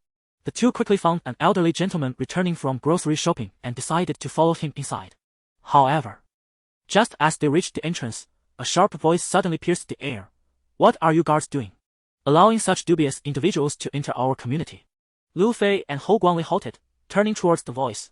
They beheld a middle-aged woman clad in property management attire, standing with her hands on her hips, glaring at them. The previously distracted guards finally took notice of the duo. Thus, two guards approached, wielding rubber batons. I noticed something amiss with you two from the start, sneaky and shifty-eyed. Are you planning to steal something? Hou Guangli glanced at Lu Fei, silently inquiring whether they should make a run for it. Lu Fei shook his head, jesting. This is Lu Group's territory. How could I possibly be at a disadvantage here? Consequently, the two were escorted into the guard station. Stand straight. The guards eyed them with suspicion, while the middle-aged woman in property attire pointed a finger at Lu Fei, declaring, Interrogate this fellow thoroughly. He does not strike me as a good person, he must be up to no good. Rest assured, Sister Hao, we will not let our guard down. The security personnel responded, eager to appease the woman named Hao. Very well, I shall return to the office, she stated, swaying her ample hips as she departed. Before long, the woman named Hao entered the property management office. Upon encountering the property manager Qian Chang, the woman exclaimed, "Manager Qian, you won't believe it. Just now, our security caught 2 ruffians attempting to sneak into our community. Luckily, I spotted them right away, otherwise, our neighborhood's reputation would have been tarnished." Qian Chang, a bespectacled middle-aged man, glanced at her with a stoic demeanor but offered no response. The woman, Feng Wang, was known for her penchant for theatrics and her incessant desire to impress her superiors. At this moment, her remarks were merely a reiteration of her usual antics. Nevertheless, as the property manager, Qian Chang understood the importance of taking her claims seriously. He promptly made his way to the monitoring room to review the surveillance footage from the south gate of the community. Upon viewing the screen, he observed Lu Fei and Hou Guangli being reprimanded by 2 security guards. As soon as he recognized Lu Fei's familiar visage, a wave of disbelief washed over him. Why does he look so familiar? He swiftly maneuvered the mouse to enlarge Lu Fei's image, and to his astonishment, he exclaimed, "Good heavens, isn't that young Master Lu?" Without hesitation, he dashed out of the office building. "Hey, Manager Qian, where are you going?" Feng Wang called out, bewildered. "That young man you apprehended is the heir of the Lu group," Qian Chang shouted back as he hurried away. Feng Wang stood frozen in shock, her face betraying her disbelief.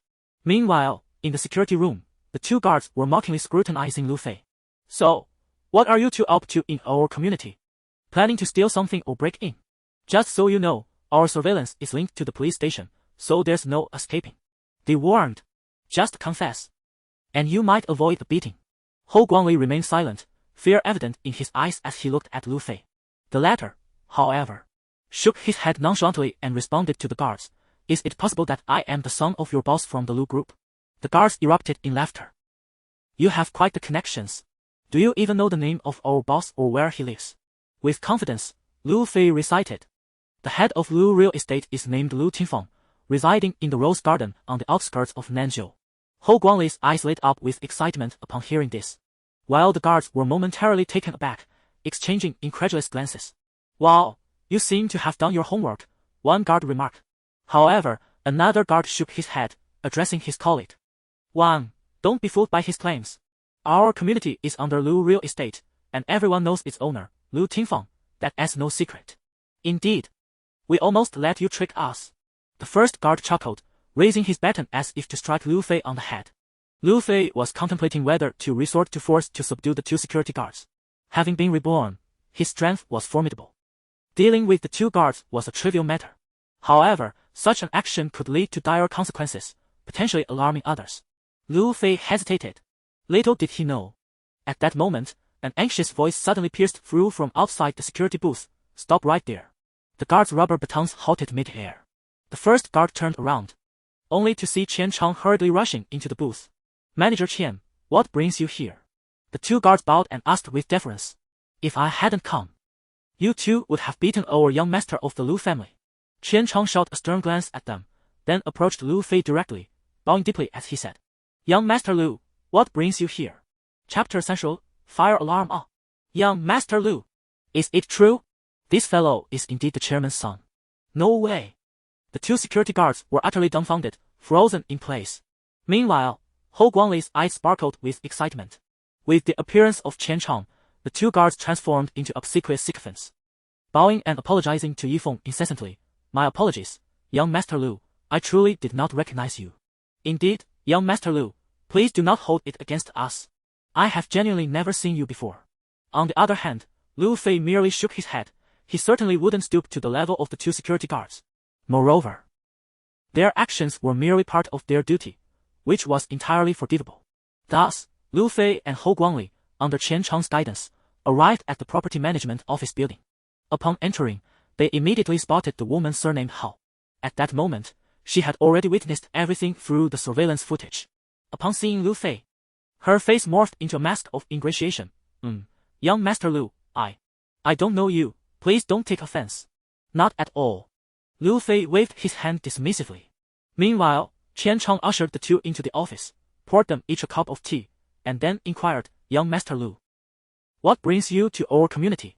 "I'm here to locate a resident," Lu Fei replied. Previously, although Hou Guangli had discovered Zhao Chixiong's address outside the school, which was indeed in this community, he had been unable to find the specific unit number. The property management was exceedingly strict, making it impossible for him to infiltrate. He had initially planned to accompany Yang Xiongni to find the exact unit number, but had not anticipated encountering such a situation. Fortunately, Lu Fei was acquainted with the property manager, alleviating some of the complications. Upon hearing Lu Fei's words, Hou Guangli quickly nodded. His name is Zhao Chuxiong. Please hold on.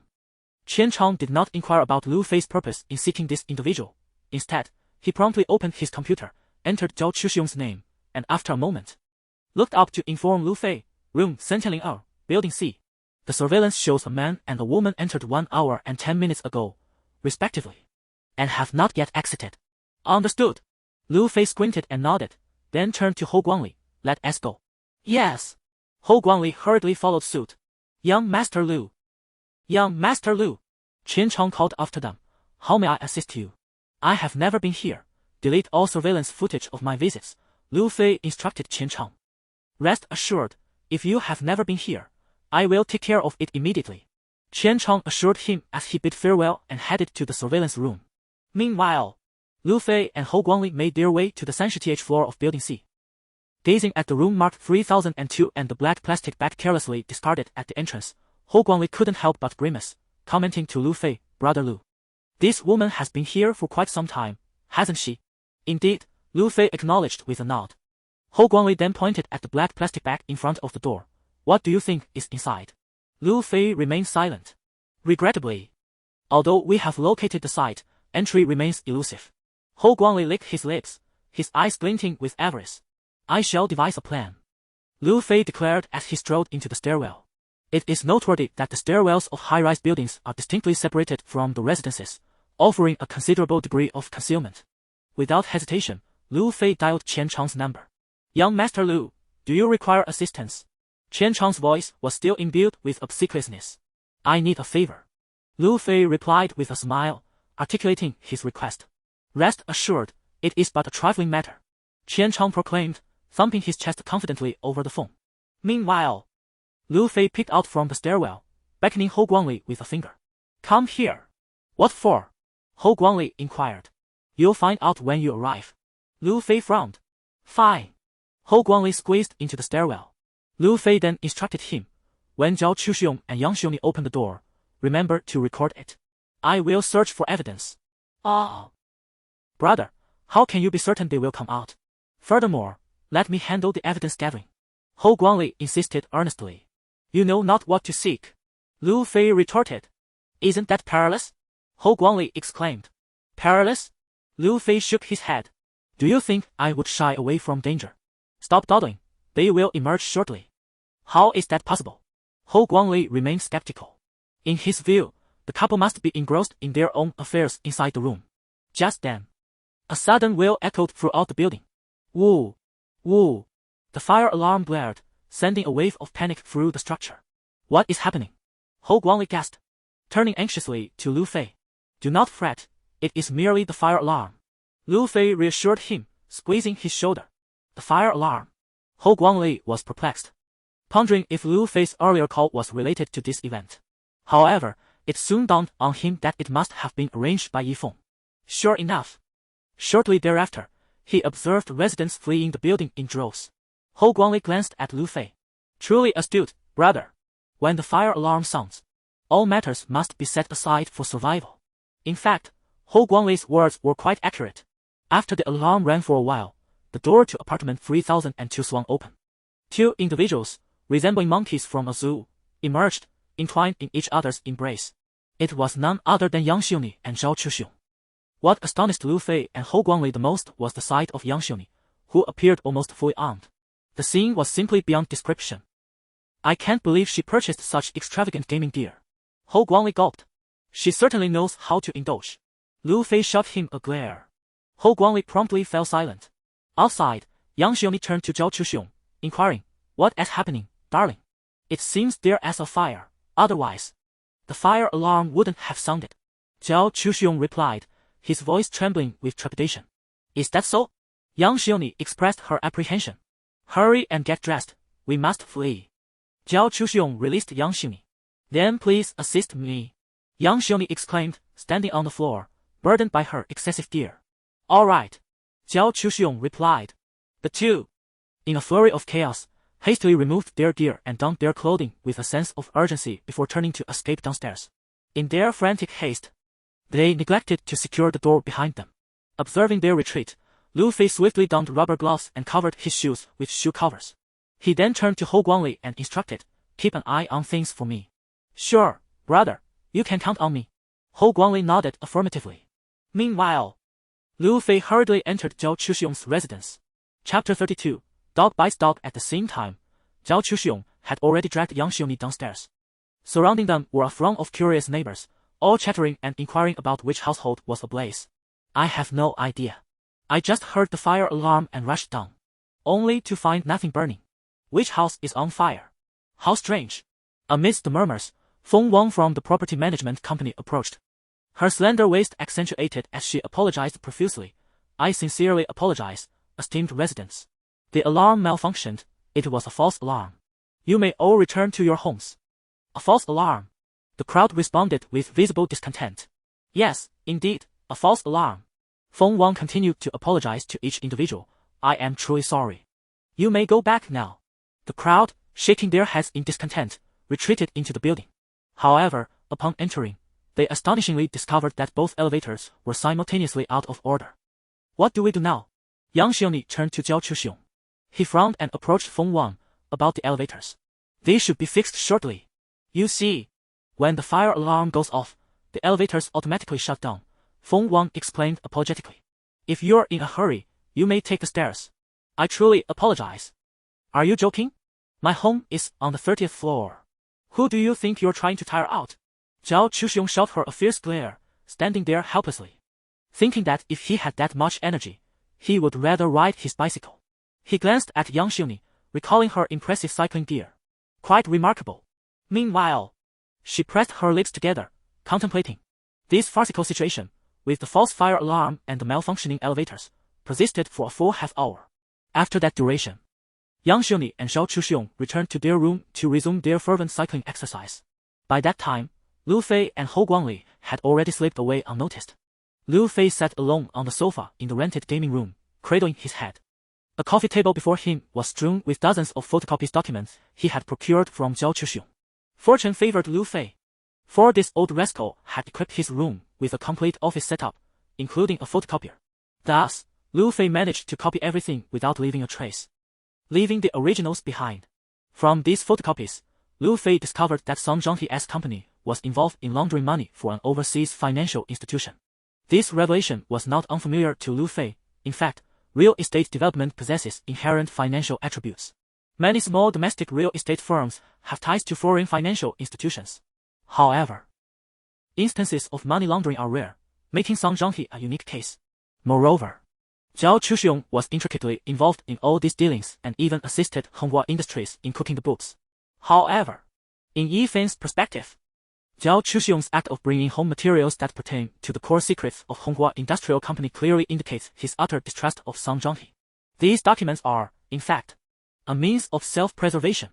Lu Fei, unexpectedly, found himself in a fortuitous position where he had seized the very post of Song Zhanghe from Honghua Industrial. Song Zhanghe. "Oh Song Zhanghe, how shall I concoct your downfall?" Lu Fei mused to himself while sipping tea. One option was to promptly deliver this information to the relevant authorities and make a formal report. However, he quickly extinguished that thought in its infancy. Such naivety. Moreover, reporting is not as straightforward as it seems. As a non-employee of the company, whether anyone would believe his claims is one issue.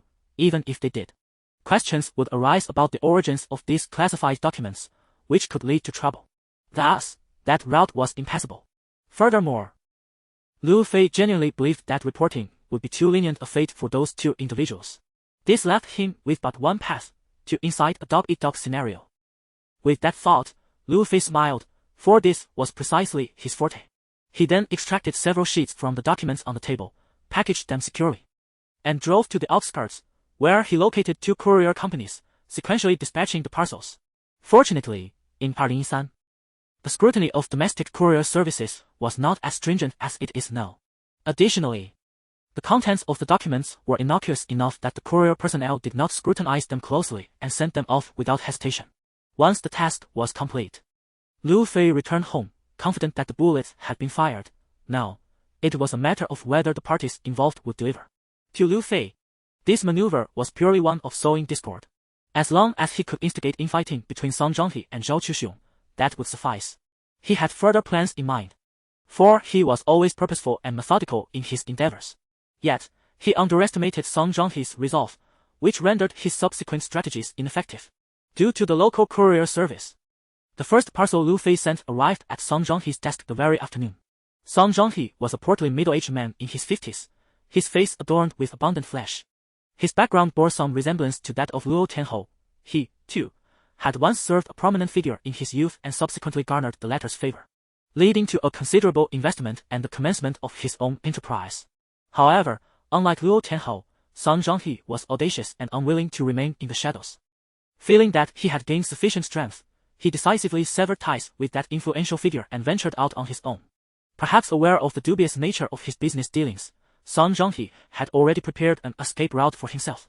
Not only did he possess a green card from a Western nation, but he also made it a point to spend 2 to 3 months each year in that country. At this moment, Song Zhonghe was diligently analyzing investment proposals in his office when, unexpectedly, the door swung open. His secretary, striding in with an alluring grace, announced, "Mr. Song, your express delivery from the city has arrived." "Just place it there," Song Zhonghe replied with a nod. He then playfully patted the secretary on her side, the sound echoing crisply in the room. "You are so annoying, Mr. Song," she retorted, twisting her slender waist as she departed. After a moment's contemplation on the investment plans, Song Zhonghe finally reached for the package, discovering it to be a document pouch. Upon inspection, he retrieved a wallpaper cutter from his drawer and carefully opened the pouch.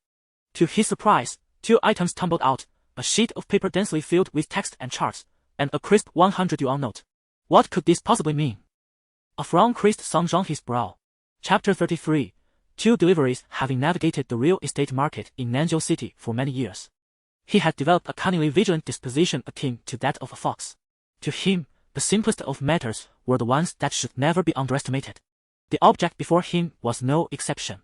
He first picked up the banknote, scrutinizing it closely, only to ascertain its authenticity. The numbers bore no peculiarities. In short, the bill was flawless. Thus, the issue must lie within the accompanying document. As Song Zhonghe examined the paper, his countenance shifted dramatically. Was this not the most vital secret of his company? If it were to fall into the hands of the Economic Investigation Unit of the Public Security Bureau, he could find himself in dire straits. Such a critically important document should never have been sent by a courier. Upon further inspection, he noted that it was merely a photocopy. The original must be concealed somewhere. Who could it be?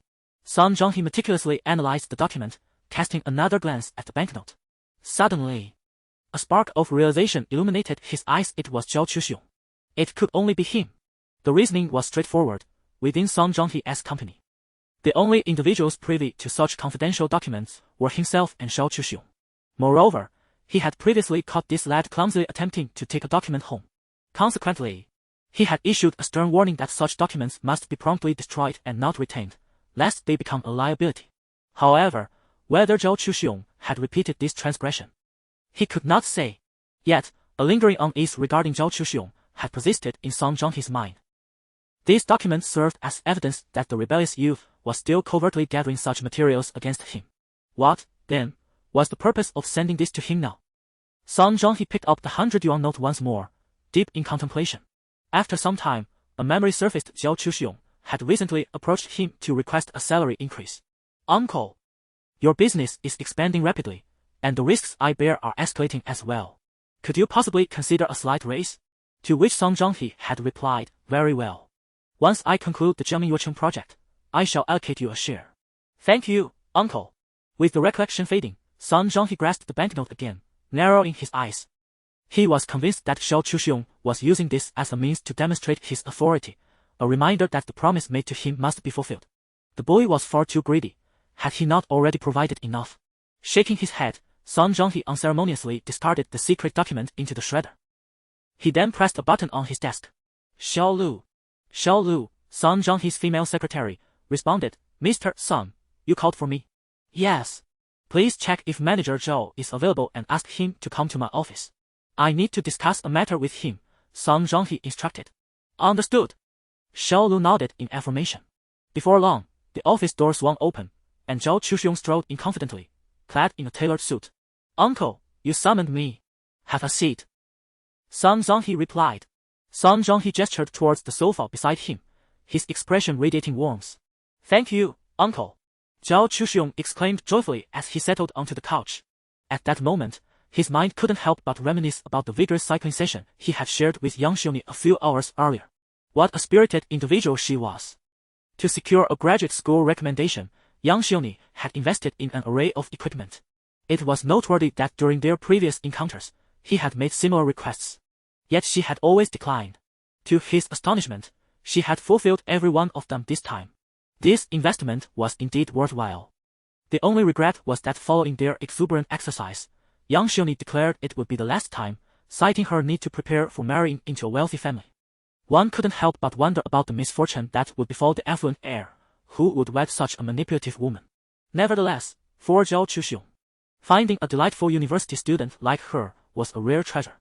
He licked his lips, pondering about his family's recent well-being. Song Zhonghe turned his gaze towards Zhao Chuxiong and inquired, "Are you still arguing with cursing?" "Not really," Zhao Chuxiong nodded. "Thank you for your concern, uncle.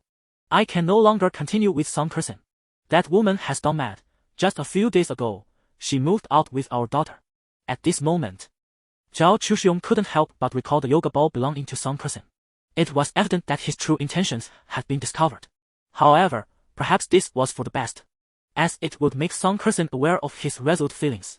"Ah, you young people really do not cherish the ones beside you," Song Zhonghe chided gently. "As the old saying goes, it takes 10 years to share a boat and 100 years to share a bed. Especially now that you have achieved success. Abandoning your wife and child is never a good choice. Heed your uncle's advice and treat Song Cursing well." As he spoke, he retrieved an envelope from his desk. Inside lay a 1% stake in Honghua Real Estate Company. This was the maximum he could offer Zhao Chuxiong. Holding the envelope, he contemplated how to subtly admonish Zhao Chuxiong. Their earlier casual conversation had merely served to strengthen their bond. Now, he intended to wield his influence. He wanted Zhao Chuxiong to grasp that enough was enough and that he was not to be trifled with. Just then, a series of knocks interrupted him. "Mr. Sun, your delivery," came the voice of Secretary Liu. Another package had arrived. Song Zhonghe frowned and set down the envelope, saying, "Bring it in." Upon entering, Secretary Liu, clad in a form-fitting skirt, sauntered over with an alluring grace, placing the second package on Song Zhonghe's desk. Without even opening the package, he noticed that the handwriting on both delivery slips was identical. Could it be? Song Zhonghe furrowed his brow and glanced at Zhao Chuxiong, who was nonchalantly fiddling with his phone. This was how they typically interacted. At times, Song Zhonghe would assign tasks to Zhao Chuxiong in this very manner. However, there are always interruptions along the way. At that moment, Zhao Chuxiong was fiddling with his phone. Shaking his head, Song Zhonghe remarked, "Please wait a moment. I need to open a package." "Sure, uncle, take your time," Zhao Chuxiong replied, still engrossed in his phone without raising his head. Meanwhile, Song Zhonghe leisurely unwrapped the second package. Inside, he discovered 4 items, 2 internal confidential documents from Honghua Real Estate Company, and the remaining 2 were 100 yuan bills virtually identical to the first set of documents, merely doubled in quantity. Song Zhonghe discreetly tucked away the documents and lifted his gaze to Zhao Chuxiong, his eyes gleaming with piercing intensity. The doubling of the amount had already surpassed his limits. He silently mused to himself, "It seems that Zhao Chuxiong, this rebellious character, cannot be allowed to remain." Chapter 34. The bizarre accident at that moment. He leisurely placed the envelope containing 1% of Honghua Industrial's shares back on the desk. Then, he retrieved a set of keys for a Range Rover and a sealed document bag from within the drawer. "Chuxiong, there is an urgent matter that requires a trip to the nearby Haiyu city. I cannot trust anyone else. You must go in my stead," Song Zhonghe asserted. "What? You insist that I must go?" Zhao Chuxiong raised his head to look at his uncle. "Indeed," Song Zhonghe nodded. "This document is of utmost importance, and I cannot rely on anyone else." "Very well." Zhao Chuxiong rose to take the document back but refrained from taking the keys to the Range Rover. "I have my own car, uncle." "No, you should drive mine," Song Zhonghe replied kindly. "The road to Haiyu City is treacherous. Your BMW 5 Series has a low chassis, and if it gets damaged, it would be quite a hassle to repair. Zhao Chuxiong pondered for a moment. Haiyu City was a county-level city under the jurisdiction of Nanzhou City. Due to ongoing highway construction, only a narrow provincial road was accessible. Driving his BMW was indeed impractical. Moreover, Song Zhonghe's newly acquired Range Rover, worth over $1 million, was a rare gem that he seldom drove.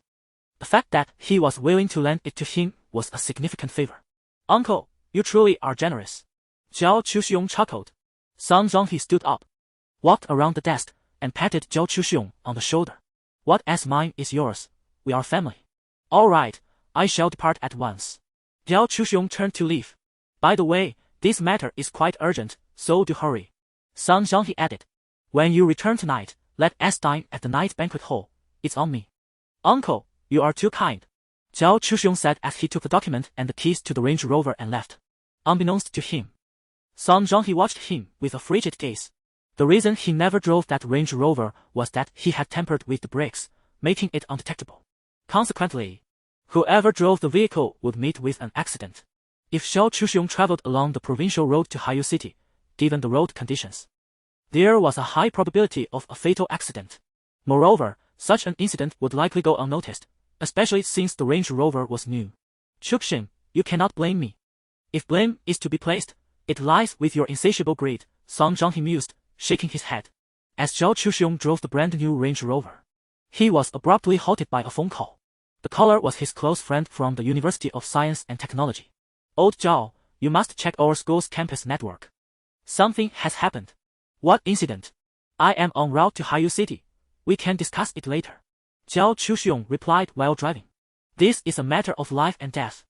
And you still intend to go to Haiyu City? You are truly bold," his friend lamented. "All right, let me pull over," Zhao Chuxiong responded. Zhao Chuxiong parked his vehicle in front of a repair shop beside the provincial road, firmly engaging the handbrake.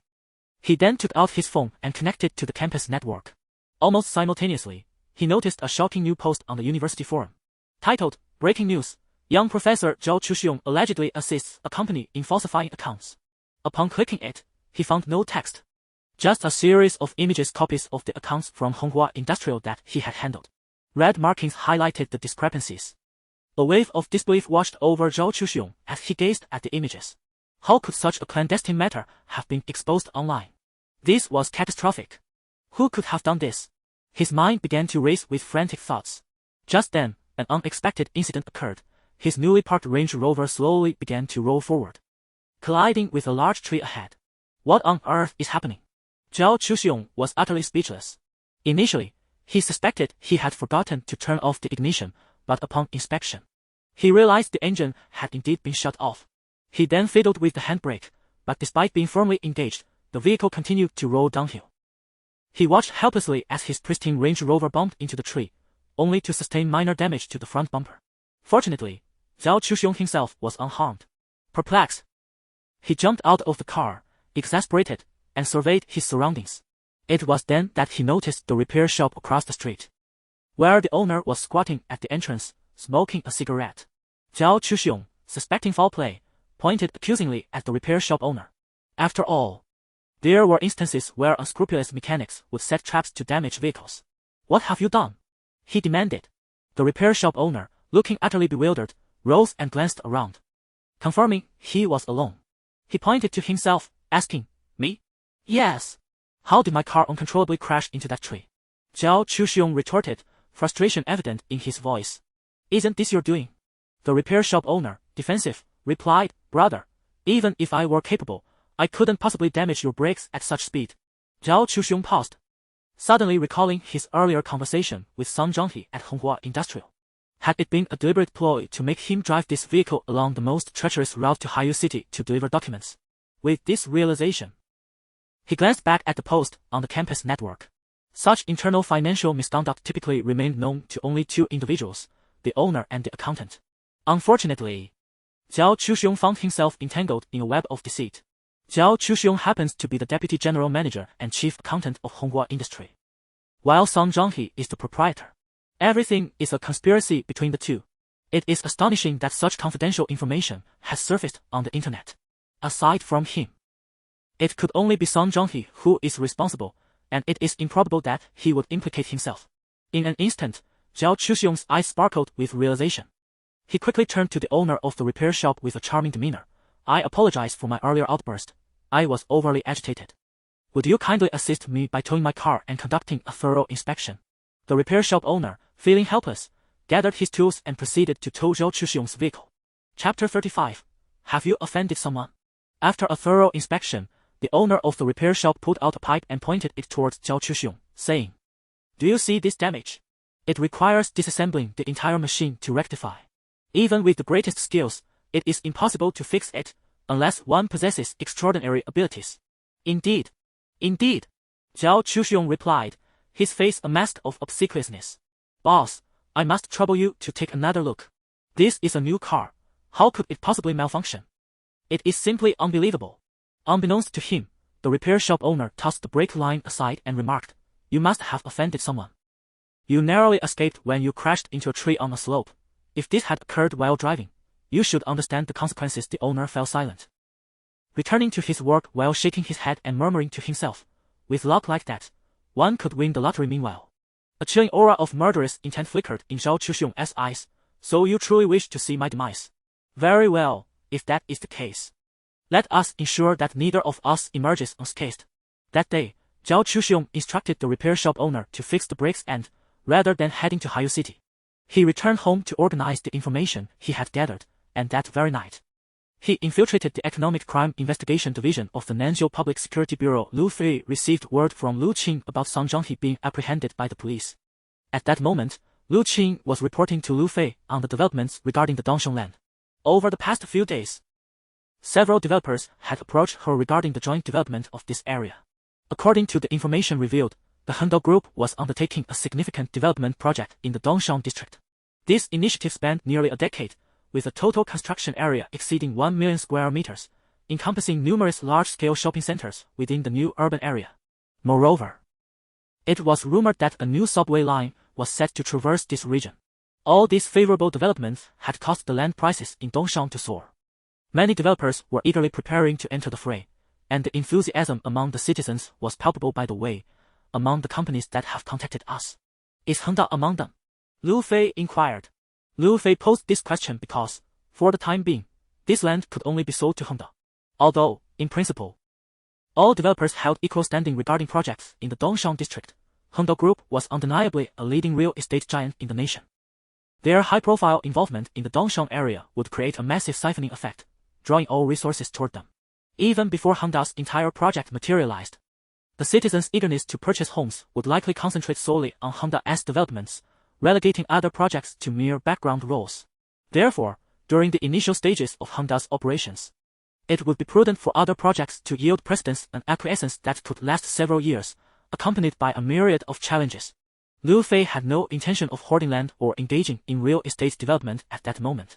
Thus, selling the land to Hendao seemed the most judicious option. No, Lu Qing hesitated before responding. "All right, let us wait for the time being. When the Hendao Group contacts you, you may call me back." "Okay," Lu Qing replied, then hesitated. "By the way, do you think Hendao will reach out to us, young Master Lu?" "Of course." Lu Fei chuckled. "In my previous life, the location of Dongsheng was precisely where Hendao Waffle Phase 1 stood. This site was the first to commence construction for the entire project. He was even aware of the base price at which Dongsheng Company transacted with Hendao Group. The reason Hendao Group has yet to contact Lu Qing is that they are biding their time. Large corporations often have certain pretenses to maintain. However, he remained unperturbed. Sooner or later, this sum of 1.5 billion will find its way into his pockets. "Very well." After Lu Qing reported this to Lu Fei, she casually mentioned, "By the way, young Master Lu, I just received news that Song Zhonghe, the president of Honghua Industrial, has been taken by the police." "Oh, that was quick." Lu Fei was taken aback, blurting out, "What is the matter, young Master Lu? You seem unfazed by this incident," Lu Qing inquired. No. Lu Fei laughed. "My father has had some business dealings with him, having met a few times, and suspected there was something amiss with him. It was only a matter of time before he ended up in prison. I just didn't expect it to happen so swiftly." "How much do you know about Honghua Industrial?" Lu Fei asked. "It is said that he was reported by his own nephew, with irrefutable evidence, which led to his arrest. Furthermore, The police even sealed off his company overnight and froze his assets. Quite serious. Their actions have unfolded much quicker than I anticipated. Lu Fei mused to himself. What did you say?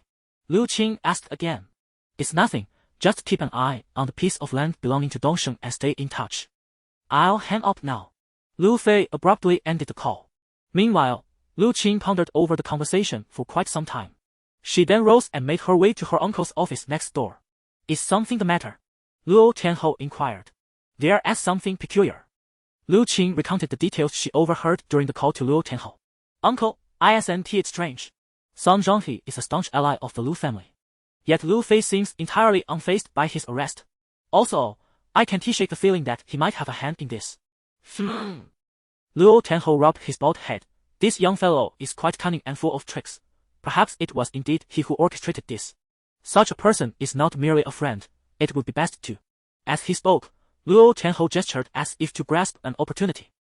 Lu Qing understood that her uncle was again reminding her to seize the moment, so she remained silent. Qing I will not put you in a difficult position, but I genuinely believe that this person is well suited for you. He is resourceful, values relationships, and most importantly, he is young. Please consider it. I will, uncle. Lu Qing replied with a calm demeanor. Sighing deeply, Luo Tianhou realized that his niece had not absorbed his words. Meanwhile, Lu Fei dialed Song Kerson's number. It was impossible for her to be unaware of Zhao Chuxiong's imprisonment. Although they had only met a few times, Lu Fei had come to understand her on a profound level. He recognized that this young woman was far more sentimental than he had anticipated. Even though Zhao Chuxiong had once threatened her life, the news of his arrest would surely affect her deeply. Indeed, as soon as the call connected, Lu Fei heard Song Kerson's sobs on the other end. Sister, are you alright? Lu Fei inquired. I heard from my father's acquaintances that Zhao Chuxiong has filed a formal complaint against Song Zhonghe, and both of them have been taken into custody. Is that true? Chapter 36. My heart remains indeed, it is true. Song Kerson nodded, saying, I just took my daughter to see him. He claims that he acted this way for self-preservation, otherwise, Song Zhonghe would have killed him. He also mentioned that he intends to atone for his sins and hopes the court will show leniency. He even wishes for me to wait for him. Oh. Lu Fei nodded, a peculiar smile gracing his lips, his thoughts echoing, leniency. Nonsense. With me, Lu Xiao, he will never see the light of day again. However, he refrained from voicing this sentiment and asked, Sister, do you plan to wait for him? My plans remain unchanged, Song Kerson sighed. Though he is indeed pitiable in his current state, I cannot forgive him for filling my yoga ball with carbon monoxide. He can share in hardship, but not in prosperity. Thus, I must divorce him, though I will leave him with a larger portion of our assets, fulfilling my duties as a spouse. By the way, let us not speak of him any further. I have moved into my new home. When will you come over? Song Kerson inquired. Really? Lu Fei was taken aback. Then, shall I come now? All right, I shall wait for you. Song Kerson replied tenderly. Got it. Lu Fei hung up the phone and dashed out of his rented apartment. Song Kerson's new residence was situated in a rather old community, which, by contemporary standards, could be categorized as an urban village. The complex consisted entirely of 7-story buildings devoid of elevators. Whether by coincidence or fate, this community was also constructed by old Lu, though it had aged considerably. Although the property management was under the auspices of the Lu Group, its quality was quite mediocre. Lu Fei parked his Porsche 911 beneath the complex and took a bouquet of flowers upstairs. Song Kerson's new home was on the 3rd floor. As he knocked on the door, he was greeted by the sight of Song Kerson clad in an apron. The faded denim skirt clung to her shapely legs, igniting a fire within Lu Fei's heart. Unable to contain himself, he set the flowers aside and embraced Song Kerson, exclaiming, Sister, you nearly drove me to madness. Such is the nature of relationships between men and women. Once the first embrace occurs, the second feels entirely natural. Although Song Kerson had not anticipated Lu Fei's immediate affection, she did not resist. After a moment of hesitation, she relaxed completely and said, My hands are covered in vegetables. They are quite dirty. Lu Fei paid no heed to her words, gazing deeply into her eyes. You have been crying, he observed. If I were not so sentimental, would little Lu be infatuated with me? Song Kerson's lips curled into a warm smile as she reached out to pinch Lu Fei's cheek. Rest assured, I have let go of him, I only feel sorrow for my daughter, Shirua, who is so young and now lacks a father. At this, Lu Fei scratched his head, unsure of how to respond. Meanwhile, from the adjacent room, the tinkling sound of piano music wafted through the air. What could that be? Lu Fei was taken aback and released Song Kersen.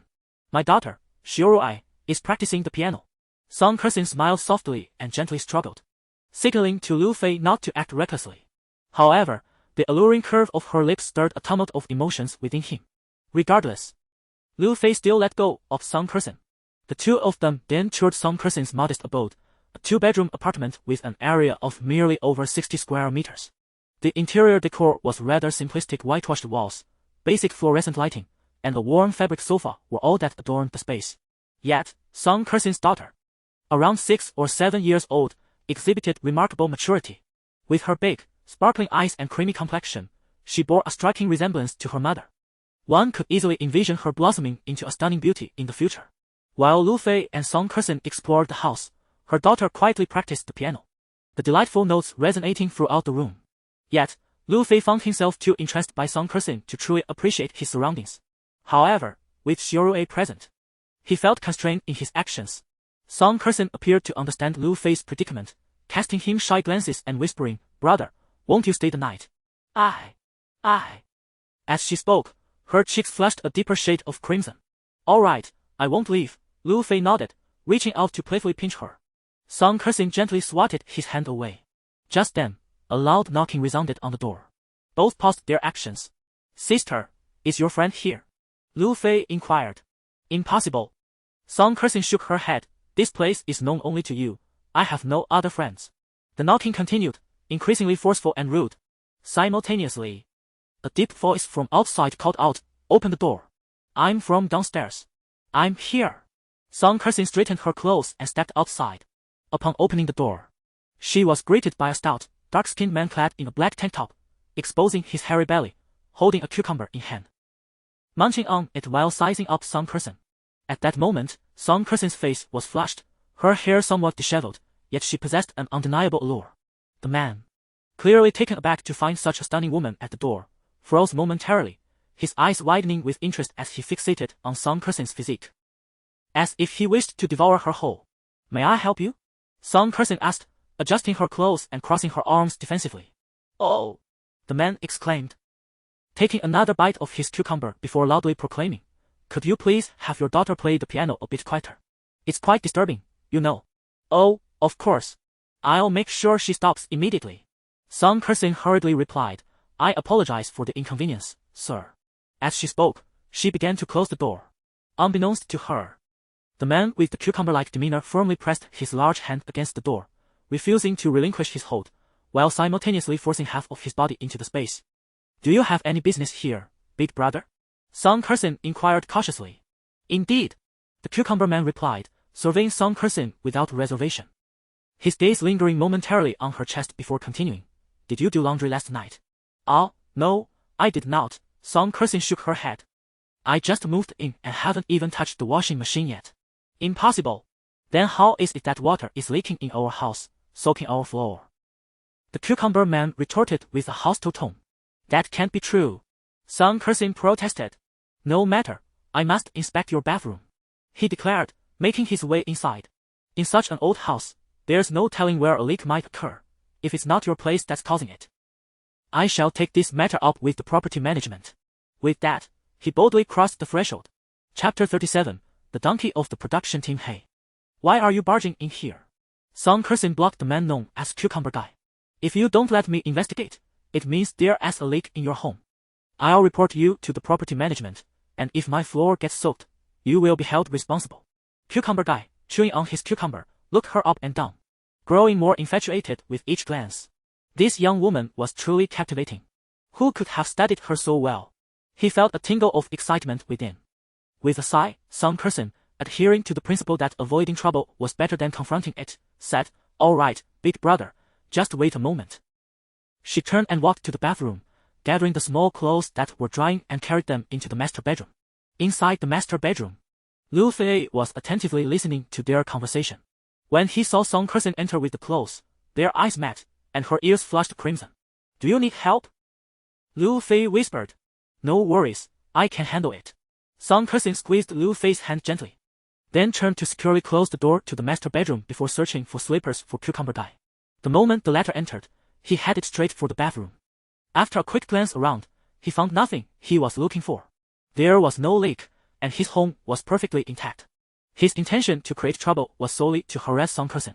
Disappointed at not finding what he sought, he turned around, only to see Song Kersing, a stunning young woman, with her delicate hands resting on her abdomen, gazing at him with a pitiful expression. The flush on her cheeks had just faded, making her allure even more pronounced. Instantly, Cucumber Guy's fingers twitched with desire. He couldn't help but step closer. Although he had found what he was looking for. He had uncovered a secret. This young woman was alone in her home. How fortuitous for him. He approached Song Kersing and remarked, "So, you're the only one here?" "Right. What do you mean?" Song Kersing replied, her voice laced with suspicion. "Nothing much. As neighbors, we can help each other out if needed." Cucumber Guy rubbed his hands together, feeling emboldened by his intentions. Noticing the malice in his gaze, Song Kersing hesitated and took a step back, urgently calling out to the bedroom, "Honey. What's the matter?" Upon hearing Song Kersing's possible distress, Lu Fei swiftly opened the door and stepped out. Standing protectively beside her, his cold, piercing gaze fixed on Cucumber Guy. The latter, caught off guard by the presence of a man in this exquisite young woman's home, paused momentarily. However, upon noticing that Lu Fei was younger and less imposing than himself, he regained his confidence and advanced. Meanwhile, Lu Fei picked up his phone and stated, "Get out of here quickly, or I'll call the police." "Fine, you just wait." Cucumber Guy pointed a finger at Lu Fei before turning and swaggering out, his small belly protruding. It was all deliberate. Lu Fei turned to look at Song Kersing. "There's no other option." Song Kersing shook her head. "When I rented the apartment, I sought affordability, never anticipating I would encounter such a dreadful neighbor. Would you like me to assist you?" Lu Fei inquired.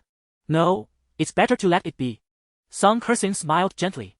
As she turned, she noticed Lu Fei glaring menacingly at the doorway, evidently pondering the matter of the Cucumber Man. He is only 22. For some inexplicable reason, this thought flooded Song Kersing with warmth. She then walked into the small room and said to her daughter, "Shirua, go play downstairs. But remember not to wander too far." "All right, Mama." Shirua cheerfully replied, rising gracefully to leave. Just before departing, she cast a lingering glance at Lu Fei with her watery eyes. Thud! The door closed securely. Song Kersing turned to Lu Fei and said, "Brother, would you care for some of the sausage stir-fried with meat that I prepared?" "Well, I would prefer a meat sandwich."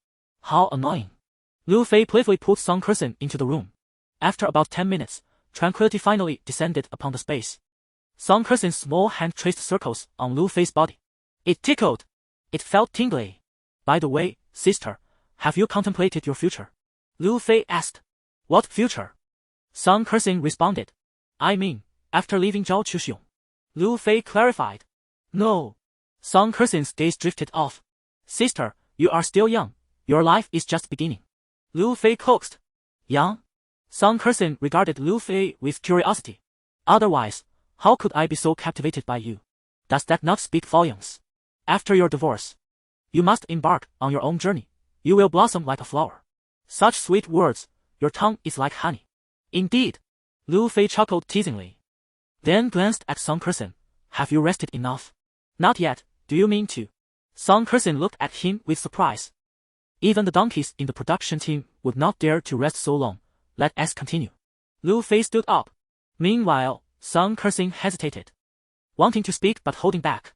It seemed that something was about to unfold between them. Just then, unexpectedly, a cry echoed from downstairs. That child must have gotten into a scuffle. Song Kersing stood up and pinched Lu Fei's nose. "Weren't you planning to stay the night until Shirue falls asleep?" "The donkeys in the production team will keep working." "All right." Lu Fei nodded. Song Kersing rose, her slender waist swaying as she walked toward the door. Suddenly, Lu Fei frowned and said, "Sister, I will go with you." Hand in hand, they exited the building. At the foot of the apartment complex, Lu Fei and Song Kersing witnessed a distressing scene. Shirue was being cornered against the wall by a fierce, plump woman, scolding her. "Where did this wild child come from? Daring to hit my son?" Behind the woman stood a similarly plump boy, appearing to be around Shirue's age. However, her physique seemed almost capable of enveloping little Rue. At that moment, he stood behind the plump woman, his eyes gleaming with mischief as he gazed at little Rui. Surrounding them, onlookers whispered and pointed at the two individuals. Observing this scene, Song Kersin hurriedly approached and grasped little Rui's hand. What transpired? Is this child yours? The plump woman turned her gaze towards Song Kersin. Indeed. Song Kersin affirmed with a nod. She is my daughter. Your daughter struck my son. The plump woman pulled the boy closer, indicating a small scratch on his neck. Look at what she did to him. He was nearly disfigured. How could this happen? Song Kersin turned to kneel beside little Rui, asking gently, Little Rui, please tell mommy. Why did you scratch that little friend? Chapter 38, the most fearless child in this street, mommy. He touched me. Little Rui bit her lip and spoke pitifully. Where did he touch you, you little girl? You've learned to lie at such a tender age. The plump woman charged forward, pointing an accusatory finger at little Rui. Indeed, tell mommy, where did he touch you? Song Kersin inquired. Here. Little Rui pulled down her little shorts, revealing a 10-centimeter-long scratch on her thigh. I didn't let him touch me, so he scratched me. I only retaliated. As she spoke, tears began to well in her eyes. Upon hearing this, Song Kersin felt a wave of frustration wash over her. She turned to glare at the overweight woman. However, the woman merely advanced, pointing at little Rui and exclaimed, crying. What a joke! You're just a little girl who hasn't even grown all her hair yet. How could you possibly scratch my son for just a few touches? With that, she menacingly waved her fist as she approached Song Kersin. Song Kersin was significantly shorter and slimmer than the plump woman, and she could sense impending trouble. Consequently, Lu Fei discreetly approached and stood beside Song Kersin. To Lu Fei's surprise, upon noticing him, the plump woman smirked maliciously. Oh, you have a helper, do you? Well, who doesn't have a man at home? She then took out her phone and declared, Honey, your wife and son are being bullied. Aren't you going to do something about it? Before long, Lu Fei and Song Kersin spotted the cucumber man, the very one who had stirred trouble at the Song family, striding down with confidence. As he walked, he cursed loudly. Who the hell doesn't have eyes? How dare they provoke me, Lu Chong? Who doesn't know that I'm the most formidable presence on this street? The onlookers, upon seeing Lu Chong, shook their heads and cast sympathetic glances toward Lu Fei and Song Kersin. There was no doubt that the Lu family was notorious in the neighborhood for their thuggish ways. While Song Kersin and Lu Fei appeared to be an unassuming housewife and a frail figure, respectively, it was clear where this scenario was headed. Lu Chong approached Song Kersin and scrutinized her from head to toe, his eyes gleaming with a predatory light. His gaze lingered hungrily on her thighs before he turned to the plump woman and asked, What is going on? Oh, dear husband, you must stand up for our son. The plump woman began to embellish the tale. In her narrative, her chubby, malicious-faced son was transformed into the most innocent and virtuous child, while the frail little Rui was depicted as an embodiment of evil, having taken advantage of the other children playing together to bully and injure her son. Just look at what our son has been reduced to. The plump woman pointed at the small wound on her son's neck. All right, I understand, Lu Chong replied. Lu Chong nodded and turned to face Lu Fei and Song Kersin, saying, Since we are all neighbors, what do you propose we do about this matter? Upon seeing the burly man with a face full of flesh and exuding an unpleasant odor, Song Kersin felt a wave of trepidation and glanced at Lu Fei for support. Lu Fei, however, surveyed the situation with an air of indifference. Even back at Song Kersin's residence, he had been contemplating how to permanently resolve the issue of this troublesome neighbor. After all, with Song Kersin as his neighbor, he could not afford to be at ease, for there was no telling when this wretched neighbor might take advantage of the situation and harass his beautiful sister. Through several days of observation, Lu Fei had garnered a general understanding of Song Kersin's character, outwardly tough, yet inwardly delicate. When provoked, she could unleash a ferocious temper. But ultimately it was just a fleeting display. Otherwise, she would not have allowed Jiao Chuxiong to transfer her family assets right under her nose. At that moment, with the two families embroiled in conflict, he decided to seize the opportunity to settle this matter once and for all. Just then, Lu Fei noticed Lu Chen's son leaning against his Porsche 911. To make matters more interesting, a surveillance camera loomed overhead. One capable of rotating its angle, an impressive piece of technology for the year 2013. A smile crept across Lu Fei's face. He knew that tonight, Lu Chen's foolishness would either cost him dearly or bring him to ruin.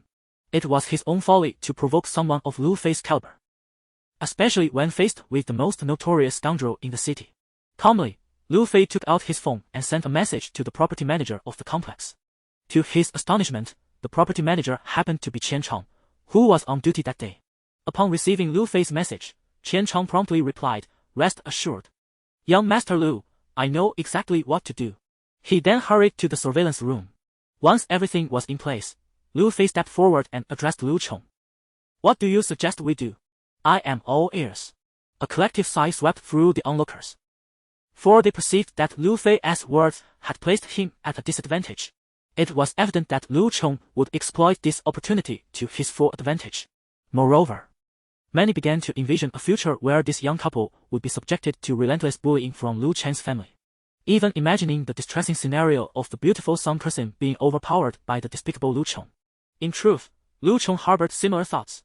Before dinner, the mere sight of Song person stirred his desires, and he longed for an opportunity to act on them. However, fortune had not favored him until now, as Song person's daughter had clashed with his own son. Regardless of the circumstances, Lu Chong saw this as a prime opportunity to capitalize on the situation. With this in mind, he pointed at Lu Fei and declared, "My son needs to go to the hospital. If he does not go, you must compensate us for the medical expenses." A playful smile appeared on Lu Fei's face as he gazed at Lu Chong with an amiable expression. "Very well. The medical expenses are not an issue. How much do you require?" Upon hearing Lu Fei's words, Song Kersing hurriedly approached, grasping his arm with an anxious look etched across her face, clearly worried that Lu Fei might be taken advantage of. In response, he discreetly squeezed her delicate hand, signaling her to remain calm. Meanwhile, Lu Chong, the cucumber-faced man, was evidently taken aback by Lu Fei's accommodating demeanor. He had initially contemplated resorting to verbal intimidation if Lu Fei, with his seemingly frail appearance, did not comply. To his surprise, the situation unfolded smoothly, catching him off guard as he instinctively declared, 5,000. "All right," Lu Fei replied without contesting. He promptly retrieved his phone and said to Lu Chong, "Here. I will transfer it to you right away." Chapter 39, Public or Private? Indeed. Lu Chong took out his ham sausage-shaped phone, casting an envious glance at the Apple 5S in Lu Fei's hand. Regret washed over him. Had he known the other party would agree so readily, he might have extorted a sum of 10,000 yuan. Meanwhile, Lu Fei brandished his phone, seemingly ready to transfer the money, while those around him shook their heads in disapproval. Some, unable to bear the scene, left in silence, while others discreetly pointed fingers at Lu Fei. A few elderly women regarded Song Kersing with sympathetic eyes, thinking to themselves, "What a pity for such a beauty. It wouldn't be long before Lu Chong led her astray." In the midst of everyone's scrutiny, Lu Fei prepared to transfer the funds to Lu Chong, when unexpectedly, he pointed at the pudgy boy leaning against his Porsche 911, exclaiming, "Hey, your son has scratched my car." "What?" Lu Chong was taken aback. The onlookers were equally bewildered, uncertain of what the young man was up to. Meanwhile, Lu Fei pocketed his phone and hurried over, shoving Lu Chen's son aside before squatting before the front wheel of the Porsche, pointing at a small scratch and declaring, "This is a brand new car, and your son has marred it. How shall we settle this?" In truth, the scratch was from a few days prior when Lu Fei accidentally grazed the curb. He was currently arranging repairs with the dealership. Such a luxury vehicle not only comes with a hefty purchase price but also exorbitant repair costs. A mere touch-up could amount to over 100,000 yuan, with paint sourced from overseas. Thus, Lu Fei found himself in a predicament, and now he had the perfect opportunity to entrap Lu Chong. Lu Chong, despite his rough exterior, recognized the car's value and felt a pang of anxiety. "Hey, kid, don't slander me. My son merely leaned against it. How could he possibly scratch your car? Are you looking for trouble? Am I slandering you?" Lu Fei retorted, pointing to the surveillance camera overhead. "The footage will reveal whether your son scratched my car. The property management can verify it." Fine. What are you afraid of?" Lu Chong laughed at the mention of the property management, knowing that the management team had succumbed to his influence. The men and women within the management office often felt a headache at the sight of him and his wife. He gestured toward the nearby property management office, saying, "Let's go together." Turning back to Lu Fei, he added, "Kid, if you don't find evidence today, just wait and see how I deal with you."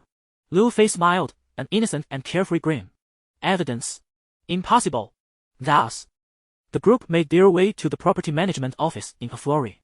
Qian Chang had long instructed his subordinates to adjust the surveillance camera to the perfect angle. From this vantage point, one could clearly see Lu Cheng's plump son standing with his back to the Porsche 911. Ironically, He was holding a shiny nail clipper or some similar metallic object. As for whether it had scratched the vehicle, alas, the details were obscured. However, with this video evidence, even the most skilled attorney would be unable to absolve the Liu couple's child of responsibility. Upon expressing their purpose for visiting the property management, the staff promptly retrieved the surveillance footage. When the Liu couple laid eyes on the video, they were utterly taken aback. What on earth? The overweight mother even rubbed her temples in disbelief. It was indeed true. She immediately yanked her son over. Shao Gang, take a look. Did you scratch it? I did not. Shao Gang vehemently shook his head, insisting, I did not. Slap. The mother raised her hand and delivered a resounding smack to Shao Gang's face. It's been captured on camera, and you still deny it. It was no wonder she doubted her son. Under their indulgence, Shao Gang had long developed various bad habits. Previously, he had also denied scratching someone else's car. But he had simply not been caught on camera. This time, however, he had been caught red-handed and had nowhere to escape. Could she not feel enraged? After innocently receiving a slap from his mother, Shao Gang collapsed onto the ground, wailing uncontrollably. The mother then dragged him out of the property management office. Left behind were Lu Fei, Lu Chong, and Song Kersen, the mother and daughter duo. Lu Chong was equally stunned to discover the truth. Nevertheless, due to the recent events, he felt no fear in confronting Lu Fei. He swaggered over, swaying his body, and spoke in a brazen tone. My son scratched your car, so what? It's just a shabby vehicle, and you're making a fuss over it. I'll forego the 5,000 for your medical expenses. Let us call it even. What nonsense. Lu Fei shook his head. My friend, this is a Porsche 911, worth nearly 3 million. It's barely been a week since I registered it. And your son has scratched it. You think 5,000 is enough? Are you trying to insult me? Hearing that the car was worth over 4 million. Lu Chong felt a pang of panic, yet he quickly regained his composure, defiantly staring at Lu Fei. I don't care how much it costs. I'm not made of money, and I value my life. If you're bold enough, take my life. If not, get lost. Let me tell you, despite your wealth, this community is my domain. I'll dictate how things go for you. With that, he attempted to leave but was directly blocked by Lu Fei. What is the matter? Lu Chong continued to look defiantly at Lu Fei. We must resolve this, right? Lu Fei replied with a nonchalant smile. If you leave, who will I discuss a solution with? Fine, I want to leave. Tell me how you wish to resolve this. I'm all ears. Lu Chong reclined on the sofa, crossing his legs, his fierce gaze scanning the bodies of Lu Fei and Song Kersen. Upon catching sight of Song Kersen, he felt an overwhelming urge to strip her of her garments, prompting her to retreat behind Lu Fei for protection. Unbeknownst to him, this very action solidified Lu Fei's determination to resolve the matter once and for all. He then stated, there are two possible resolutions. The first, a public confrontation. The second, a private settlement. How does one approach a public confrontation, and how does one navigate a private resolution? Lu Chong redirected his attention from Song Kersen to Lu Fei. A public confrontation is straightforward. Simply call the police and allow them to intervene. Lu Fei sat opposite Lu Chong, mirroring his posture with legs crossed. Chapter 40. A sudden turn. He then beckoned to Song Kersen beside him. After a moment's hesitation, she took her daughter and sat down. Upon hearing that the police were being summoned, Lu Chong couldn't help but furrow his brow. It turned out that he had repeatedly assaulted the property staff in this community and owed a considerable sum of money. The property management, intimidated by his malice, had refrained from reporting him to the authorities. If the police were to arrive and investigate, he would ultimately bear the brunt of the consequences. He smiled and suggested, what about a private settlement? A private settlement is even simpler, Lu Fei declared, placing his hand on Song Kersen's thigh. Let us summon people. Summon people? Lu Chen's eyes gleamed with interest. Yes, Lu Fei affirmed. We will see who can gather more people here. If you bring in more, I'll not only compensate you with 5,000 but also leave this community with my wife. If I gather more, Lu Fei chuckled, this car of mine, with the imported paint and labor costs, is worth 15,000. You will need to pay me that amount in full. Lu Chong burst into laughter. You little brat. Do you think I'm afraid of you? Just wait and see. He then pulled out his phone, dialing while casting a sidelong glance at Song Kersen. Meanwhile, Song Kersen anxiously gripped Lu Fei's hand. Don't you worry, sis, I know what I'm doing. Lu Fei reassured her, turning his hand to clasp her delicate fingers. Before long, Lu Chong's summoned men arrived. 3 burly ruffians, each adorned with tattoos that accentuated their intimidating presence. Their eyes glinted with arrogance as they stood behind Lu Chong, leering at Song Kersen. Lu Chong, with a domineering tone, boasted, "Kid, my people are here. Where are yours?" "They're on their way," Lu Fei retorted, casting a disdainful glance at Lu Chong and his thugs. He then picked up his iPhone 5S and dialed his close friend. "Xiao Long. Long, bring your crew over to assist me with something." "Got it," Xiao Long replied promptly before hanging up. Moments later, a cacophony of footsteps echoed in front of the property management office. Soon, the foreman, Lin Xiaolong, arrived with a throng of laborers. Each of these workers was robust, with sun-kissed skin and broad shoulders. Though their expressions were simple, they exuded an indomitable spirit. A group of over 20 laborers positioned themselves behind Lu Fei and Song Kersen, instantly deflating the bravado of Lu Chen's ruffians. And it didn't end there. Lin Xiaolong suddenly lifted his gaze across the way and pointed at two of the thugs, saying, "Gan Pao, Shao Niu, you two fools are over there targeting young Master Lu." Upon hearing this, Gan Pao and Shao Niu were taken aback and hurriedly scampered to Lin Xiaolong's side. "Brother Long," they exclaimed. With a swift motion, Lin Xiaolong dealt each of them a sharp slap on the back of the neck. Pointing at Lu Fei, he exclaimed, "Young Master Lu? Young Master Lu! Young Master Lu!" The two men bowed and nodded at Lu Fei, expressing their ignorance of his identity. "It's nothing," Lu Fei waved his hand dismissively. "Later, join Brother Long to collect your wages." "Thank you, young Master Lu." The two men took their places behind Lu Fei. Meanwhile, Lu Fei lifted his gaze toward Lu Chong and inquired, "Do you have enough people? If not, I can provide more." Lu Chong was taken aback by Lu Fei's prowess. With just a phone call, he summoned the most formidable three ruffians in the neighborhood, believing his actions to be quite impressive. Little did he know, Lu Fei had not only gathered a large crowd of laborers but also summoned his own two associates. In terms of mobilizing support, he had completely lost this round. As he glanced at the throng standing behind Lu Fei, a sense of fear crept in, prompting him to stammer, You are extorting me. I will call the police." Chuckling, Lu Fei responded, "I admire your type. Seeing the underworld is unfeasible. You swiftly turn to the righteous path, don't you? Very well. I shall accompany you to the end." With that, Lu Fei snapped his fingers, and Xiao Long promptly led everyone away. Meanwhile, Lu Fei retrieved his phone and dialed 110. It wasn't long before the police arrived, 2 officers in total, who began inquiring about the situation.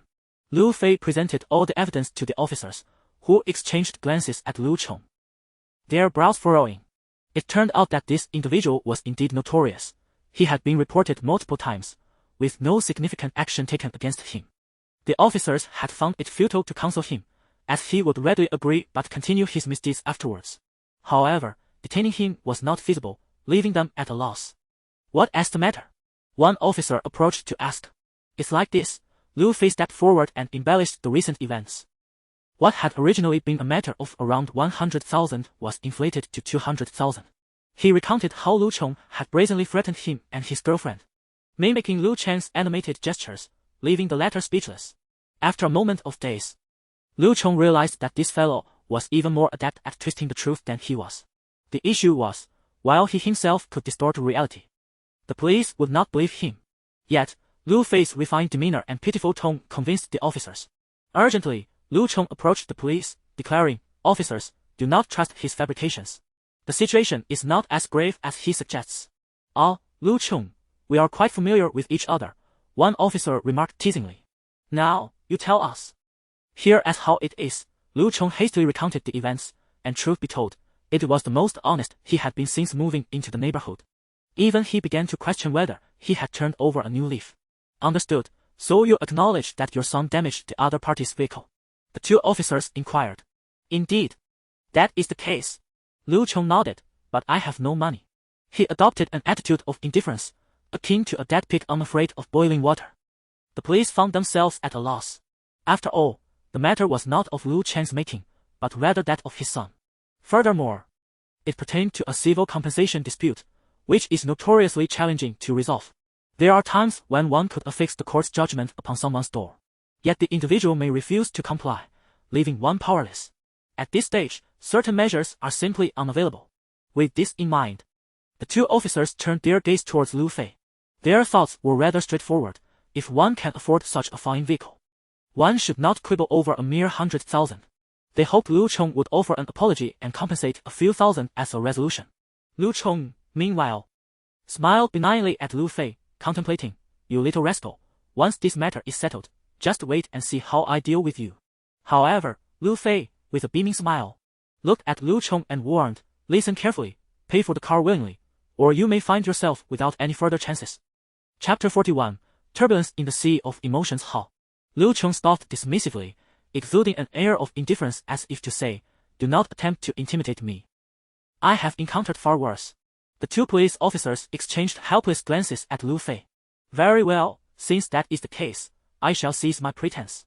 Lu Fei clapped his hands together and proclaimed, "I neglected to mention, I am the son of the president of the Lu Group. And what of it? Are you attempting to leverage your status against me?" Lu Chong retorted nonchalantly. No. I am a law-abiding citizen. How could I possibly engage in such bullying?" Lu Fei replied, smiling radiantly like a peony. "What I mean to convey is that, unfortunately for you, the property management company of this community is a subsidiary of our Lu Group. Thus I am acutely aware of your unsavory dealings. It might have been inconsequential, but you have truly provoked me this time. Do not blame me for being ruthless." With a pointed finger directed at Lu Chong, he declared, "I hereby represent the property management company of the Lu Group and formally file a lawsuit against you." He then turned to call out to the property manager's office. "Manager Chen, what are we suing for?" "I'm here."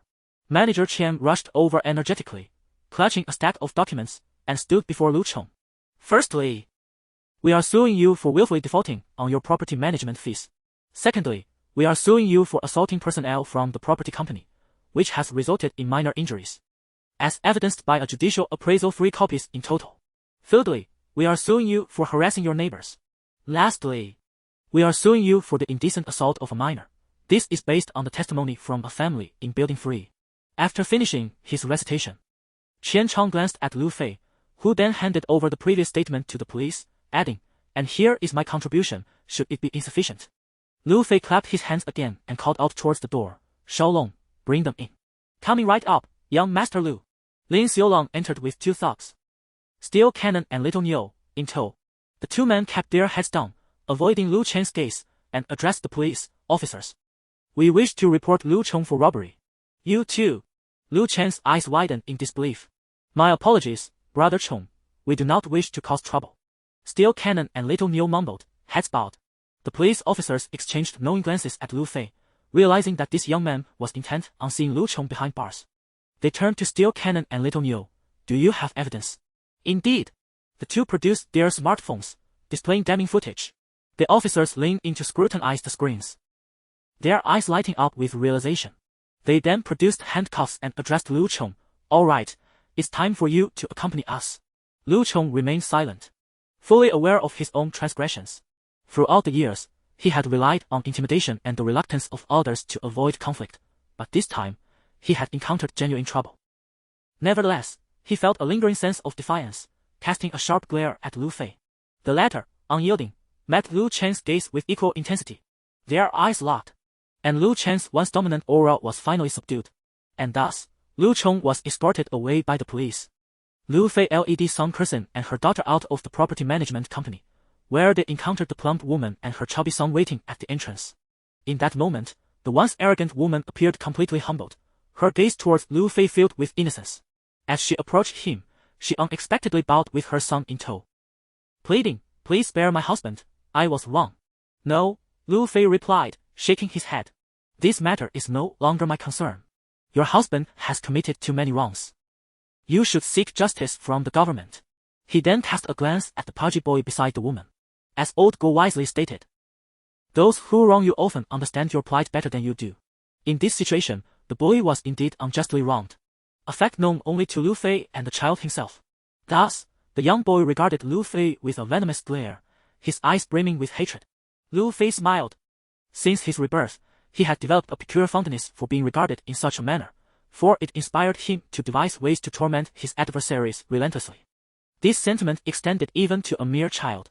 Approaching the boy, he gently caressed his cheek and leaned down to whisper, "Do not look at me like that, little rascal. It could be fatal." The boy, frightened, burst into tears, clinging to his mother in a fit of sobs. Following a thorough investigation, it was revealed that Lu Chong had committed numerous crimes. The property manager and Lu Chong's two accomplices had not wronged him. Ultimately, Lu Chong was sentenced to 3 years in prison, and the court mandated compensation for the victims affected by his actions. Consequently, Lu Chong lost his property, which was soon subjected to judicial auction, the proceeds allocated to settle his debts. Upon his release 3 years later, Lu Chong coincidentally found himself amidst a nationwide crackdown.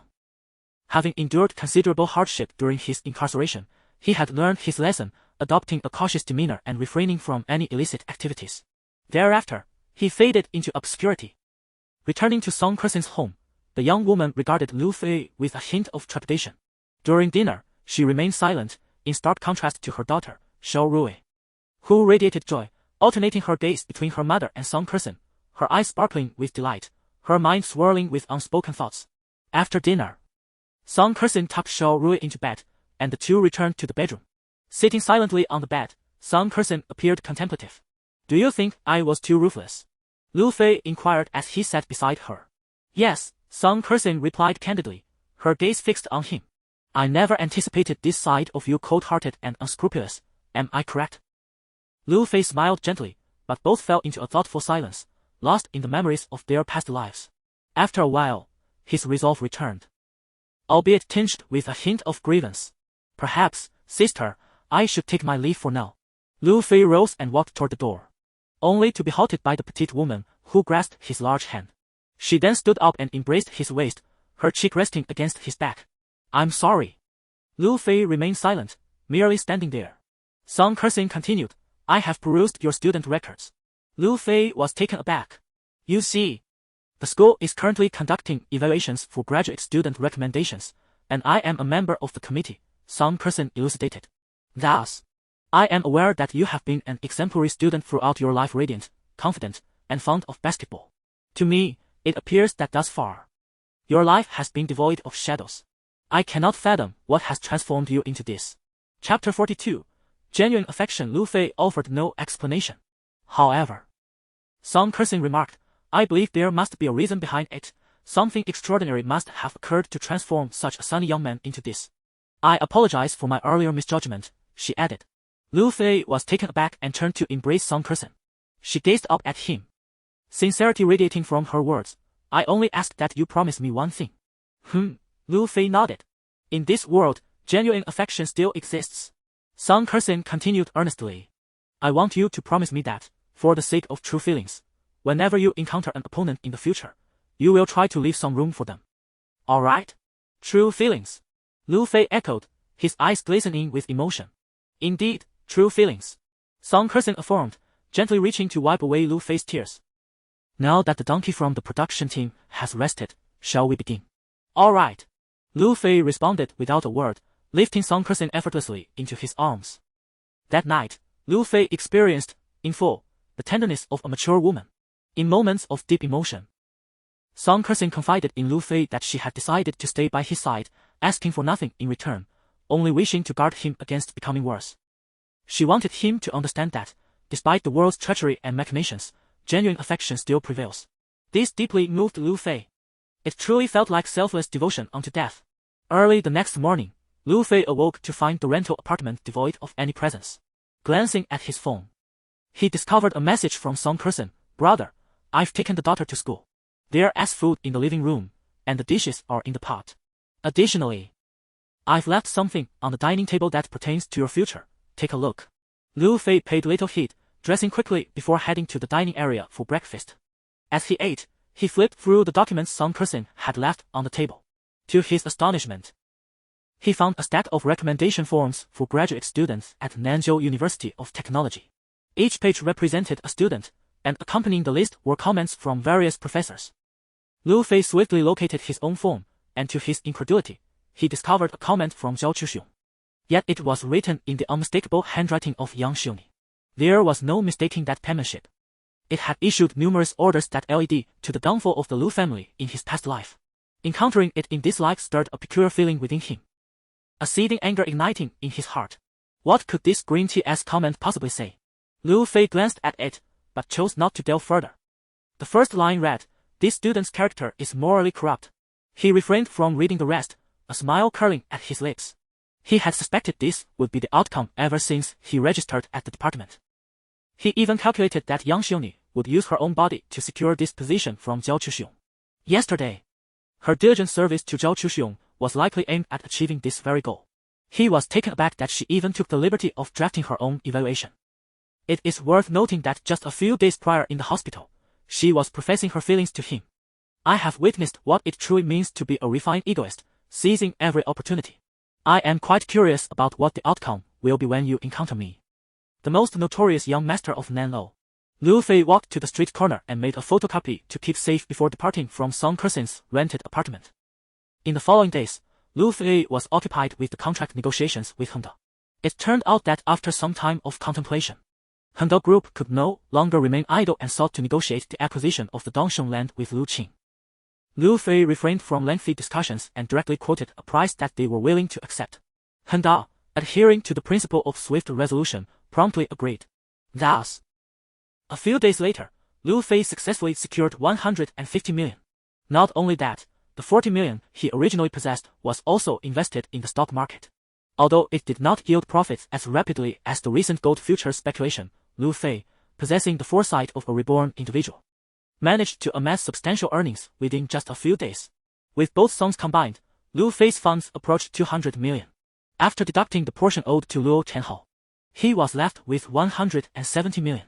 This sum was initially prepared for his father's crisis involving Honghua Industries. However, with Song Zhonghe's arrest and the freezing of Honghua's investments, the crisis facing the Liu Group had temporarily dissipated, rendering this money unnecessary for the time being. Young Master Liu then contemplated finding a reason to indulge in some extravagance. Otherwise, his reputation as the flamboyant young master of Nanzhou would be tarnished. Yet, due to the impending final exams, he reluctantly postponed the task of maintaining his persona. That morning, as Liu Fei returned to school in his sports car, he was met by a hurriedly approaching Hou Guangli. Brother, something has happened. What is it? Why are you so anxious? Liu Fei inquired, puzzled by Hou Guangli's demeanor. Go take a look in front of the teaching building, Hou Guangli replied. Locking eyes with Liu Fei. Without a word, Liu Fei followed Hou Guangli to the entrance of the teaching building. In front of the building stood a bulletin board, where the school typically posted announcements. At this moment, it was surrounded by a crowd. Liu Fei and Hou Guangli squeezed their way in. There, prominently displayed, was a notice written in red. After thorough consideration by the school and department, the following students have been granted exemption for postgraduate study. The first name listed was none other than Yang Xiongni. Naturally, Liu Fei's name was conspicuously absent. Having spent some time with Liu Fei, Hou Guangli was aware of his consistent academic excellence, maintaining a top position throughout the past 3.5 years. Undoubtedly a formidable contender for postgraduate recommendations. He was taken aback when the list was revealed, and his name was absent. Unable to suppress his concern, he cast a worried glance at Liu Fei. It's nothing, Liu Fei replied, nudging Hou Guangli with his shoulder. You know, for me, this is merely an embellishment. Even if the department were to grant me this, I would gladly relinquish it. That's true, my friend. Some individuals will never reach Rome in their lifetime, while others are born into it. You are one of those fortunate enough to be born in Rome. Thus, it is hardly worth your while to compete for such trivialities. Hou Guangli felt a sense of relief. It's good that you understand, Liu Fei replied with a smile. At that moment, a notification chimed. To his astonishment, it was a call from Yang Xiongni. Hello, Liu Fei, where are you? Her voice carried a hint of satisfaction. Chapter 43. The plan to return the sugar-coated shell. I stood before the teaching building, observing the matter concerning your admission to graduate school, Liu Fei remarked with an air of indifference. Oh. Yang Xiongni, on the other end of the phone, paused momentarily before regaining her composure. I have something to discuss with you. What is it? Liu Fei inquired. It's about that jar of little stars, Yang Xiongni stated. Are you available? Absolutely, Liu Fei replied with a smile. I am waiting for you in front of the teaching building. All right, let me fix my hair. I'll be there shortly, Yang Xiongni responded. Yang Xiongni felt an overwhelming sense of triumph today. Not only had she successfully secured her graduate school admission, but even before Zhao Chuxiong was apprehended, he had assisted her in applying for an outstanding graduate award. The likelihood of success now seemed quite favorable. Should she manage to win over Liu Fei and become a wealthy lady of the Liu family, she would undoubtedly be the epitome of a life well lived. The only obstacle was Lu Fei, the affluent heir, who appeared to be more astute than he let on. He seemed a bit challenging to conquer. The tactics she employed in the hospital had proven ineffective, compelling her to take the initiative once more. To enhance her chances, she had devised a comprehensive little program for Lu Fei. As long as he followed this program, she was confident that even a mere doubt would be won over. Heh, this would be a piece of cake. Thus, young Xiaomi arrived at the entrance of the teaching building, her heels clicking rhythmically on the ground, drawing the attention of numerous young men who remained oblivious to the true prowess of a green tea girl. This realization only fueled her pride further. As she approached, still 3 steps away, she began waving at Lu Fei. He responded with a smile and a nod. Young Xiaomi continued her approach, and upon reaching Lu Fei's side, she exclaimed, "Oh!" and feigned a dramatic collapse against him. Lu Fei, taken aback, instinctively caught her delicate frame. "What is this?" "Forgive me, my heel broke." Young Xiaomi leaned against Lu Fei, deliberately displaying an expression of excruciating pain, while subtly teasing his neck with her hair. Lu Fei was rendered speechless. Had he not witnessed her intentionally twist her heel to break it, he might have been convinced. Nevertheless, since she was acting, it would be remiss of him not to play along. Thus, he wrapped his arm around her slender waist and inquired, "Are you all right?" "I'm fine." Young Xiaomi pushed away Lu Fei, attempting to portray a stubborn stance, yet her body leaned into him again as she cried out, "It hurts, it hurts." This skilled actress even shed a couple of tears. "Perhaps I should escort you to the school infirmary," Lu Fei suggested, ever considerate. "No need. Just help me to that bench over there to sit for a moment," Young Xiaomi replied. "Very well." Lu Fei assisted Young Xiaomi in settling onto a nearby bench. In the midst of their interaction, Young Xiaomi unexpectedly made a subtle gesture, her delicate hand brushing lightly against Lu Fei's body. The proximity between them stirred a certain thrill within Lu Fei, who, despite knowing that this cunning woman was being deliberately provocative, found himself dangerously captivated. Nevertheless, he continued to support Young Xiaomi as she sat on the bench. Noticing Lu Fei's flushed cheeks, Young Xiaomi realized that the moment was ripe. If she were to intensify her advances, it would only backfire, leading him to perceive her as a mere seductress. Thus, she adjusted her hair and gently dabbed at the corner of her eye before calmly inquiring, "By the way, Lu Fei, you mentioned you needed some time to think during our last encounter at the hospital. Now that several days have passed, what have you decided?" In an attempt to convey her nonchalance regarding the outcome, she intentionally lowered her gaze to fidget with her ankle. Well versed in the complexities of male psychology, she understood that dealing with men sometimes required an air of aloofness and a touch of coldness. The wealthier a man was, the more he seemed to relish the thrill of the unattainable. What was readily available lost its allure. Therefore, she believed it essential not to acquiesce to his every whim, but rather to deftly navigate his emotions while teasing his desires. With this mindset, she adopted a playful distance with Lu Fei, convinced that her recent flirtations had led him to believe she was easily within reach. She was confident that any man would respond with the answer she sought.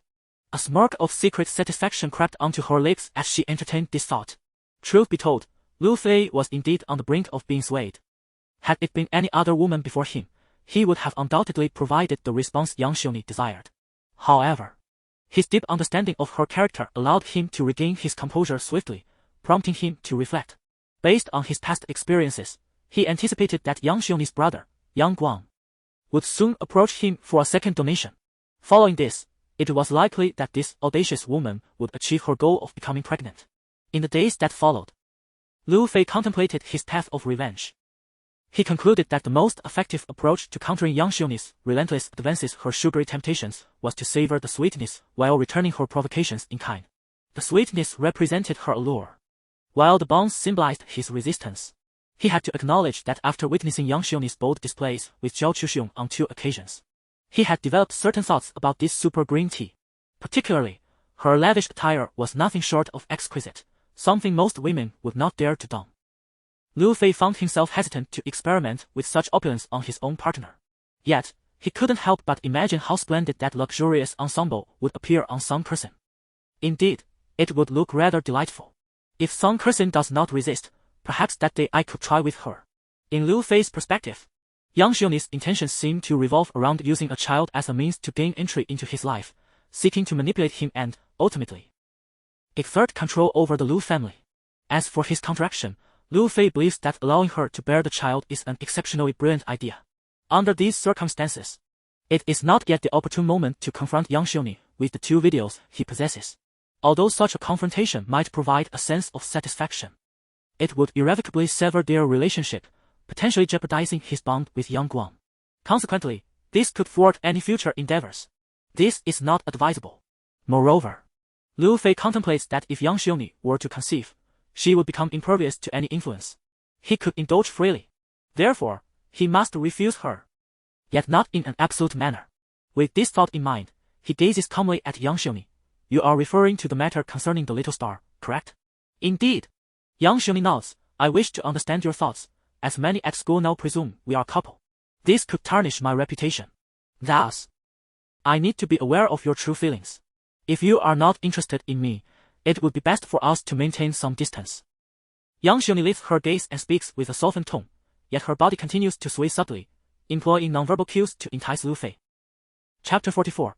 The however green tea. As for Lu Fei, he suppressed the flames of emotion directed at young Xiongni within his heart and smiled as he said, Miss Young, since you are so eager, allow me to be unequivocal. I could never accept you as my girlfriend. Young Xiongni was taken aback. Despite her strategic advances and the deployment of her most captivating tactics, she found herself rejected. For a fleeting moment, disbelief clouded her ears. Yet, she instinctively inquired, what is the reason? It is quite simple, Lu Fei declared as he retrieved a copy of the recommendation form for a graduate school admission, which Song Kersin had given him just days prior, and tossed it to young Xiongni. Is this reason sufficient? Upon glancing at the form, her cheeks flushed with embarrassment. She was all too familiar with this document. That day, adorned in her most extravagant attire, she had fervently endeavored to win Zhao Chuxiong's favor, ultimately earning the privilege to draft Lu Fei's recommendation. How did this copy end up in Lu Fei's possession? Don't ask me how I obtained it, Lu Fei chuckled lightly. You must realize, although I am a wealthy heir, I am not without intellect. And you claimed that your relationship with Zhao Chuxiong was innocent. What, then, is the truth of this matter? Very well. Young Xiongni quickly regained her composure, adopting a nonchalant expression as she replied with a smile. I have stated before that my connection with Zhao Chuxiong is indeed innocent. I intended to prove this to you, but it seems I have lost my opportunity. Indeed. Yi Feng nodded. The Lu family would never accept a daughter-in-law of such character. That's perfectly fine, young Xiongni replied, maintaining her composure. At least we can still be friends, right? Of course, Lu Fei affirmed with a nod before turning to leave. Young Xiongni, however, cast a cold glare at his retreating figure and muttered under her breath, Damn it, that cunning rich heir has outsmarted me, causing my failure. She cursed several times before rising to head toward the academic building. After a few steps, she realized that the high-heeled shoes she had specifically purchased for this occasion had already suffered a broken heel, making each step uncomfortable. In a fit of frustration, she removed the other shoe and tossed it into a nearby trash bin before striding toward the teaching building, her eyes filled with icy resolve. Upon reaching the entrance to the academic building, she took out her phone and messaged her brother, Young Guan, brother, arranged to meet Lu Fei tomorrow to donate. Let us proceed according to the original plan. Understood, sister. Young Guan replied promptly. With that, young Xiongni tucked her phone away. A smile returning to her lips, Lu Fei, you cannot escape. In his 20s and brimming with youthful vigor, Lu Fei was genuinely intrigued by her charms. So much so that after parting from young Xiongni, he hastened to the laboratory, where Song Kersin was likely preparing for work. Dressed in a pristine white coat, the belt cinched at her waist accentuated her graceful figure, while beneath the coat, a floral long dress flowed elegantly. Her legs, as fair as jade, were a sight to behold, especially with the sunlight streaming through the window, casting an ethereal glow that evoked a sense of purity. Upon seeing Lu Fei enter, she shook her head gently and obediently approached to draw the curtains closed. Subsequently, she locked the door, standing there with a tender demeanor. Her eyes filled with affection as they gazed upon Lu Fei. It appeared that Song Kersin was acutely aware of her desires. Lu Fei was momentarily taken aback, exclaiming, Sister, what are you doing? I just passed by the teaching building and happened to see everything. With a worried expression, Song Kersin wrapped her arms around Lu Fei's neck and cautioned, This woman possesses great cunning. Her ambitions extend far beyond merely being a girlfriend. You must be vigilant. I understand, sister. Lu Fei chuckled, leaning down to kiss her. She offered no resistance, merely whispering, Lower your voice after a prolonged moment of tranquility. Lu Fei embraced Song Kersen, his heart brimming with myriad thoughts. He realized that, as a man, even one who had been reborn, navigating the treacherous waters of a high-caliber seductress like Yang Xiongni required utmost caution. Were it not for Song Kersen's presence and the wisdom he had gained recently, he might have unwittingly succumbed to temptation. However, even if he had, he possessed myriad ways to manage the situation. It was merely the feeling of defeat that he loathed. In contrast, the woman beside him had consistently devoted herself without reservation. Reflecting on this, he turned to Song Kersen, who was tidying her clothes, his eyes brimming with remorse. Without you, I would have divorced Zhao Chuxiong, he confessed. Song Kersen caressed Lu Fei's cheek, stating, with you, my life has indeed become more vibrant. Noticing that Lu Fei seemed unable to shake off his guilt, she smiled and glanced at her attire, suggesting, sister has her eye on two lovely skirts. Why not finance my purchase? Lu Fei's guilt deepened. This woman was not materialistic like Yang Xiongni. Her request stemmed from a desire to feel better about herself. Yet, apart from that, he felt he had little else to offer Song Kersen. He extended his hand, producing a bank card to give to her. How much is on this? Song Kersen inquired. 1 million, the password is 6 ones, Lu Fei replied. Then I shall take it all. Song Kersen exclaimed joyfully. Lu Fei nodded, if it's insufficient. I have more. Song Kersen remained silent, placing the bank card into the drawer of her desk. As she lifted her head and noticed Lu Fei still watching her, she approached him, wrapping her arms around his neck with a flirtatious demeanor, saying, don't be foolish, my dear brother. Just look at how radiant I am thanks to you. Even my closest friends are inquiring about my skincare products. Lu Fei scratched his head, and Song Kersen continued, have you considered that after leaving Zhao Chuxiong, I might still marry? At this, Lu Fei's eyes sparkled with intrigue. For the foreseeable future, I shall not entertain the notion of marriage. Song Kersen stated earnestly. It is not merely you. Even if a more exceptional man were to appear, I would remain resolute in my decision. Thus, I find solace in my current state. Quietly standing by your side, silently observing you with your girlfriend, and silently witnessing your marriage. For now, the idea of matrimony is not one I will contemplate. A flicker of anguish crossed Lu Fei's eyes. Oh, little one, why does it seem that your wounds run deeper than those of this abandoned woman? Did I not tell you? There is still genuine affection in this world.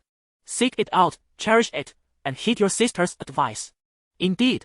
Lu Fei found solace in her words, then playfully nudged Song Kersen on the nose, saying, sister, let us be a bit more materialistic, it would ease my heart. Chapter 45. Purification. Is it true? Song Kersen's beautiful eyes sparkled with excitement. Of course it is. Lu Fei nodded affirmatively. All right, once I'm done here, let us head to the department store. Song Kersen planted a soft kiss on Lu Fei's lips. I want to be a woman of substance. Absolutely. Lu Fei responded joyfully. Subsequently, Song Kersen busied herself in the laboratory, while Lu Fei perused her collection of books in her small office. It was evident that Song Kersen possessed a profound fondness for literature, as the shelves were brimming with an array of literary works, spanning both domestic and international authors. Some titles were so obscure that Lu Fei had never encountered them before. Although Lu Fei had his own extensive collection, it paled in comparison to Song Kersen's. With nothing pressing to attend to, he picked up a few volumes to leaf through. As time slipped away unnoticed, the clock struck 10 in the morning. Song Kersen concluded her tasks, and the duo exited the laboratory, making their way to the luxurious department store, Galeries Lafayette in Nanzhou. This was not Lu Fei's first visit.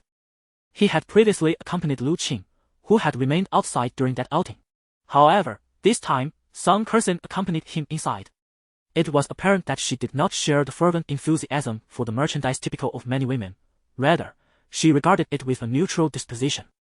Selecting 2 dresses that totaled less than 20,000 yuan, she exhibited no exuberant delight when Lu Fei settled the bill. Only upon trying on the dresses and gazing at her reflection in the store's mirror did her face light up with surprise. Don't change out of it, sister. Lu Fei remarked from behind her. All right.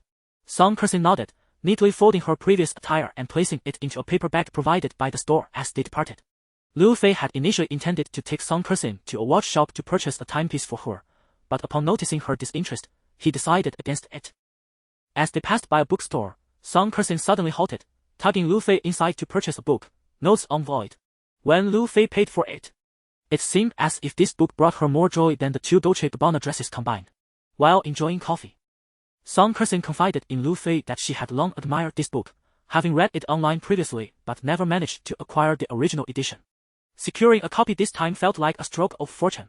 In a certain narrative, there exists a female educator known as O, who, succumbing to despair following her divorce, took her own life. I find myself resonating with this character, as if her fate mirrors my own. One night, I dreamt of a life devoid of direction after parting ways with Zhao Chuxiong, ultimately leading to my own demise. It was only upon hearing my daughter's cries that I felt a pang of regret, and then, miraculously, I was saved. At this moment, Song Kersing grasped Lu Fei's hand, expressing her heartfelt gratitude. Sometimes I ponder, had I not encountered you, perhaps the events of my dream would have indeed transpired. Lu Fei fell into deep contemplation. In his previous life, he had no connection to Song Kersing, thus he remained oblivious to how her existence unfolded post-divorce from Zhao Chuxiong. Could it be that her dream was a reflection of his past self? Nevertheless, in this lifetime, she was unlikely to face such a future. Being with Song Kersing imbued Lu Fei with a sense of purification.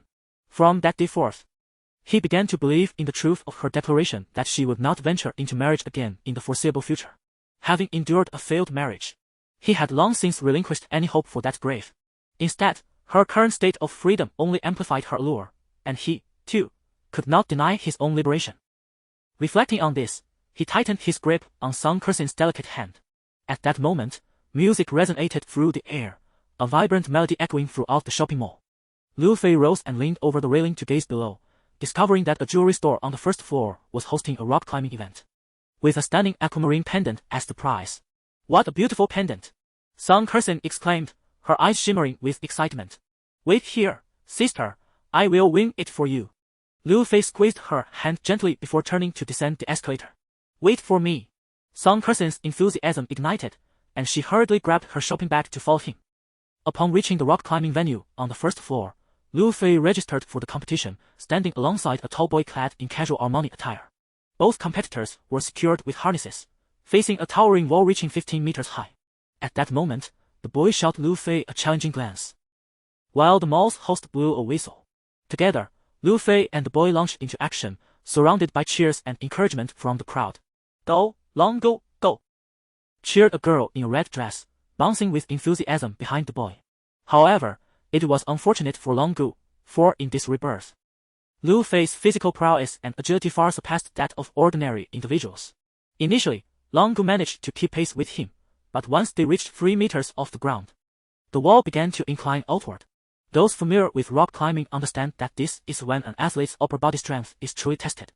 Long Gu struggled to support himself with his arms, while Lu Fei ascended with the grace of a nimble monkey, his arms propelling him forward effortlessly as he swiftly passed through the overhanging section and entered the next vertical challenge, employing both hands and feet with finesse. Soon, he arrived at the top of the cliff and pressed the blue button above. The joyous sound of music filled the air surrounding the mall. Let us congratulate this dashing young man for winning the championship, with a prize, a crystal necklace designed by the AI Man Jewelry Company, valued at 688 yuan.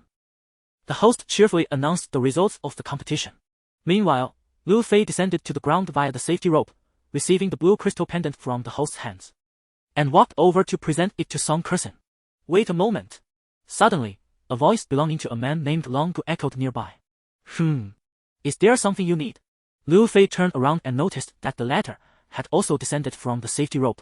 In the final moments, Long Gu had paused at the overhanging section of the cliff. Watching as Lu Fei climbed to the top and claimed the prize made him quite uncomfortable, especially since the girl beside him gazed at Lu Fei with admiration. He then pulled the girl in the red dress over to Lu Fei and Song Kersing, declaring, Brother, I'll offer you 10,000 yuan for that pendant. My goodness! The onlookers gasped in astonishment. The pendant is worth only 688 yuan. Yet he offers 10,000. What do you know? He has money, so he can afford to be extravagant. Impressive. I've begun to envy his girlfriend. The murmurs among the crowd only added to Xiaolong's pride, as he shot Lu Fei a determined glance. That asked a great deal. Lu Fei remained silent, taking Song Kersing's hand to leave. Was 10,000 yuan a significant amount? Did he not know that he had recently made over 200,000 in the stock market with Lu Qing as investments? In the past, Lu Fei would have retorted sharply. However, today, inspired by the wisdom of the mature Song Kersing, he wished to avoid conflict. Little did he know The disdain in Lu Fei's eyes deeply wounded Xiaolong. He immediately stepped forward to block Lu Fei once more, insisting with a resolute tone, 20,000. Chapter 46. Forcing me to pretend what on earth? The surrounding customers screamed once more. The girl beside Xiaolong displayed an envious expression. Her small hand tightly gripping Xiaolong's arm, casting a provocative glance at Song Person, as if to say, do not be deceived by your boyfriend's strength. My boyfriend possesses wealth. Lu Fei was left speechless, thinking to himself, are you truly compelling me to show off? Shaking his head, he released Song Person's hand and approached Xiaolong, saying, is 20,000 a lot? Indeed, it is, Xiaolong retorted, his gaze fixed on Lu Fei. One must learn to be content. Today, Lu Fei was dressed in ordinary casual attire, lacking any luxury brand. While Song Person's newly purchased dress was from a rather obscure brand, one that the average person would hardly recognize. Furthermore, the shopping bag she held bore no logo. Merely a generic one provided by the mall, which explained Xiaolong's disdainful demeanor. Not much at all. Lu Fei wiggled his fingers, lifting a necklace. 200,000.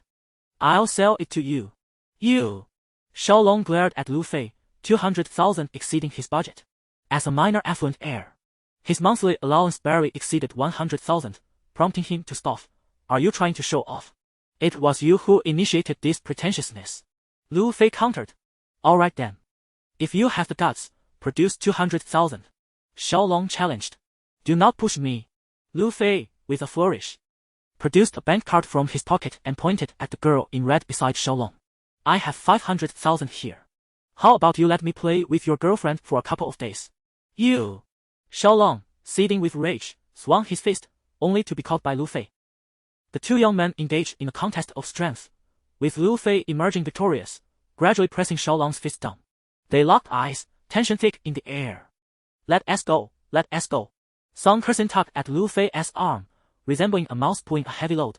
Lu Fei released Xiaolong and, retreating, pointed a finger at his forehead, his eyes brimming with arrogance. Let us go, let us go. Song Person urged again. It was only after they had distanced themselves significantly that Lu Fei turned, wrapping his arm around Song Person's slender waist, their hands intertwined as they exited the mall.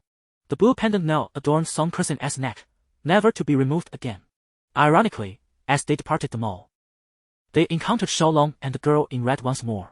Lu Fei and Xiaolong's vehicles were parked side by side, with Lu Fei driving a Porsche 911 while Xiaolong was in a Porsche Macan, rumored to be merely an Audi Q5 in disguise. Whispers suggested that those purchasing a Macan at the Porsche dealership were excluded from the owner's group. Observing the uncontrollable smile on Lu Fei's lips, Xiaolong's fury reignited. Had it not been for the recent display of strength, resulting in his utter defeat, he would have earnestly wished to approach once more. However, the girl in the red dress beside him, her eyes filled with astonishment and curiosity, remained fixated on Lu Fei from behind the car window, never diverting her gaze from his phone. After Lu Fei formally declined Yang Xiongni, this fellow had been unusually subdued for a few days. Yet, on the third day, Yang Guang, Lu Fei's somewhat insistent companion, boldly approached him with an invitation to donate. He claimed to be experiencing some financial constraints. Observing how eagerly the other party was diving into the trap he had set, Lu Fei found himself willingly entangled, even impatiently so. Thus, he hurriedly accompanied Yang Guang to the hospital. Upon exiting the donation room, Lu Fei initially intended to treat Yang Guang to a meal as was customary. However, as they passed by an inpatient department, he unexpectedly heard a familiar voice emanating from a doctor's office. Doctor, I beg you. I must gather the medical fees in the next few days. Can you please perform the surgery for my mother first? Lu Fei paused in astonishment. Was that not the voice of Tan Feifei? What was this bold girl doing here? At that moment, Lu Fei did not dwell on it further and continued walking outside the hospital with Yang Guan, his thoughts consumed by Tan Feifei.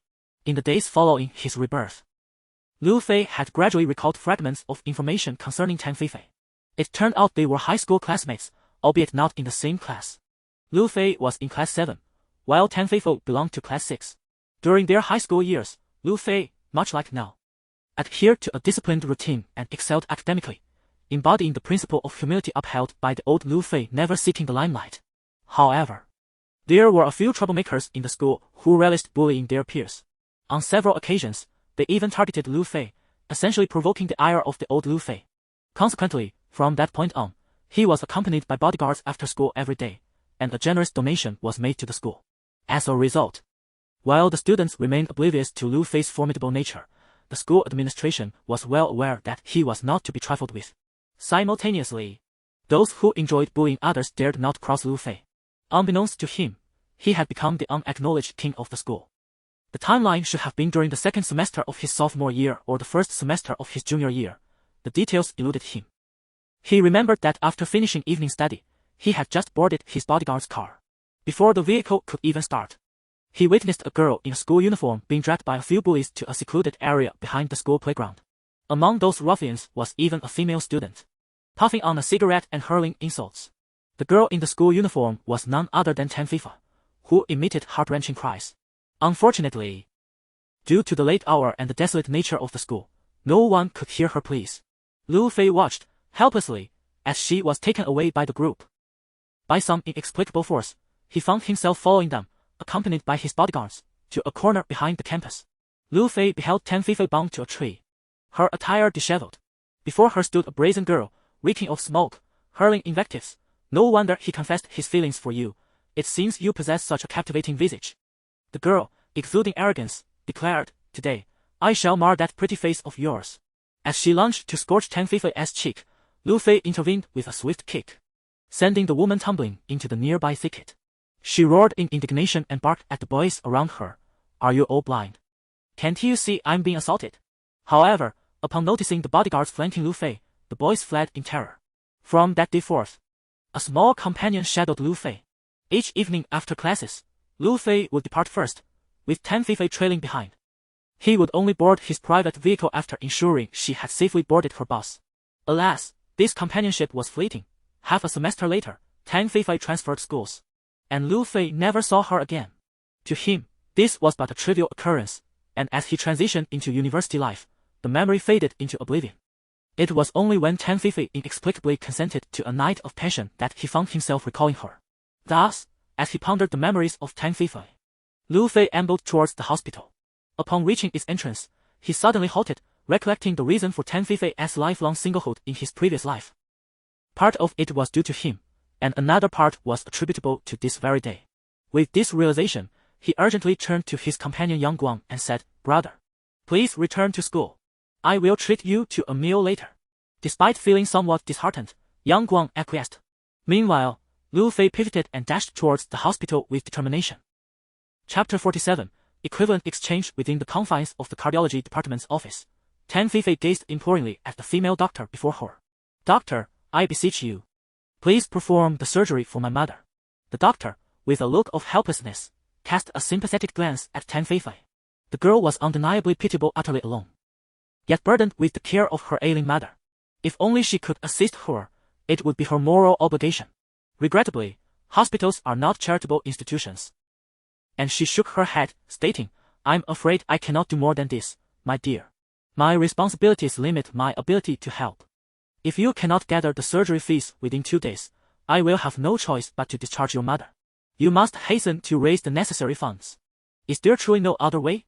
Tan Fifei implored, her voice tinged with despair. "Other ways?" The female doctor paused momentarily before replying. "Perhaps you might seek out Director Su. His authority surpasses mine." "All right." Tan Fifei nodded, inquiring about the location of Director Su's office before promptly departing. Director Su, a middle-aged man in his 50s, bore a balding head and a slightly corpulent figure. His eyes held a lecherous gleam. When Tan Fifei found him, he was engrossed in watching films in his office. Unlike the previous doctor, Director Su possessed a private office, situated in a rather secluded corner of the hospital. His pastimes were few. With a peculiar fondness for films featuring East Asian actresses, often seeking out female nurses to indulge in his fantasies. Over time, he had nearly exhausted the pool of nurses available for his whims, leading his appetite to crave more exotic delights, dismissing local culinary offerings as mundane. At that moment, he was intently studying a film featuring a female teacher when a sudden knock echoed through his office. "Who is it?" Director Su queried impatiently, hastily closing the window on his computer screen. "I am a family member of Tan Huixing in bed 329, came the faint, delicate voice from outside. Upon hearing this, Director Su's eyes sparkled with interest. He recalled Tan Huixing, a woman in her 40s, who, despite her profession as a bomb vendor, was quite striking, radiant and appealing. With a commendable figure, She had caught his eye on several occasions during his night shifts. Yet, in his estimation, while Tang Hoixin was beautiful, she paled in comparison to her daughter. Today, while on duty, he had the fortune of glimpsing her daughter, who was not only youthful but possessed a beauty and physique that surpassed that of her mother. What was her name? He had learned her name was Tang Feifei. In truth, his current indulgence in films featuring teachers was merely a guise to fantasize about Tang Feifei. Little did he know, fortune had smiled upon him this day. A sinister grin crept across Director Su's face. As I rose to open the door of the office, I beheld Tang Feifei, clad in simple denim attire, standing vivaciously before me. What brings you here? Director Su inquired in a tone befitting official business. I wish to discuss my mother's medical expenses, Tang Feifei replied. Come in. Su gestured with a nod. Certainly. With no ulterior motives, Tang Feifei stepped directly into the office. This way. Su glanced down the corridor, noticing it was devoid of any onlookers. He chuckled softly before turning back and locking the door behind him. Inside the office, Su gestured for Tang Feifei to take the only chair available. Speak, what is it that you need? He asked, resuming his seat behind the desk, playing with his fingers while regarding her with an appreciative gaze. It's like this, Tang Feifei began, her voice tinged with desperation.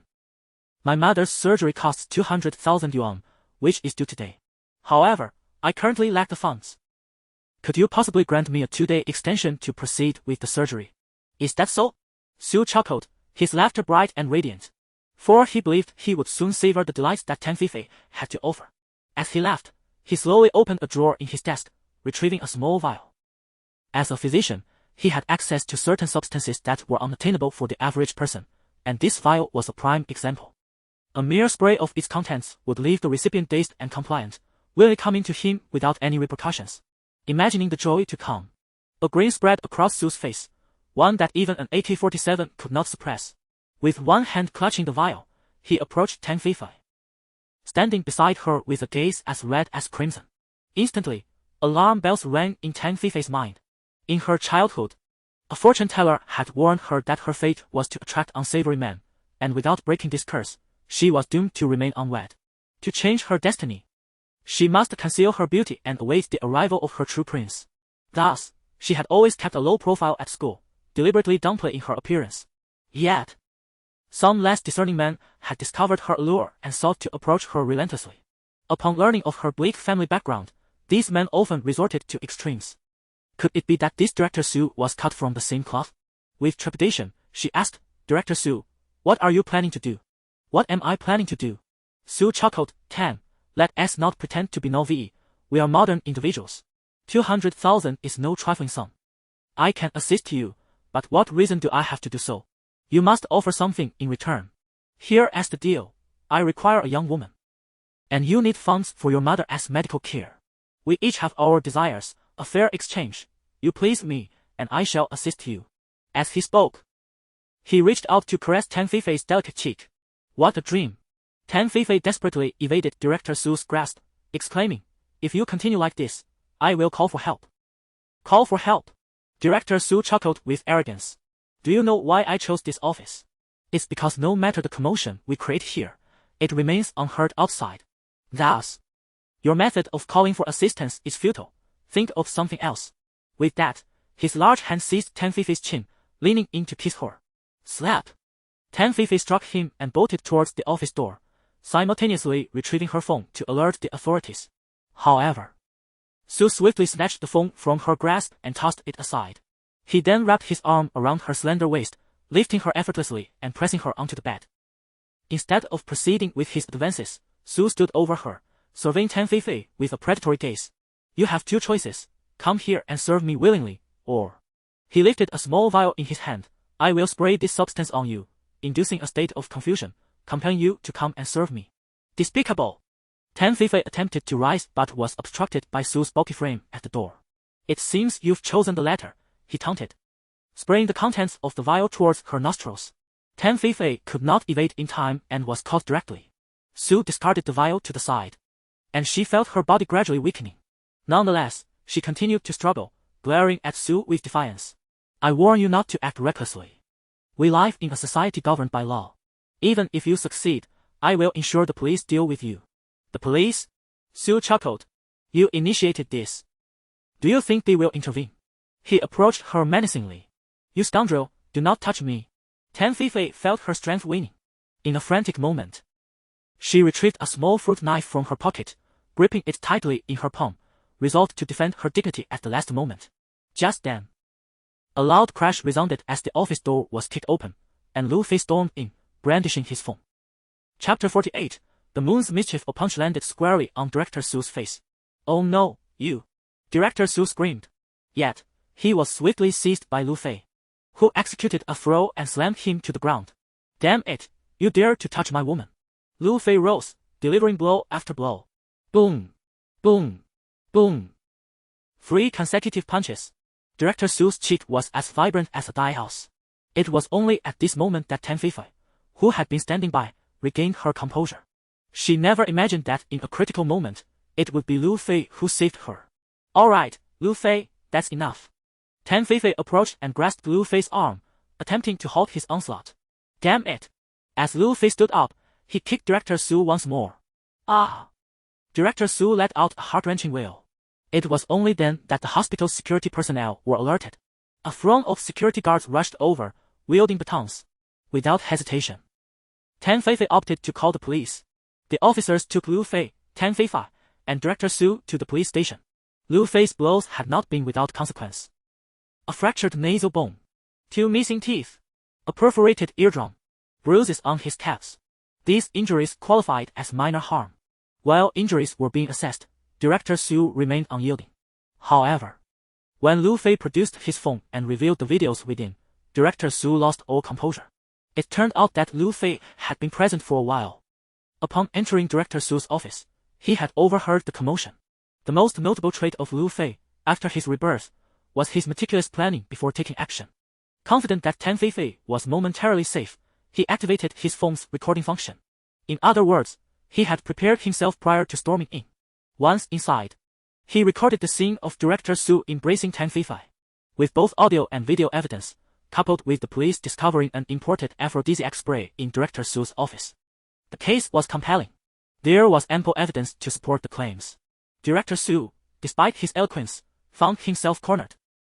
Even more unfortunate was the revelation that the bottle contained the fabled elixir, with its primary ingredient classified as a controlled substance.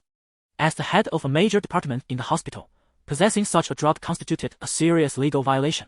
Consequently, Director Sue was detained at the police station and subsequently handed over to the judicial authorities for further action. Meanwhile, Lu Fei and Tan Feifei were escorted out by the police. Just before getting into the car, the forensic expert summoned by the station pointed at Tan Feifei, who appeared somewhat disoriented, and said to Lu Fei, "Your girlfriend has been affected by the elixir. Its effects will last for 6 hours. After that, she will return to normal without any lasting effects, but you will need to take good care of her tonight." With that, he patted Lu Fei's shoulder, offering a peculiar smile. Lu Fei, however, dismissed it as inconsequential. Until now, Lu Fei remained skeptical about the existence of such enchanting potions in real life. In his view, the so-called love potions found in online novels were nothing but mere fabrications. The notion that a single vial could transform a pure and virtuous maiden into a wanton woman was indeed an exaggeration. Only through certain acts could the effects of such a potion be undone. Therefore, after leaving the police station, Lu Fei did not dwell on the matter and promptly took a taxi to the university. However, upon arriving at the campus, he sensed something was amiss.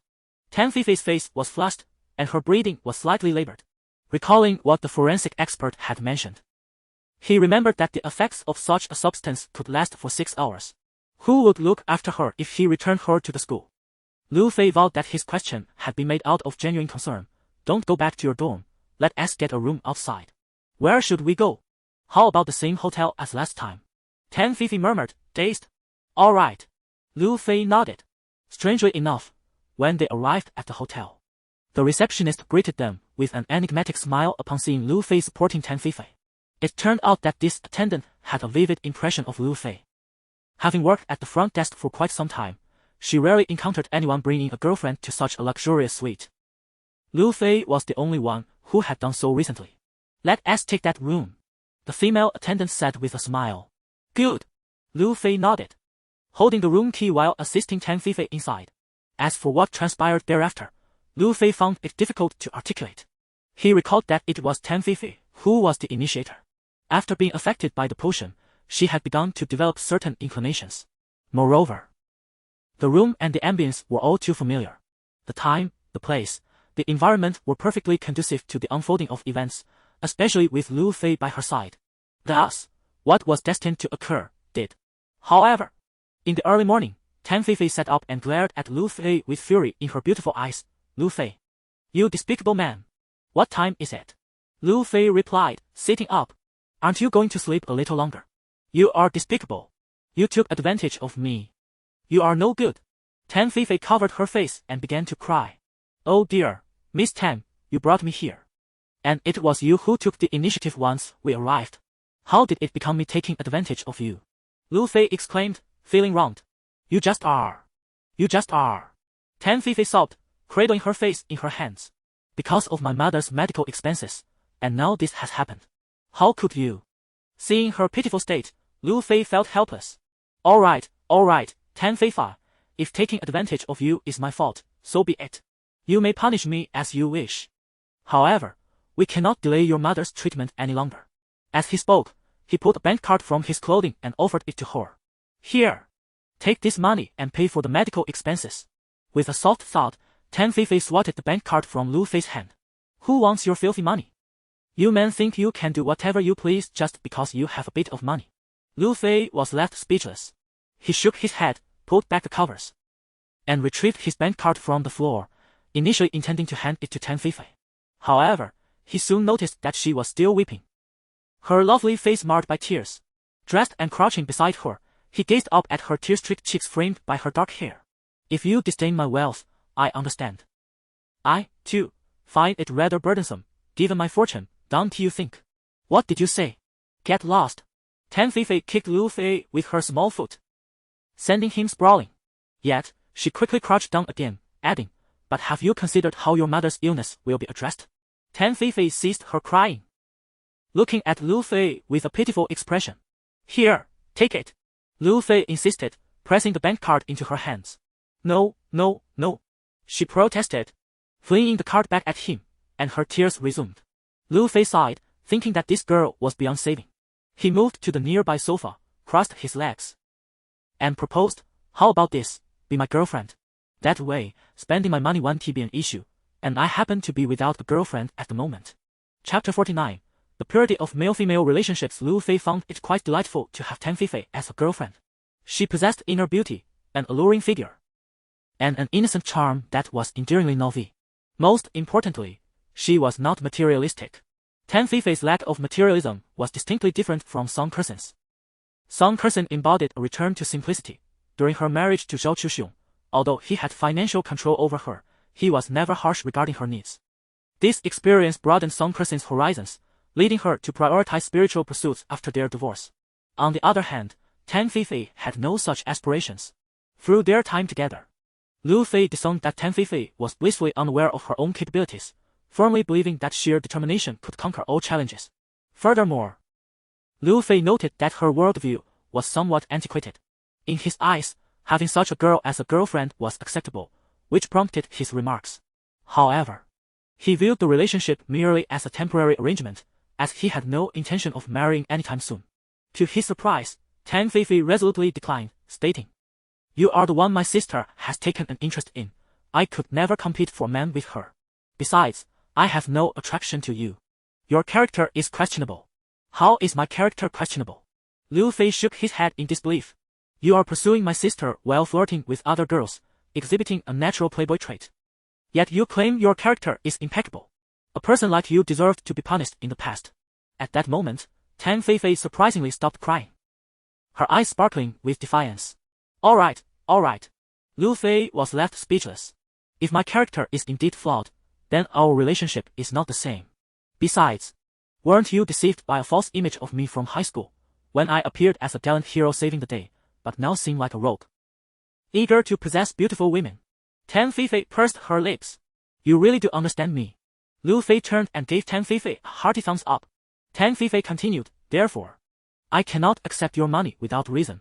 I fear you might deceive me. Very well, Lu Fei replied, shaking his head. Meanwhile, The mischievous thought of a figure wielding a pitchfork emerged in his mind. Such a gem is rare. Perhaps I should claim her. Get away. Liu Fei dismissed the thought with a wave. Then, with a sly grin, he proposed to Tan Feifa. How about this? I will take care of you. And this money shall be considered my support for you. You! Tan Feifa turned and glared at Liu Fei, then picked up the lamp from the bedside, clearly intending to strike him. Hey, what are you doing? Liu Fei leaped up, perching on the back of the sofa. Repeat that. Tan Feifa stood defiantly, hands on her hips, holding the lampshade, genuinely furious. How can this be? Since you refuse to accept it freely, let us consider this money as my sponsorship of you.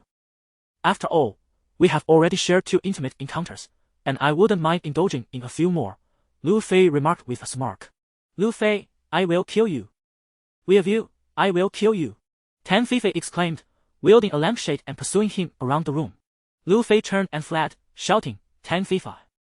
Do you not realize that you are committing a crime against your mother? You have the ability to heal her, yet you choose inaction. You accuse me of lacking character. But I believe it is you who is truly unfilial.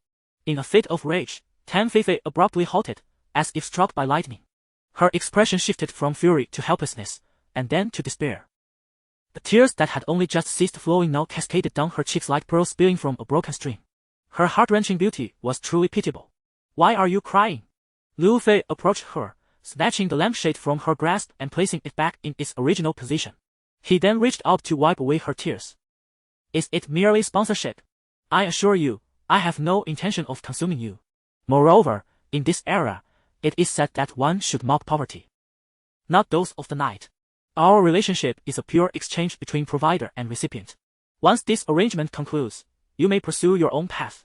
Liu Fei felt like a devil, leading the innocent little Red Riding Hood, Tan Feifa, astray. Besides, he had no girlfriend. Should this information spread, his reputation would surely suffer. Tan Feifa ignored Liu Fei's theatrics, standing there silently, tears streaming down her face. She dabbed at her eyes with her small hands, but the tears flowed relentlessly, like little mice escaping from the gaps between her fingers. Liu Fei, thoroughly overwhelmed, exclaimed, Enough. Let us pretend today's self-conversation never took place. Tan Feifa. What do you wish to do? Please, be straightforward. If you believe I took advantage of you, then report me to the authorities. After all, you are quite familiar with the process. What's it to be? Will you report me or not? If not, I shall take my leave. Liu Fei began to walk toward the door.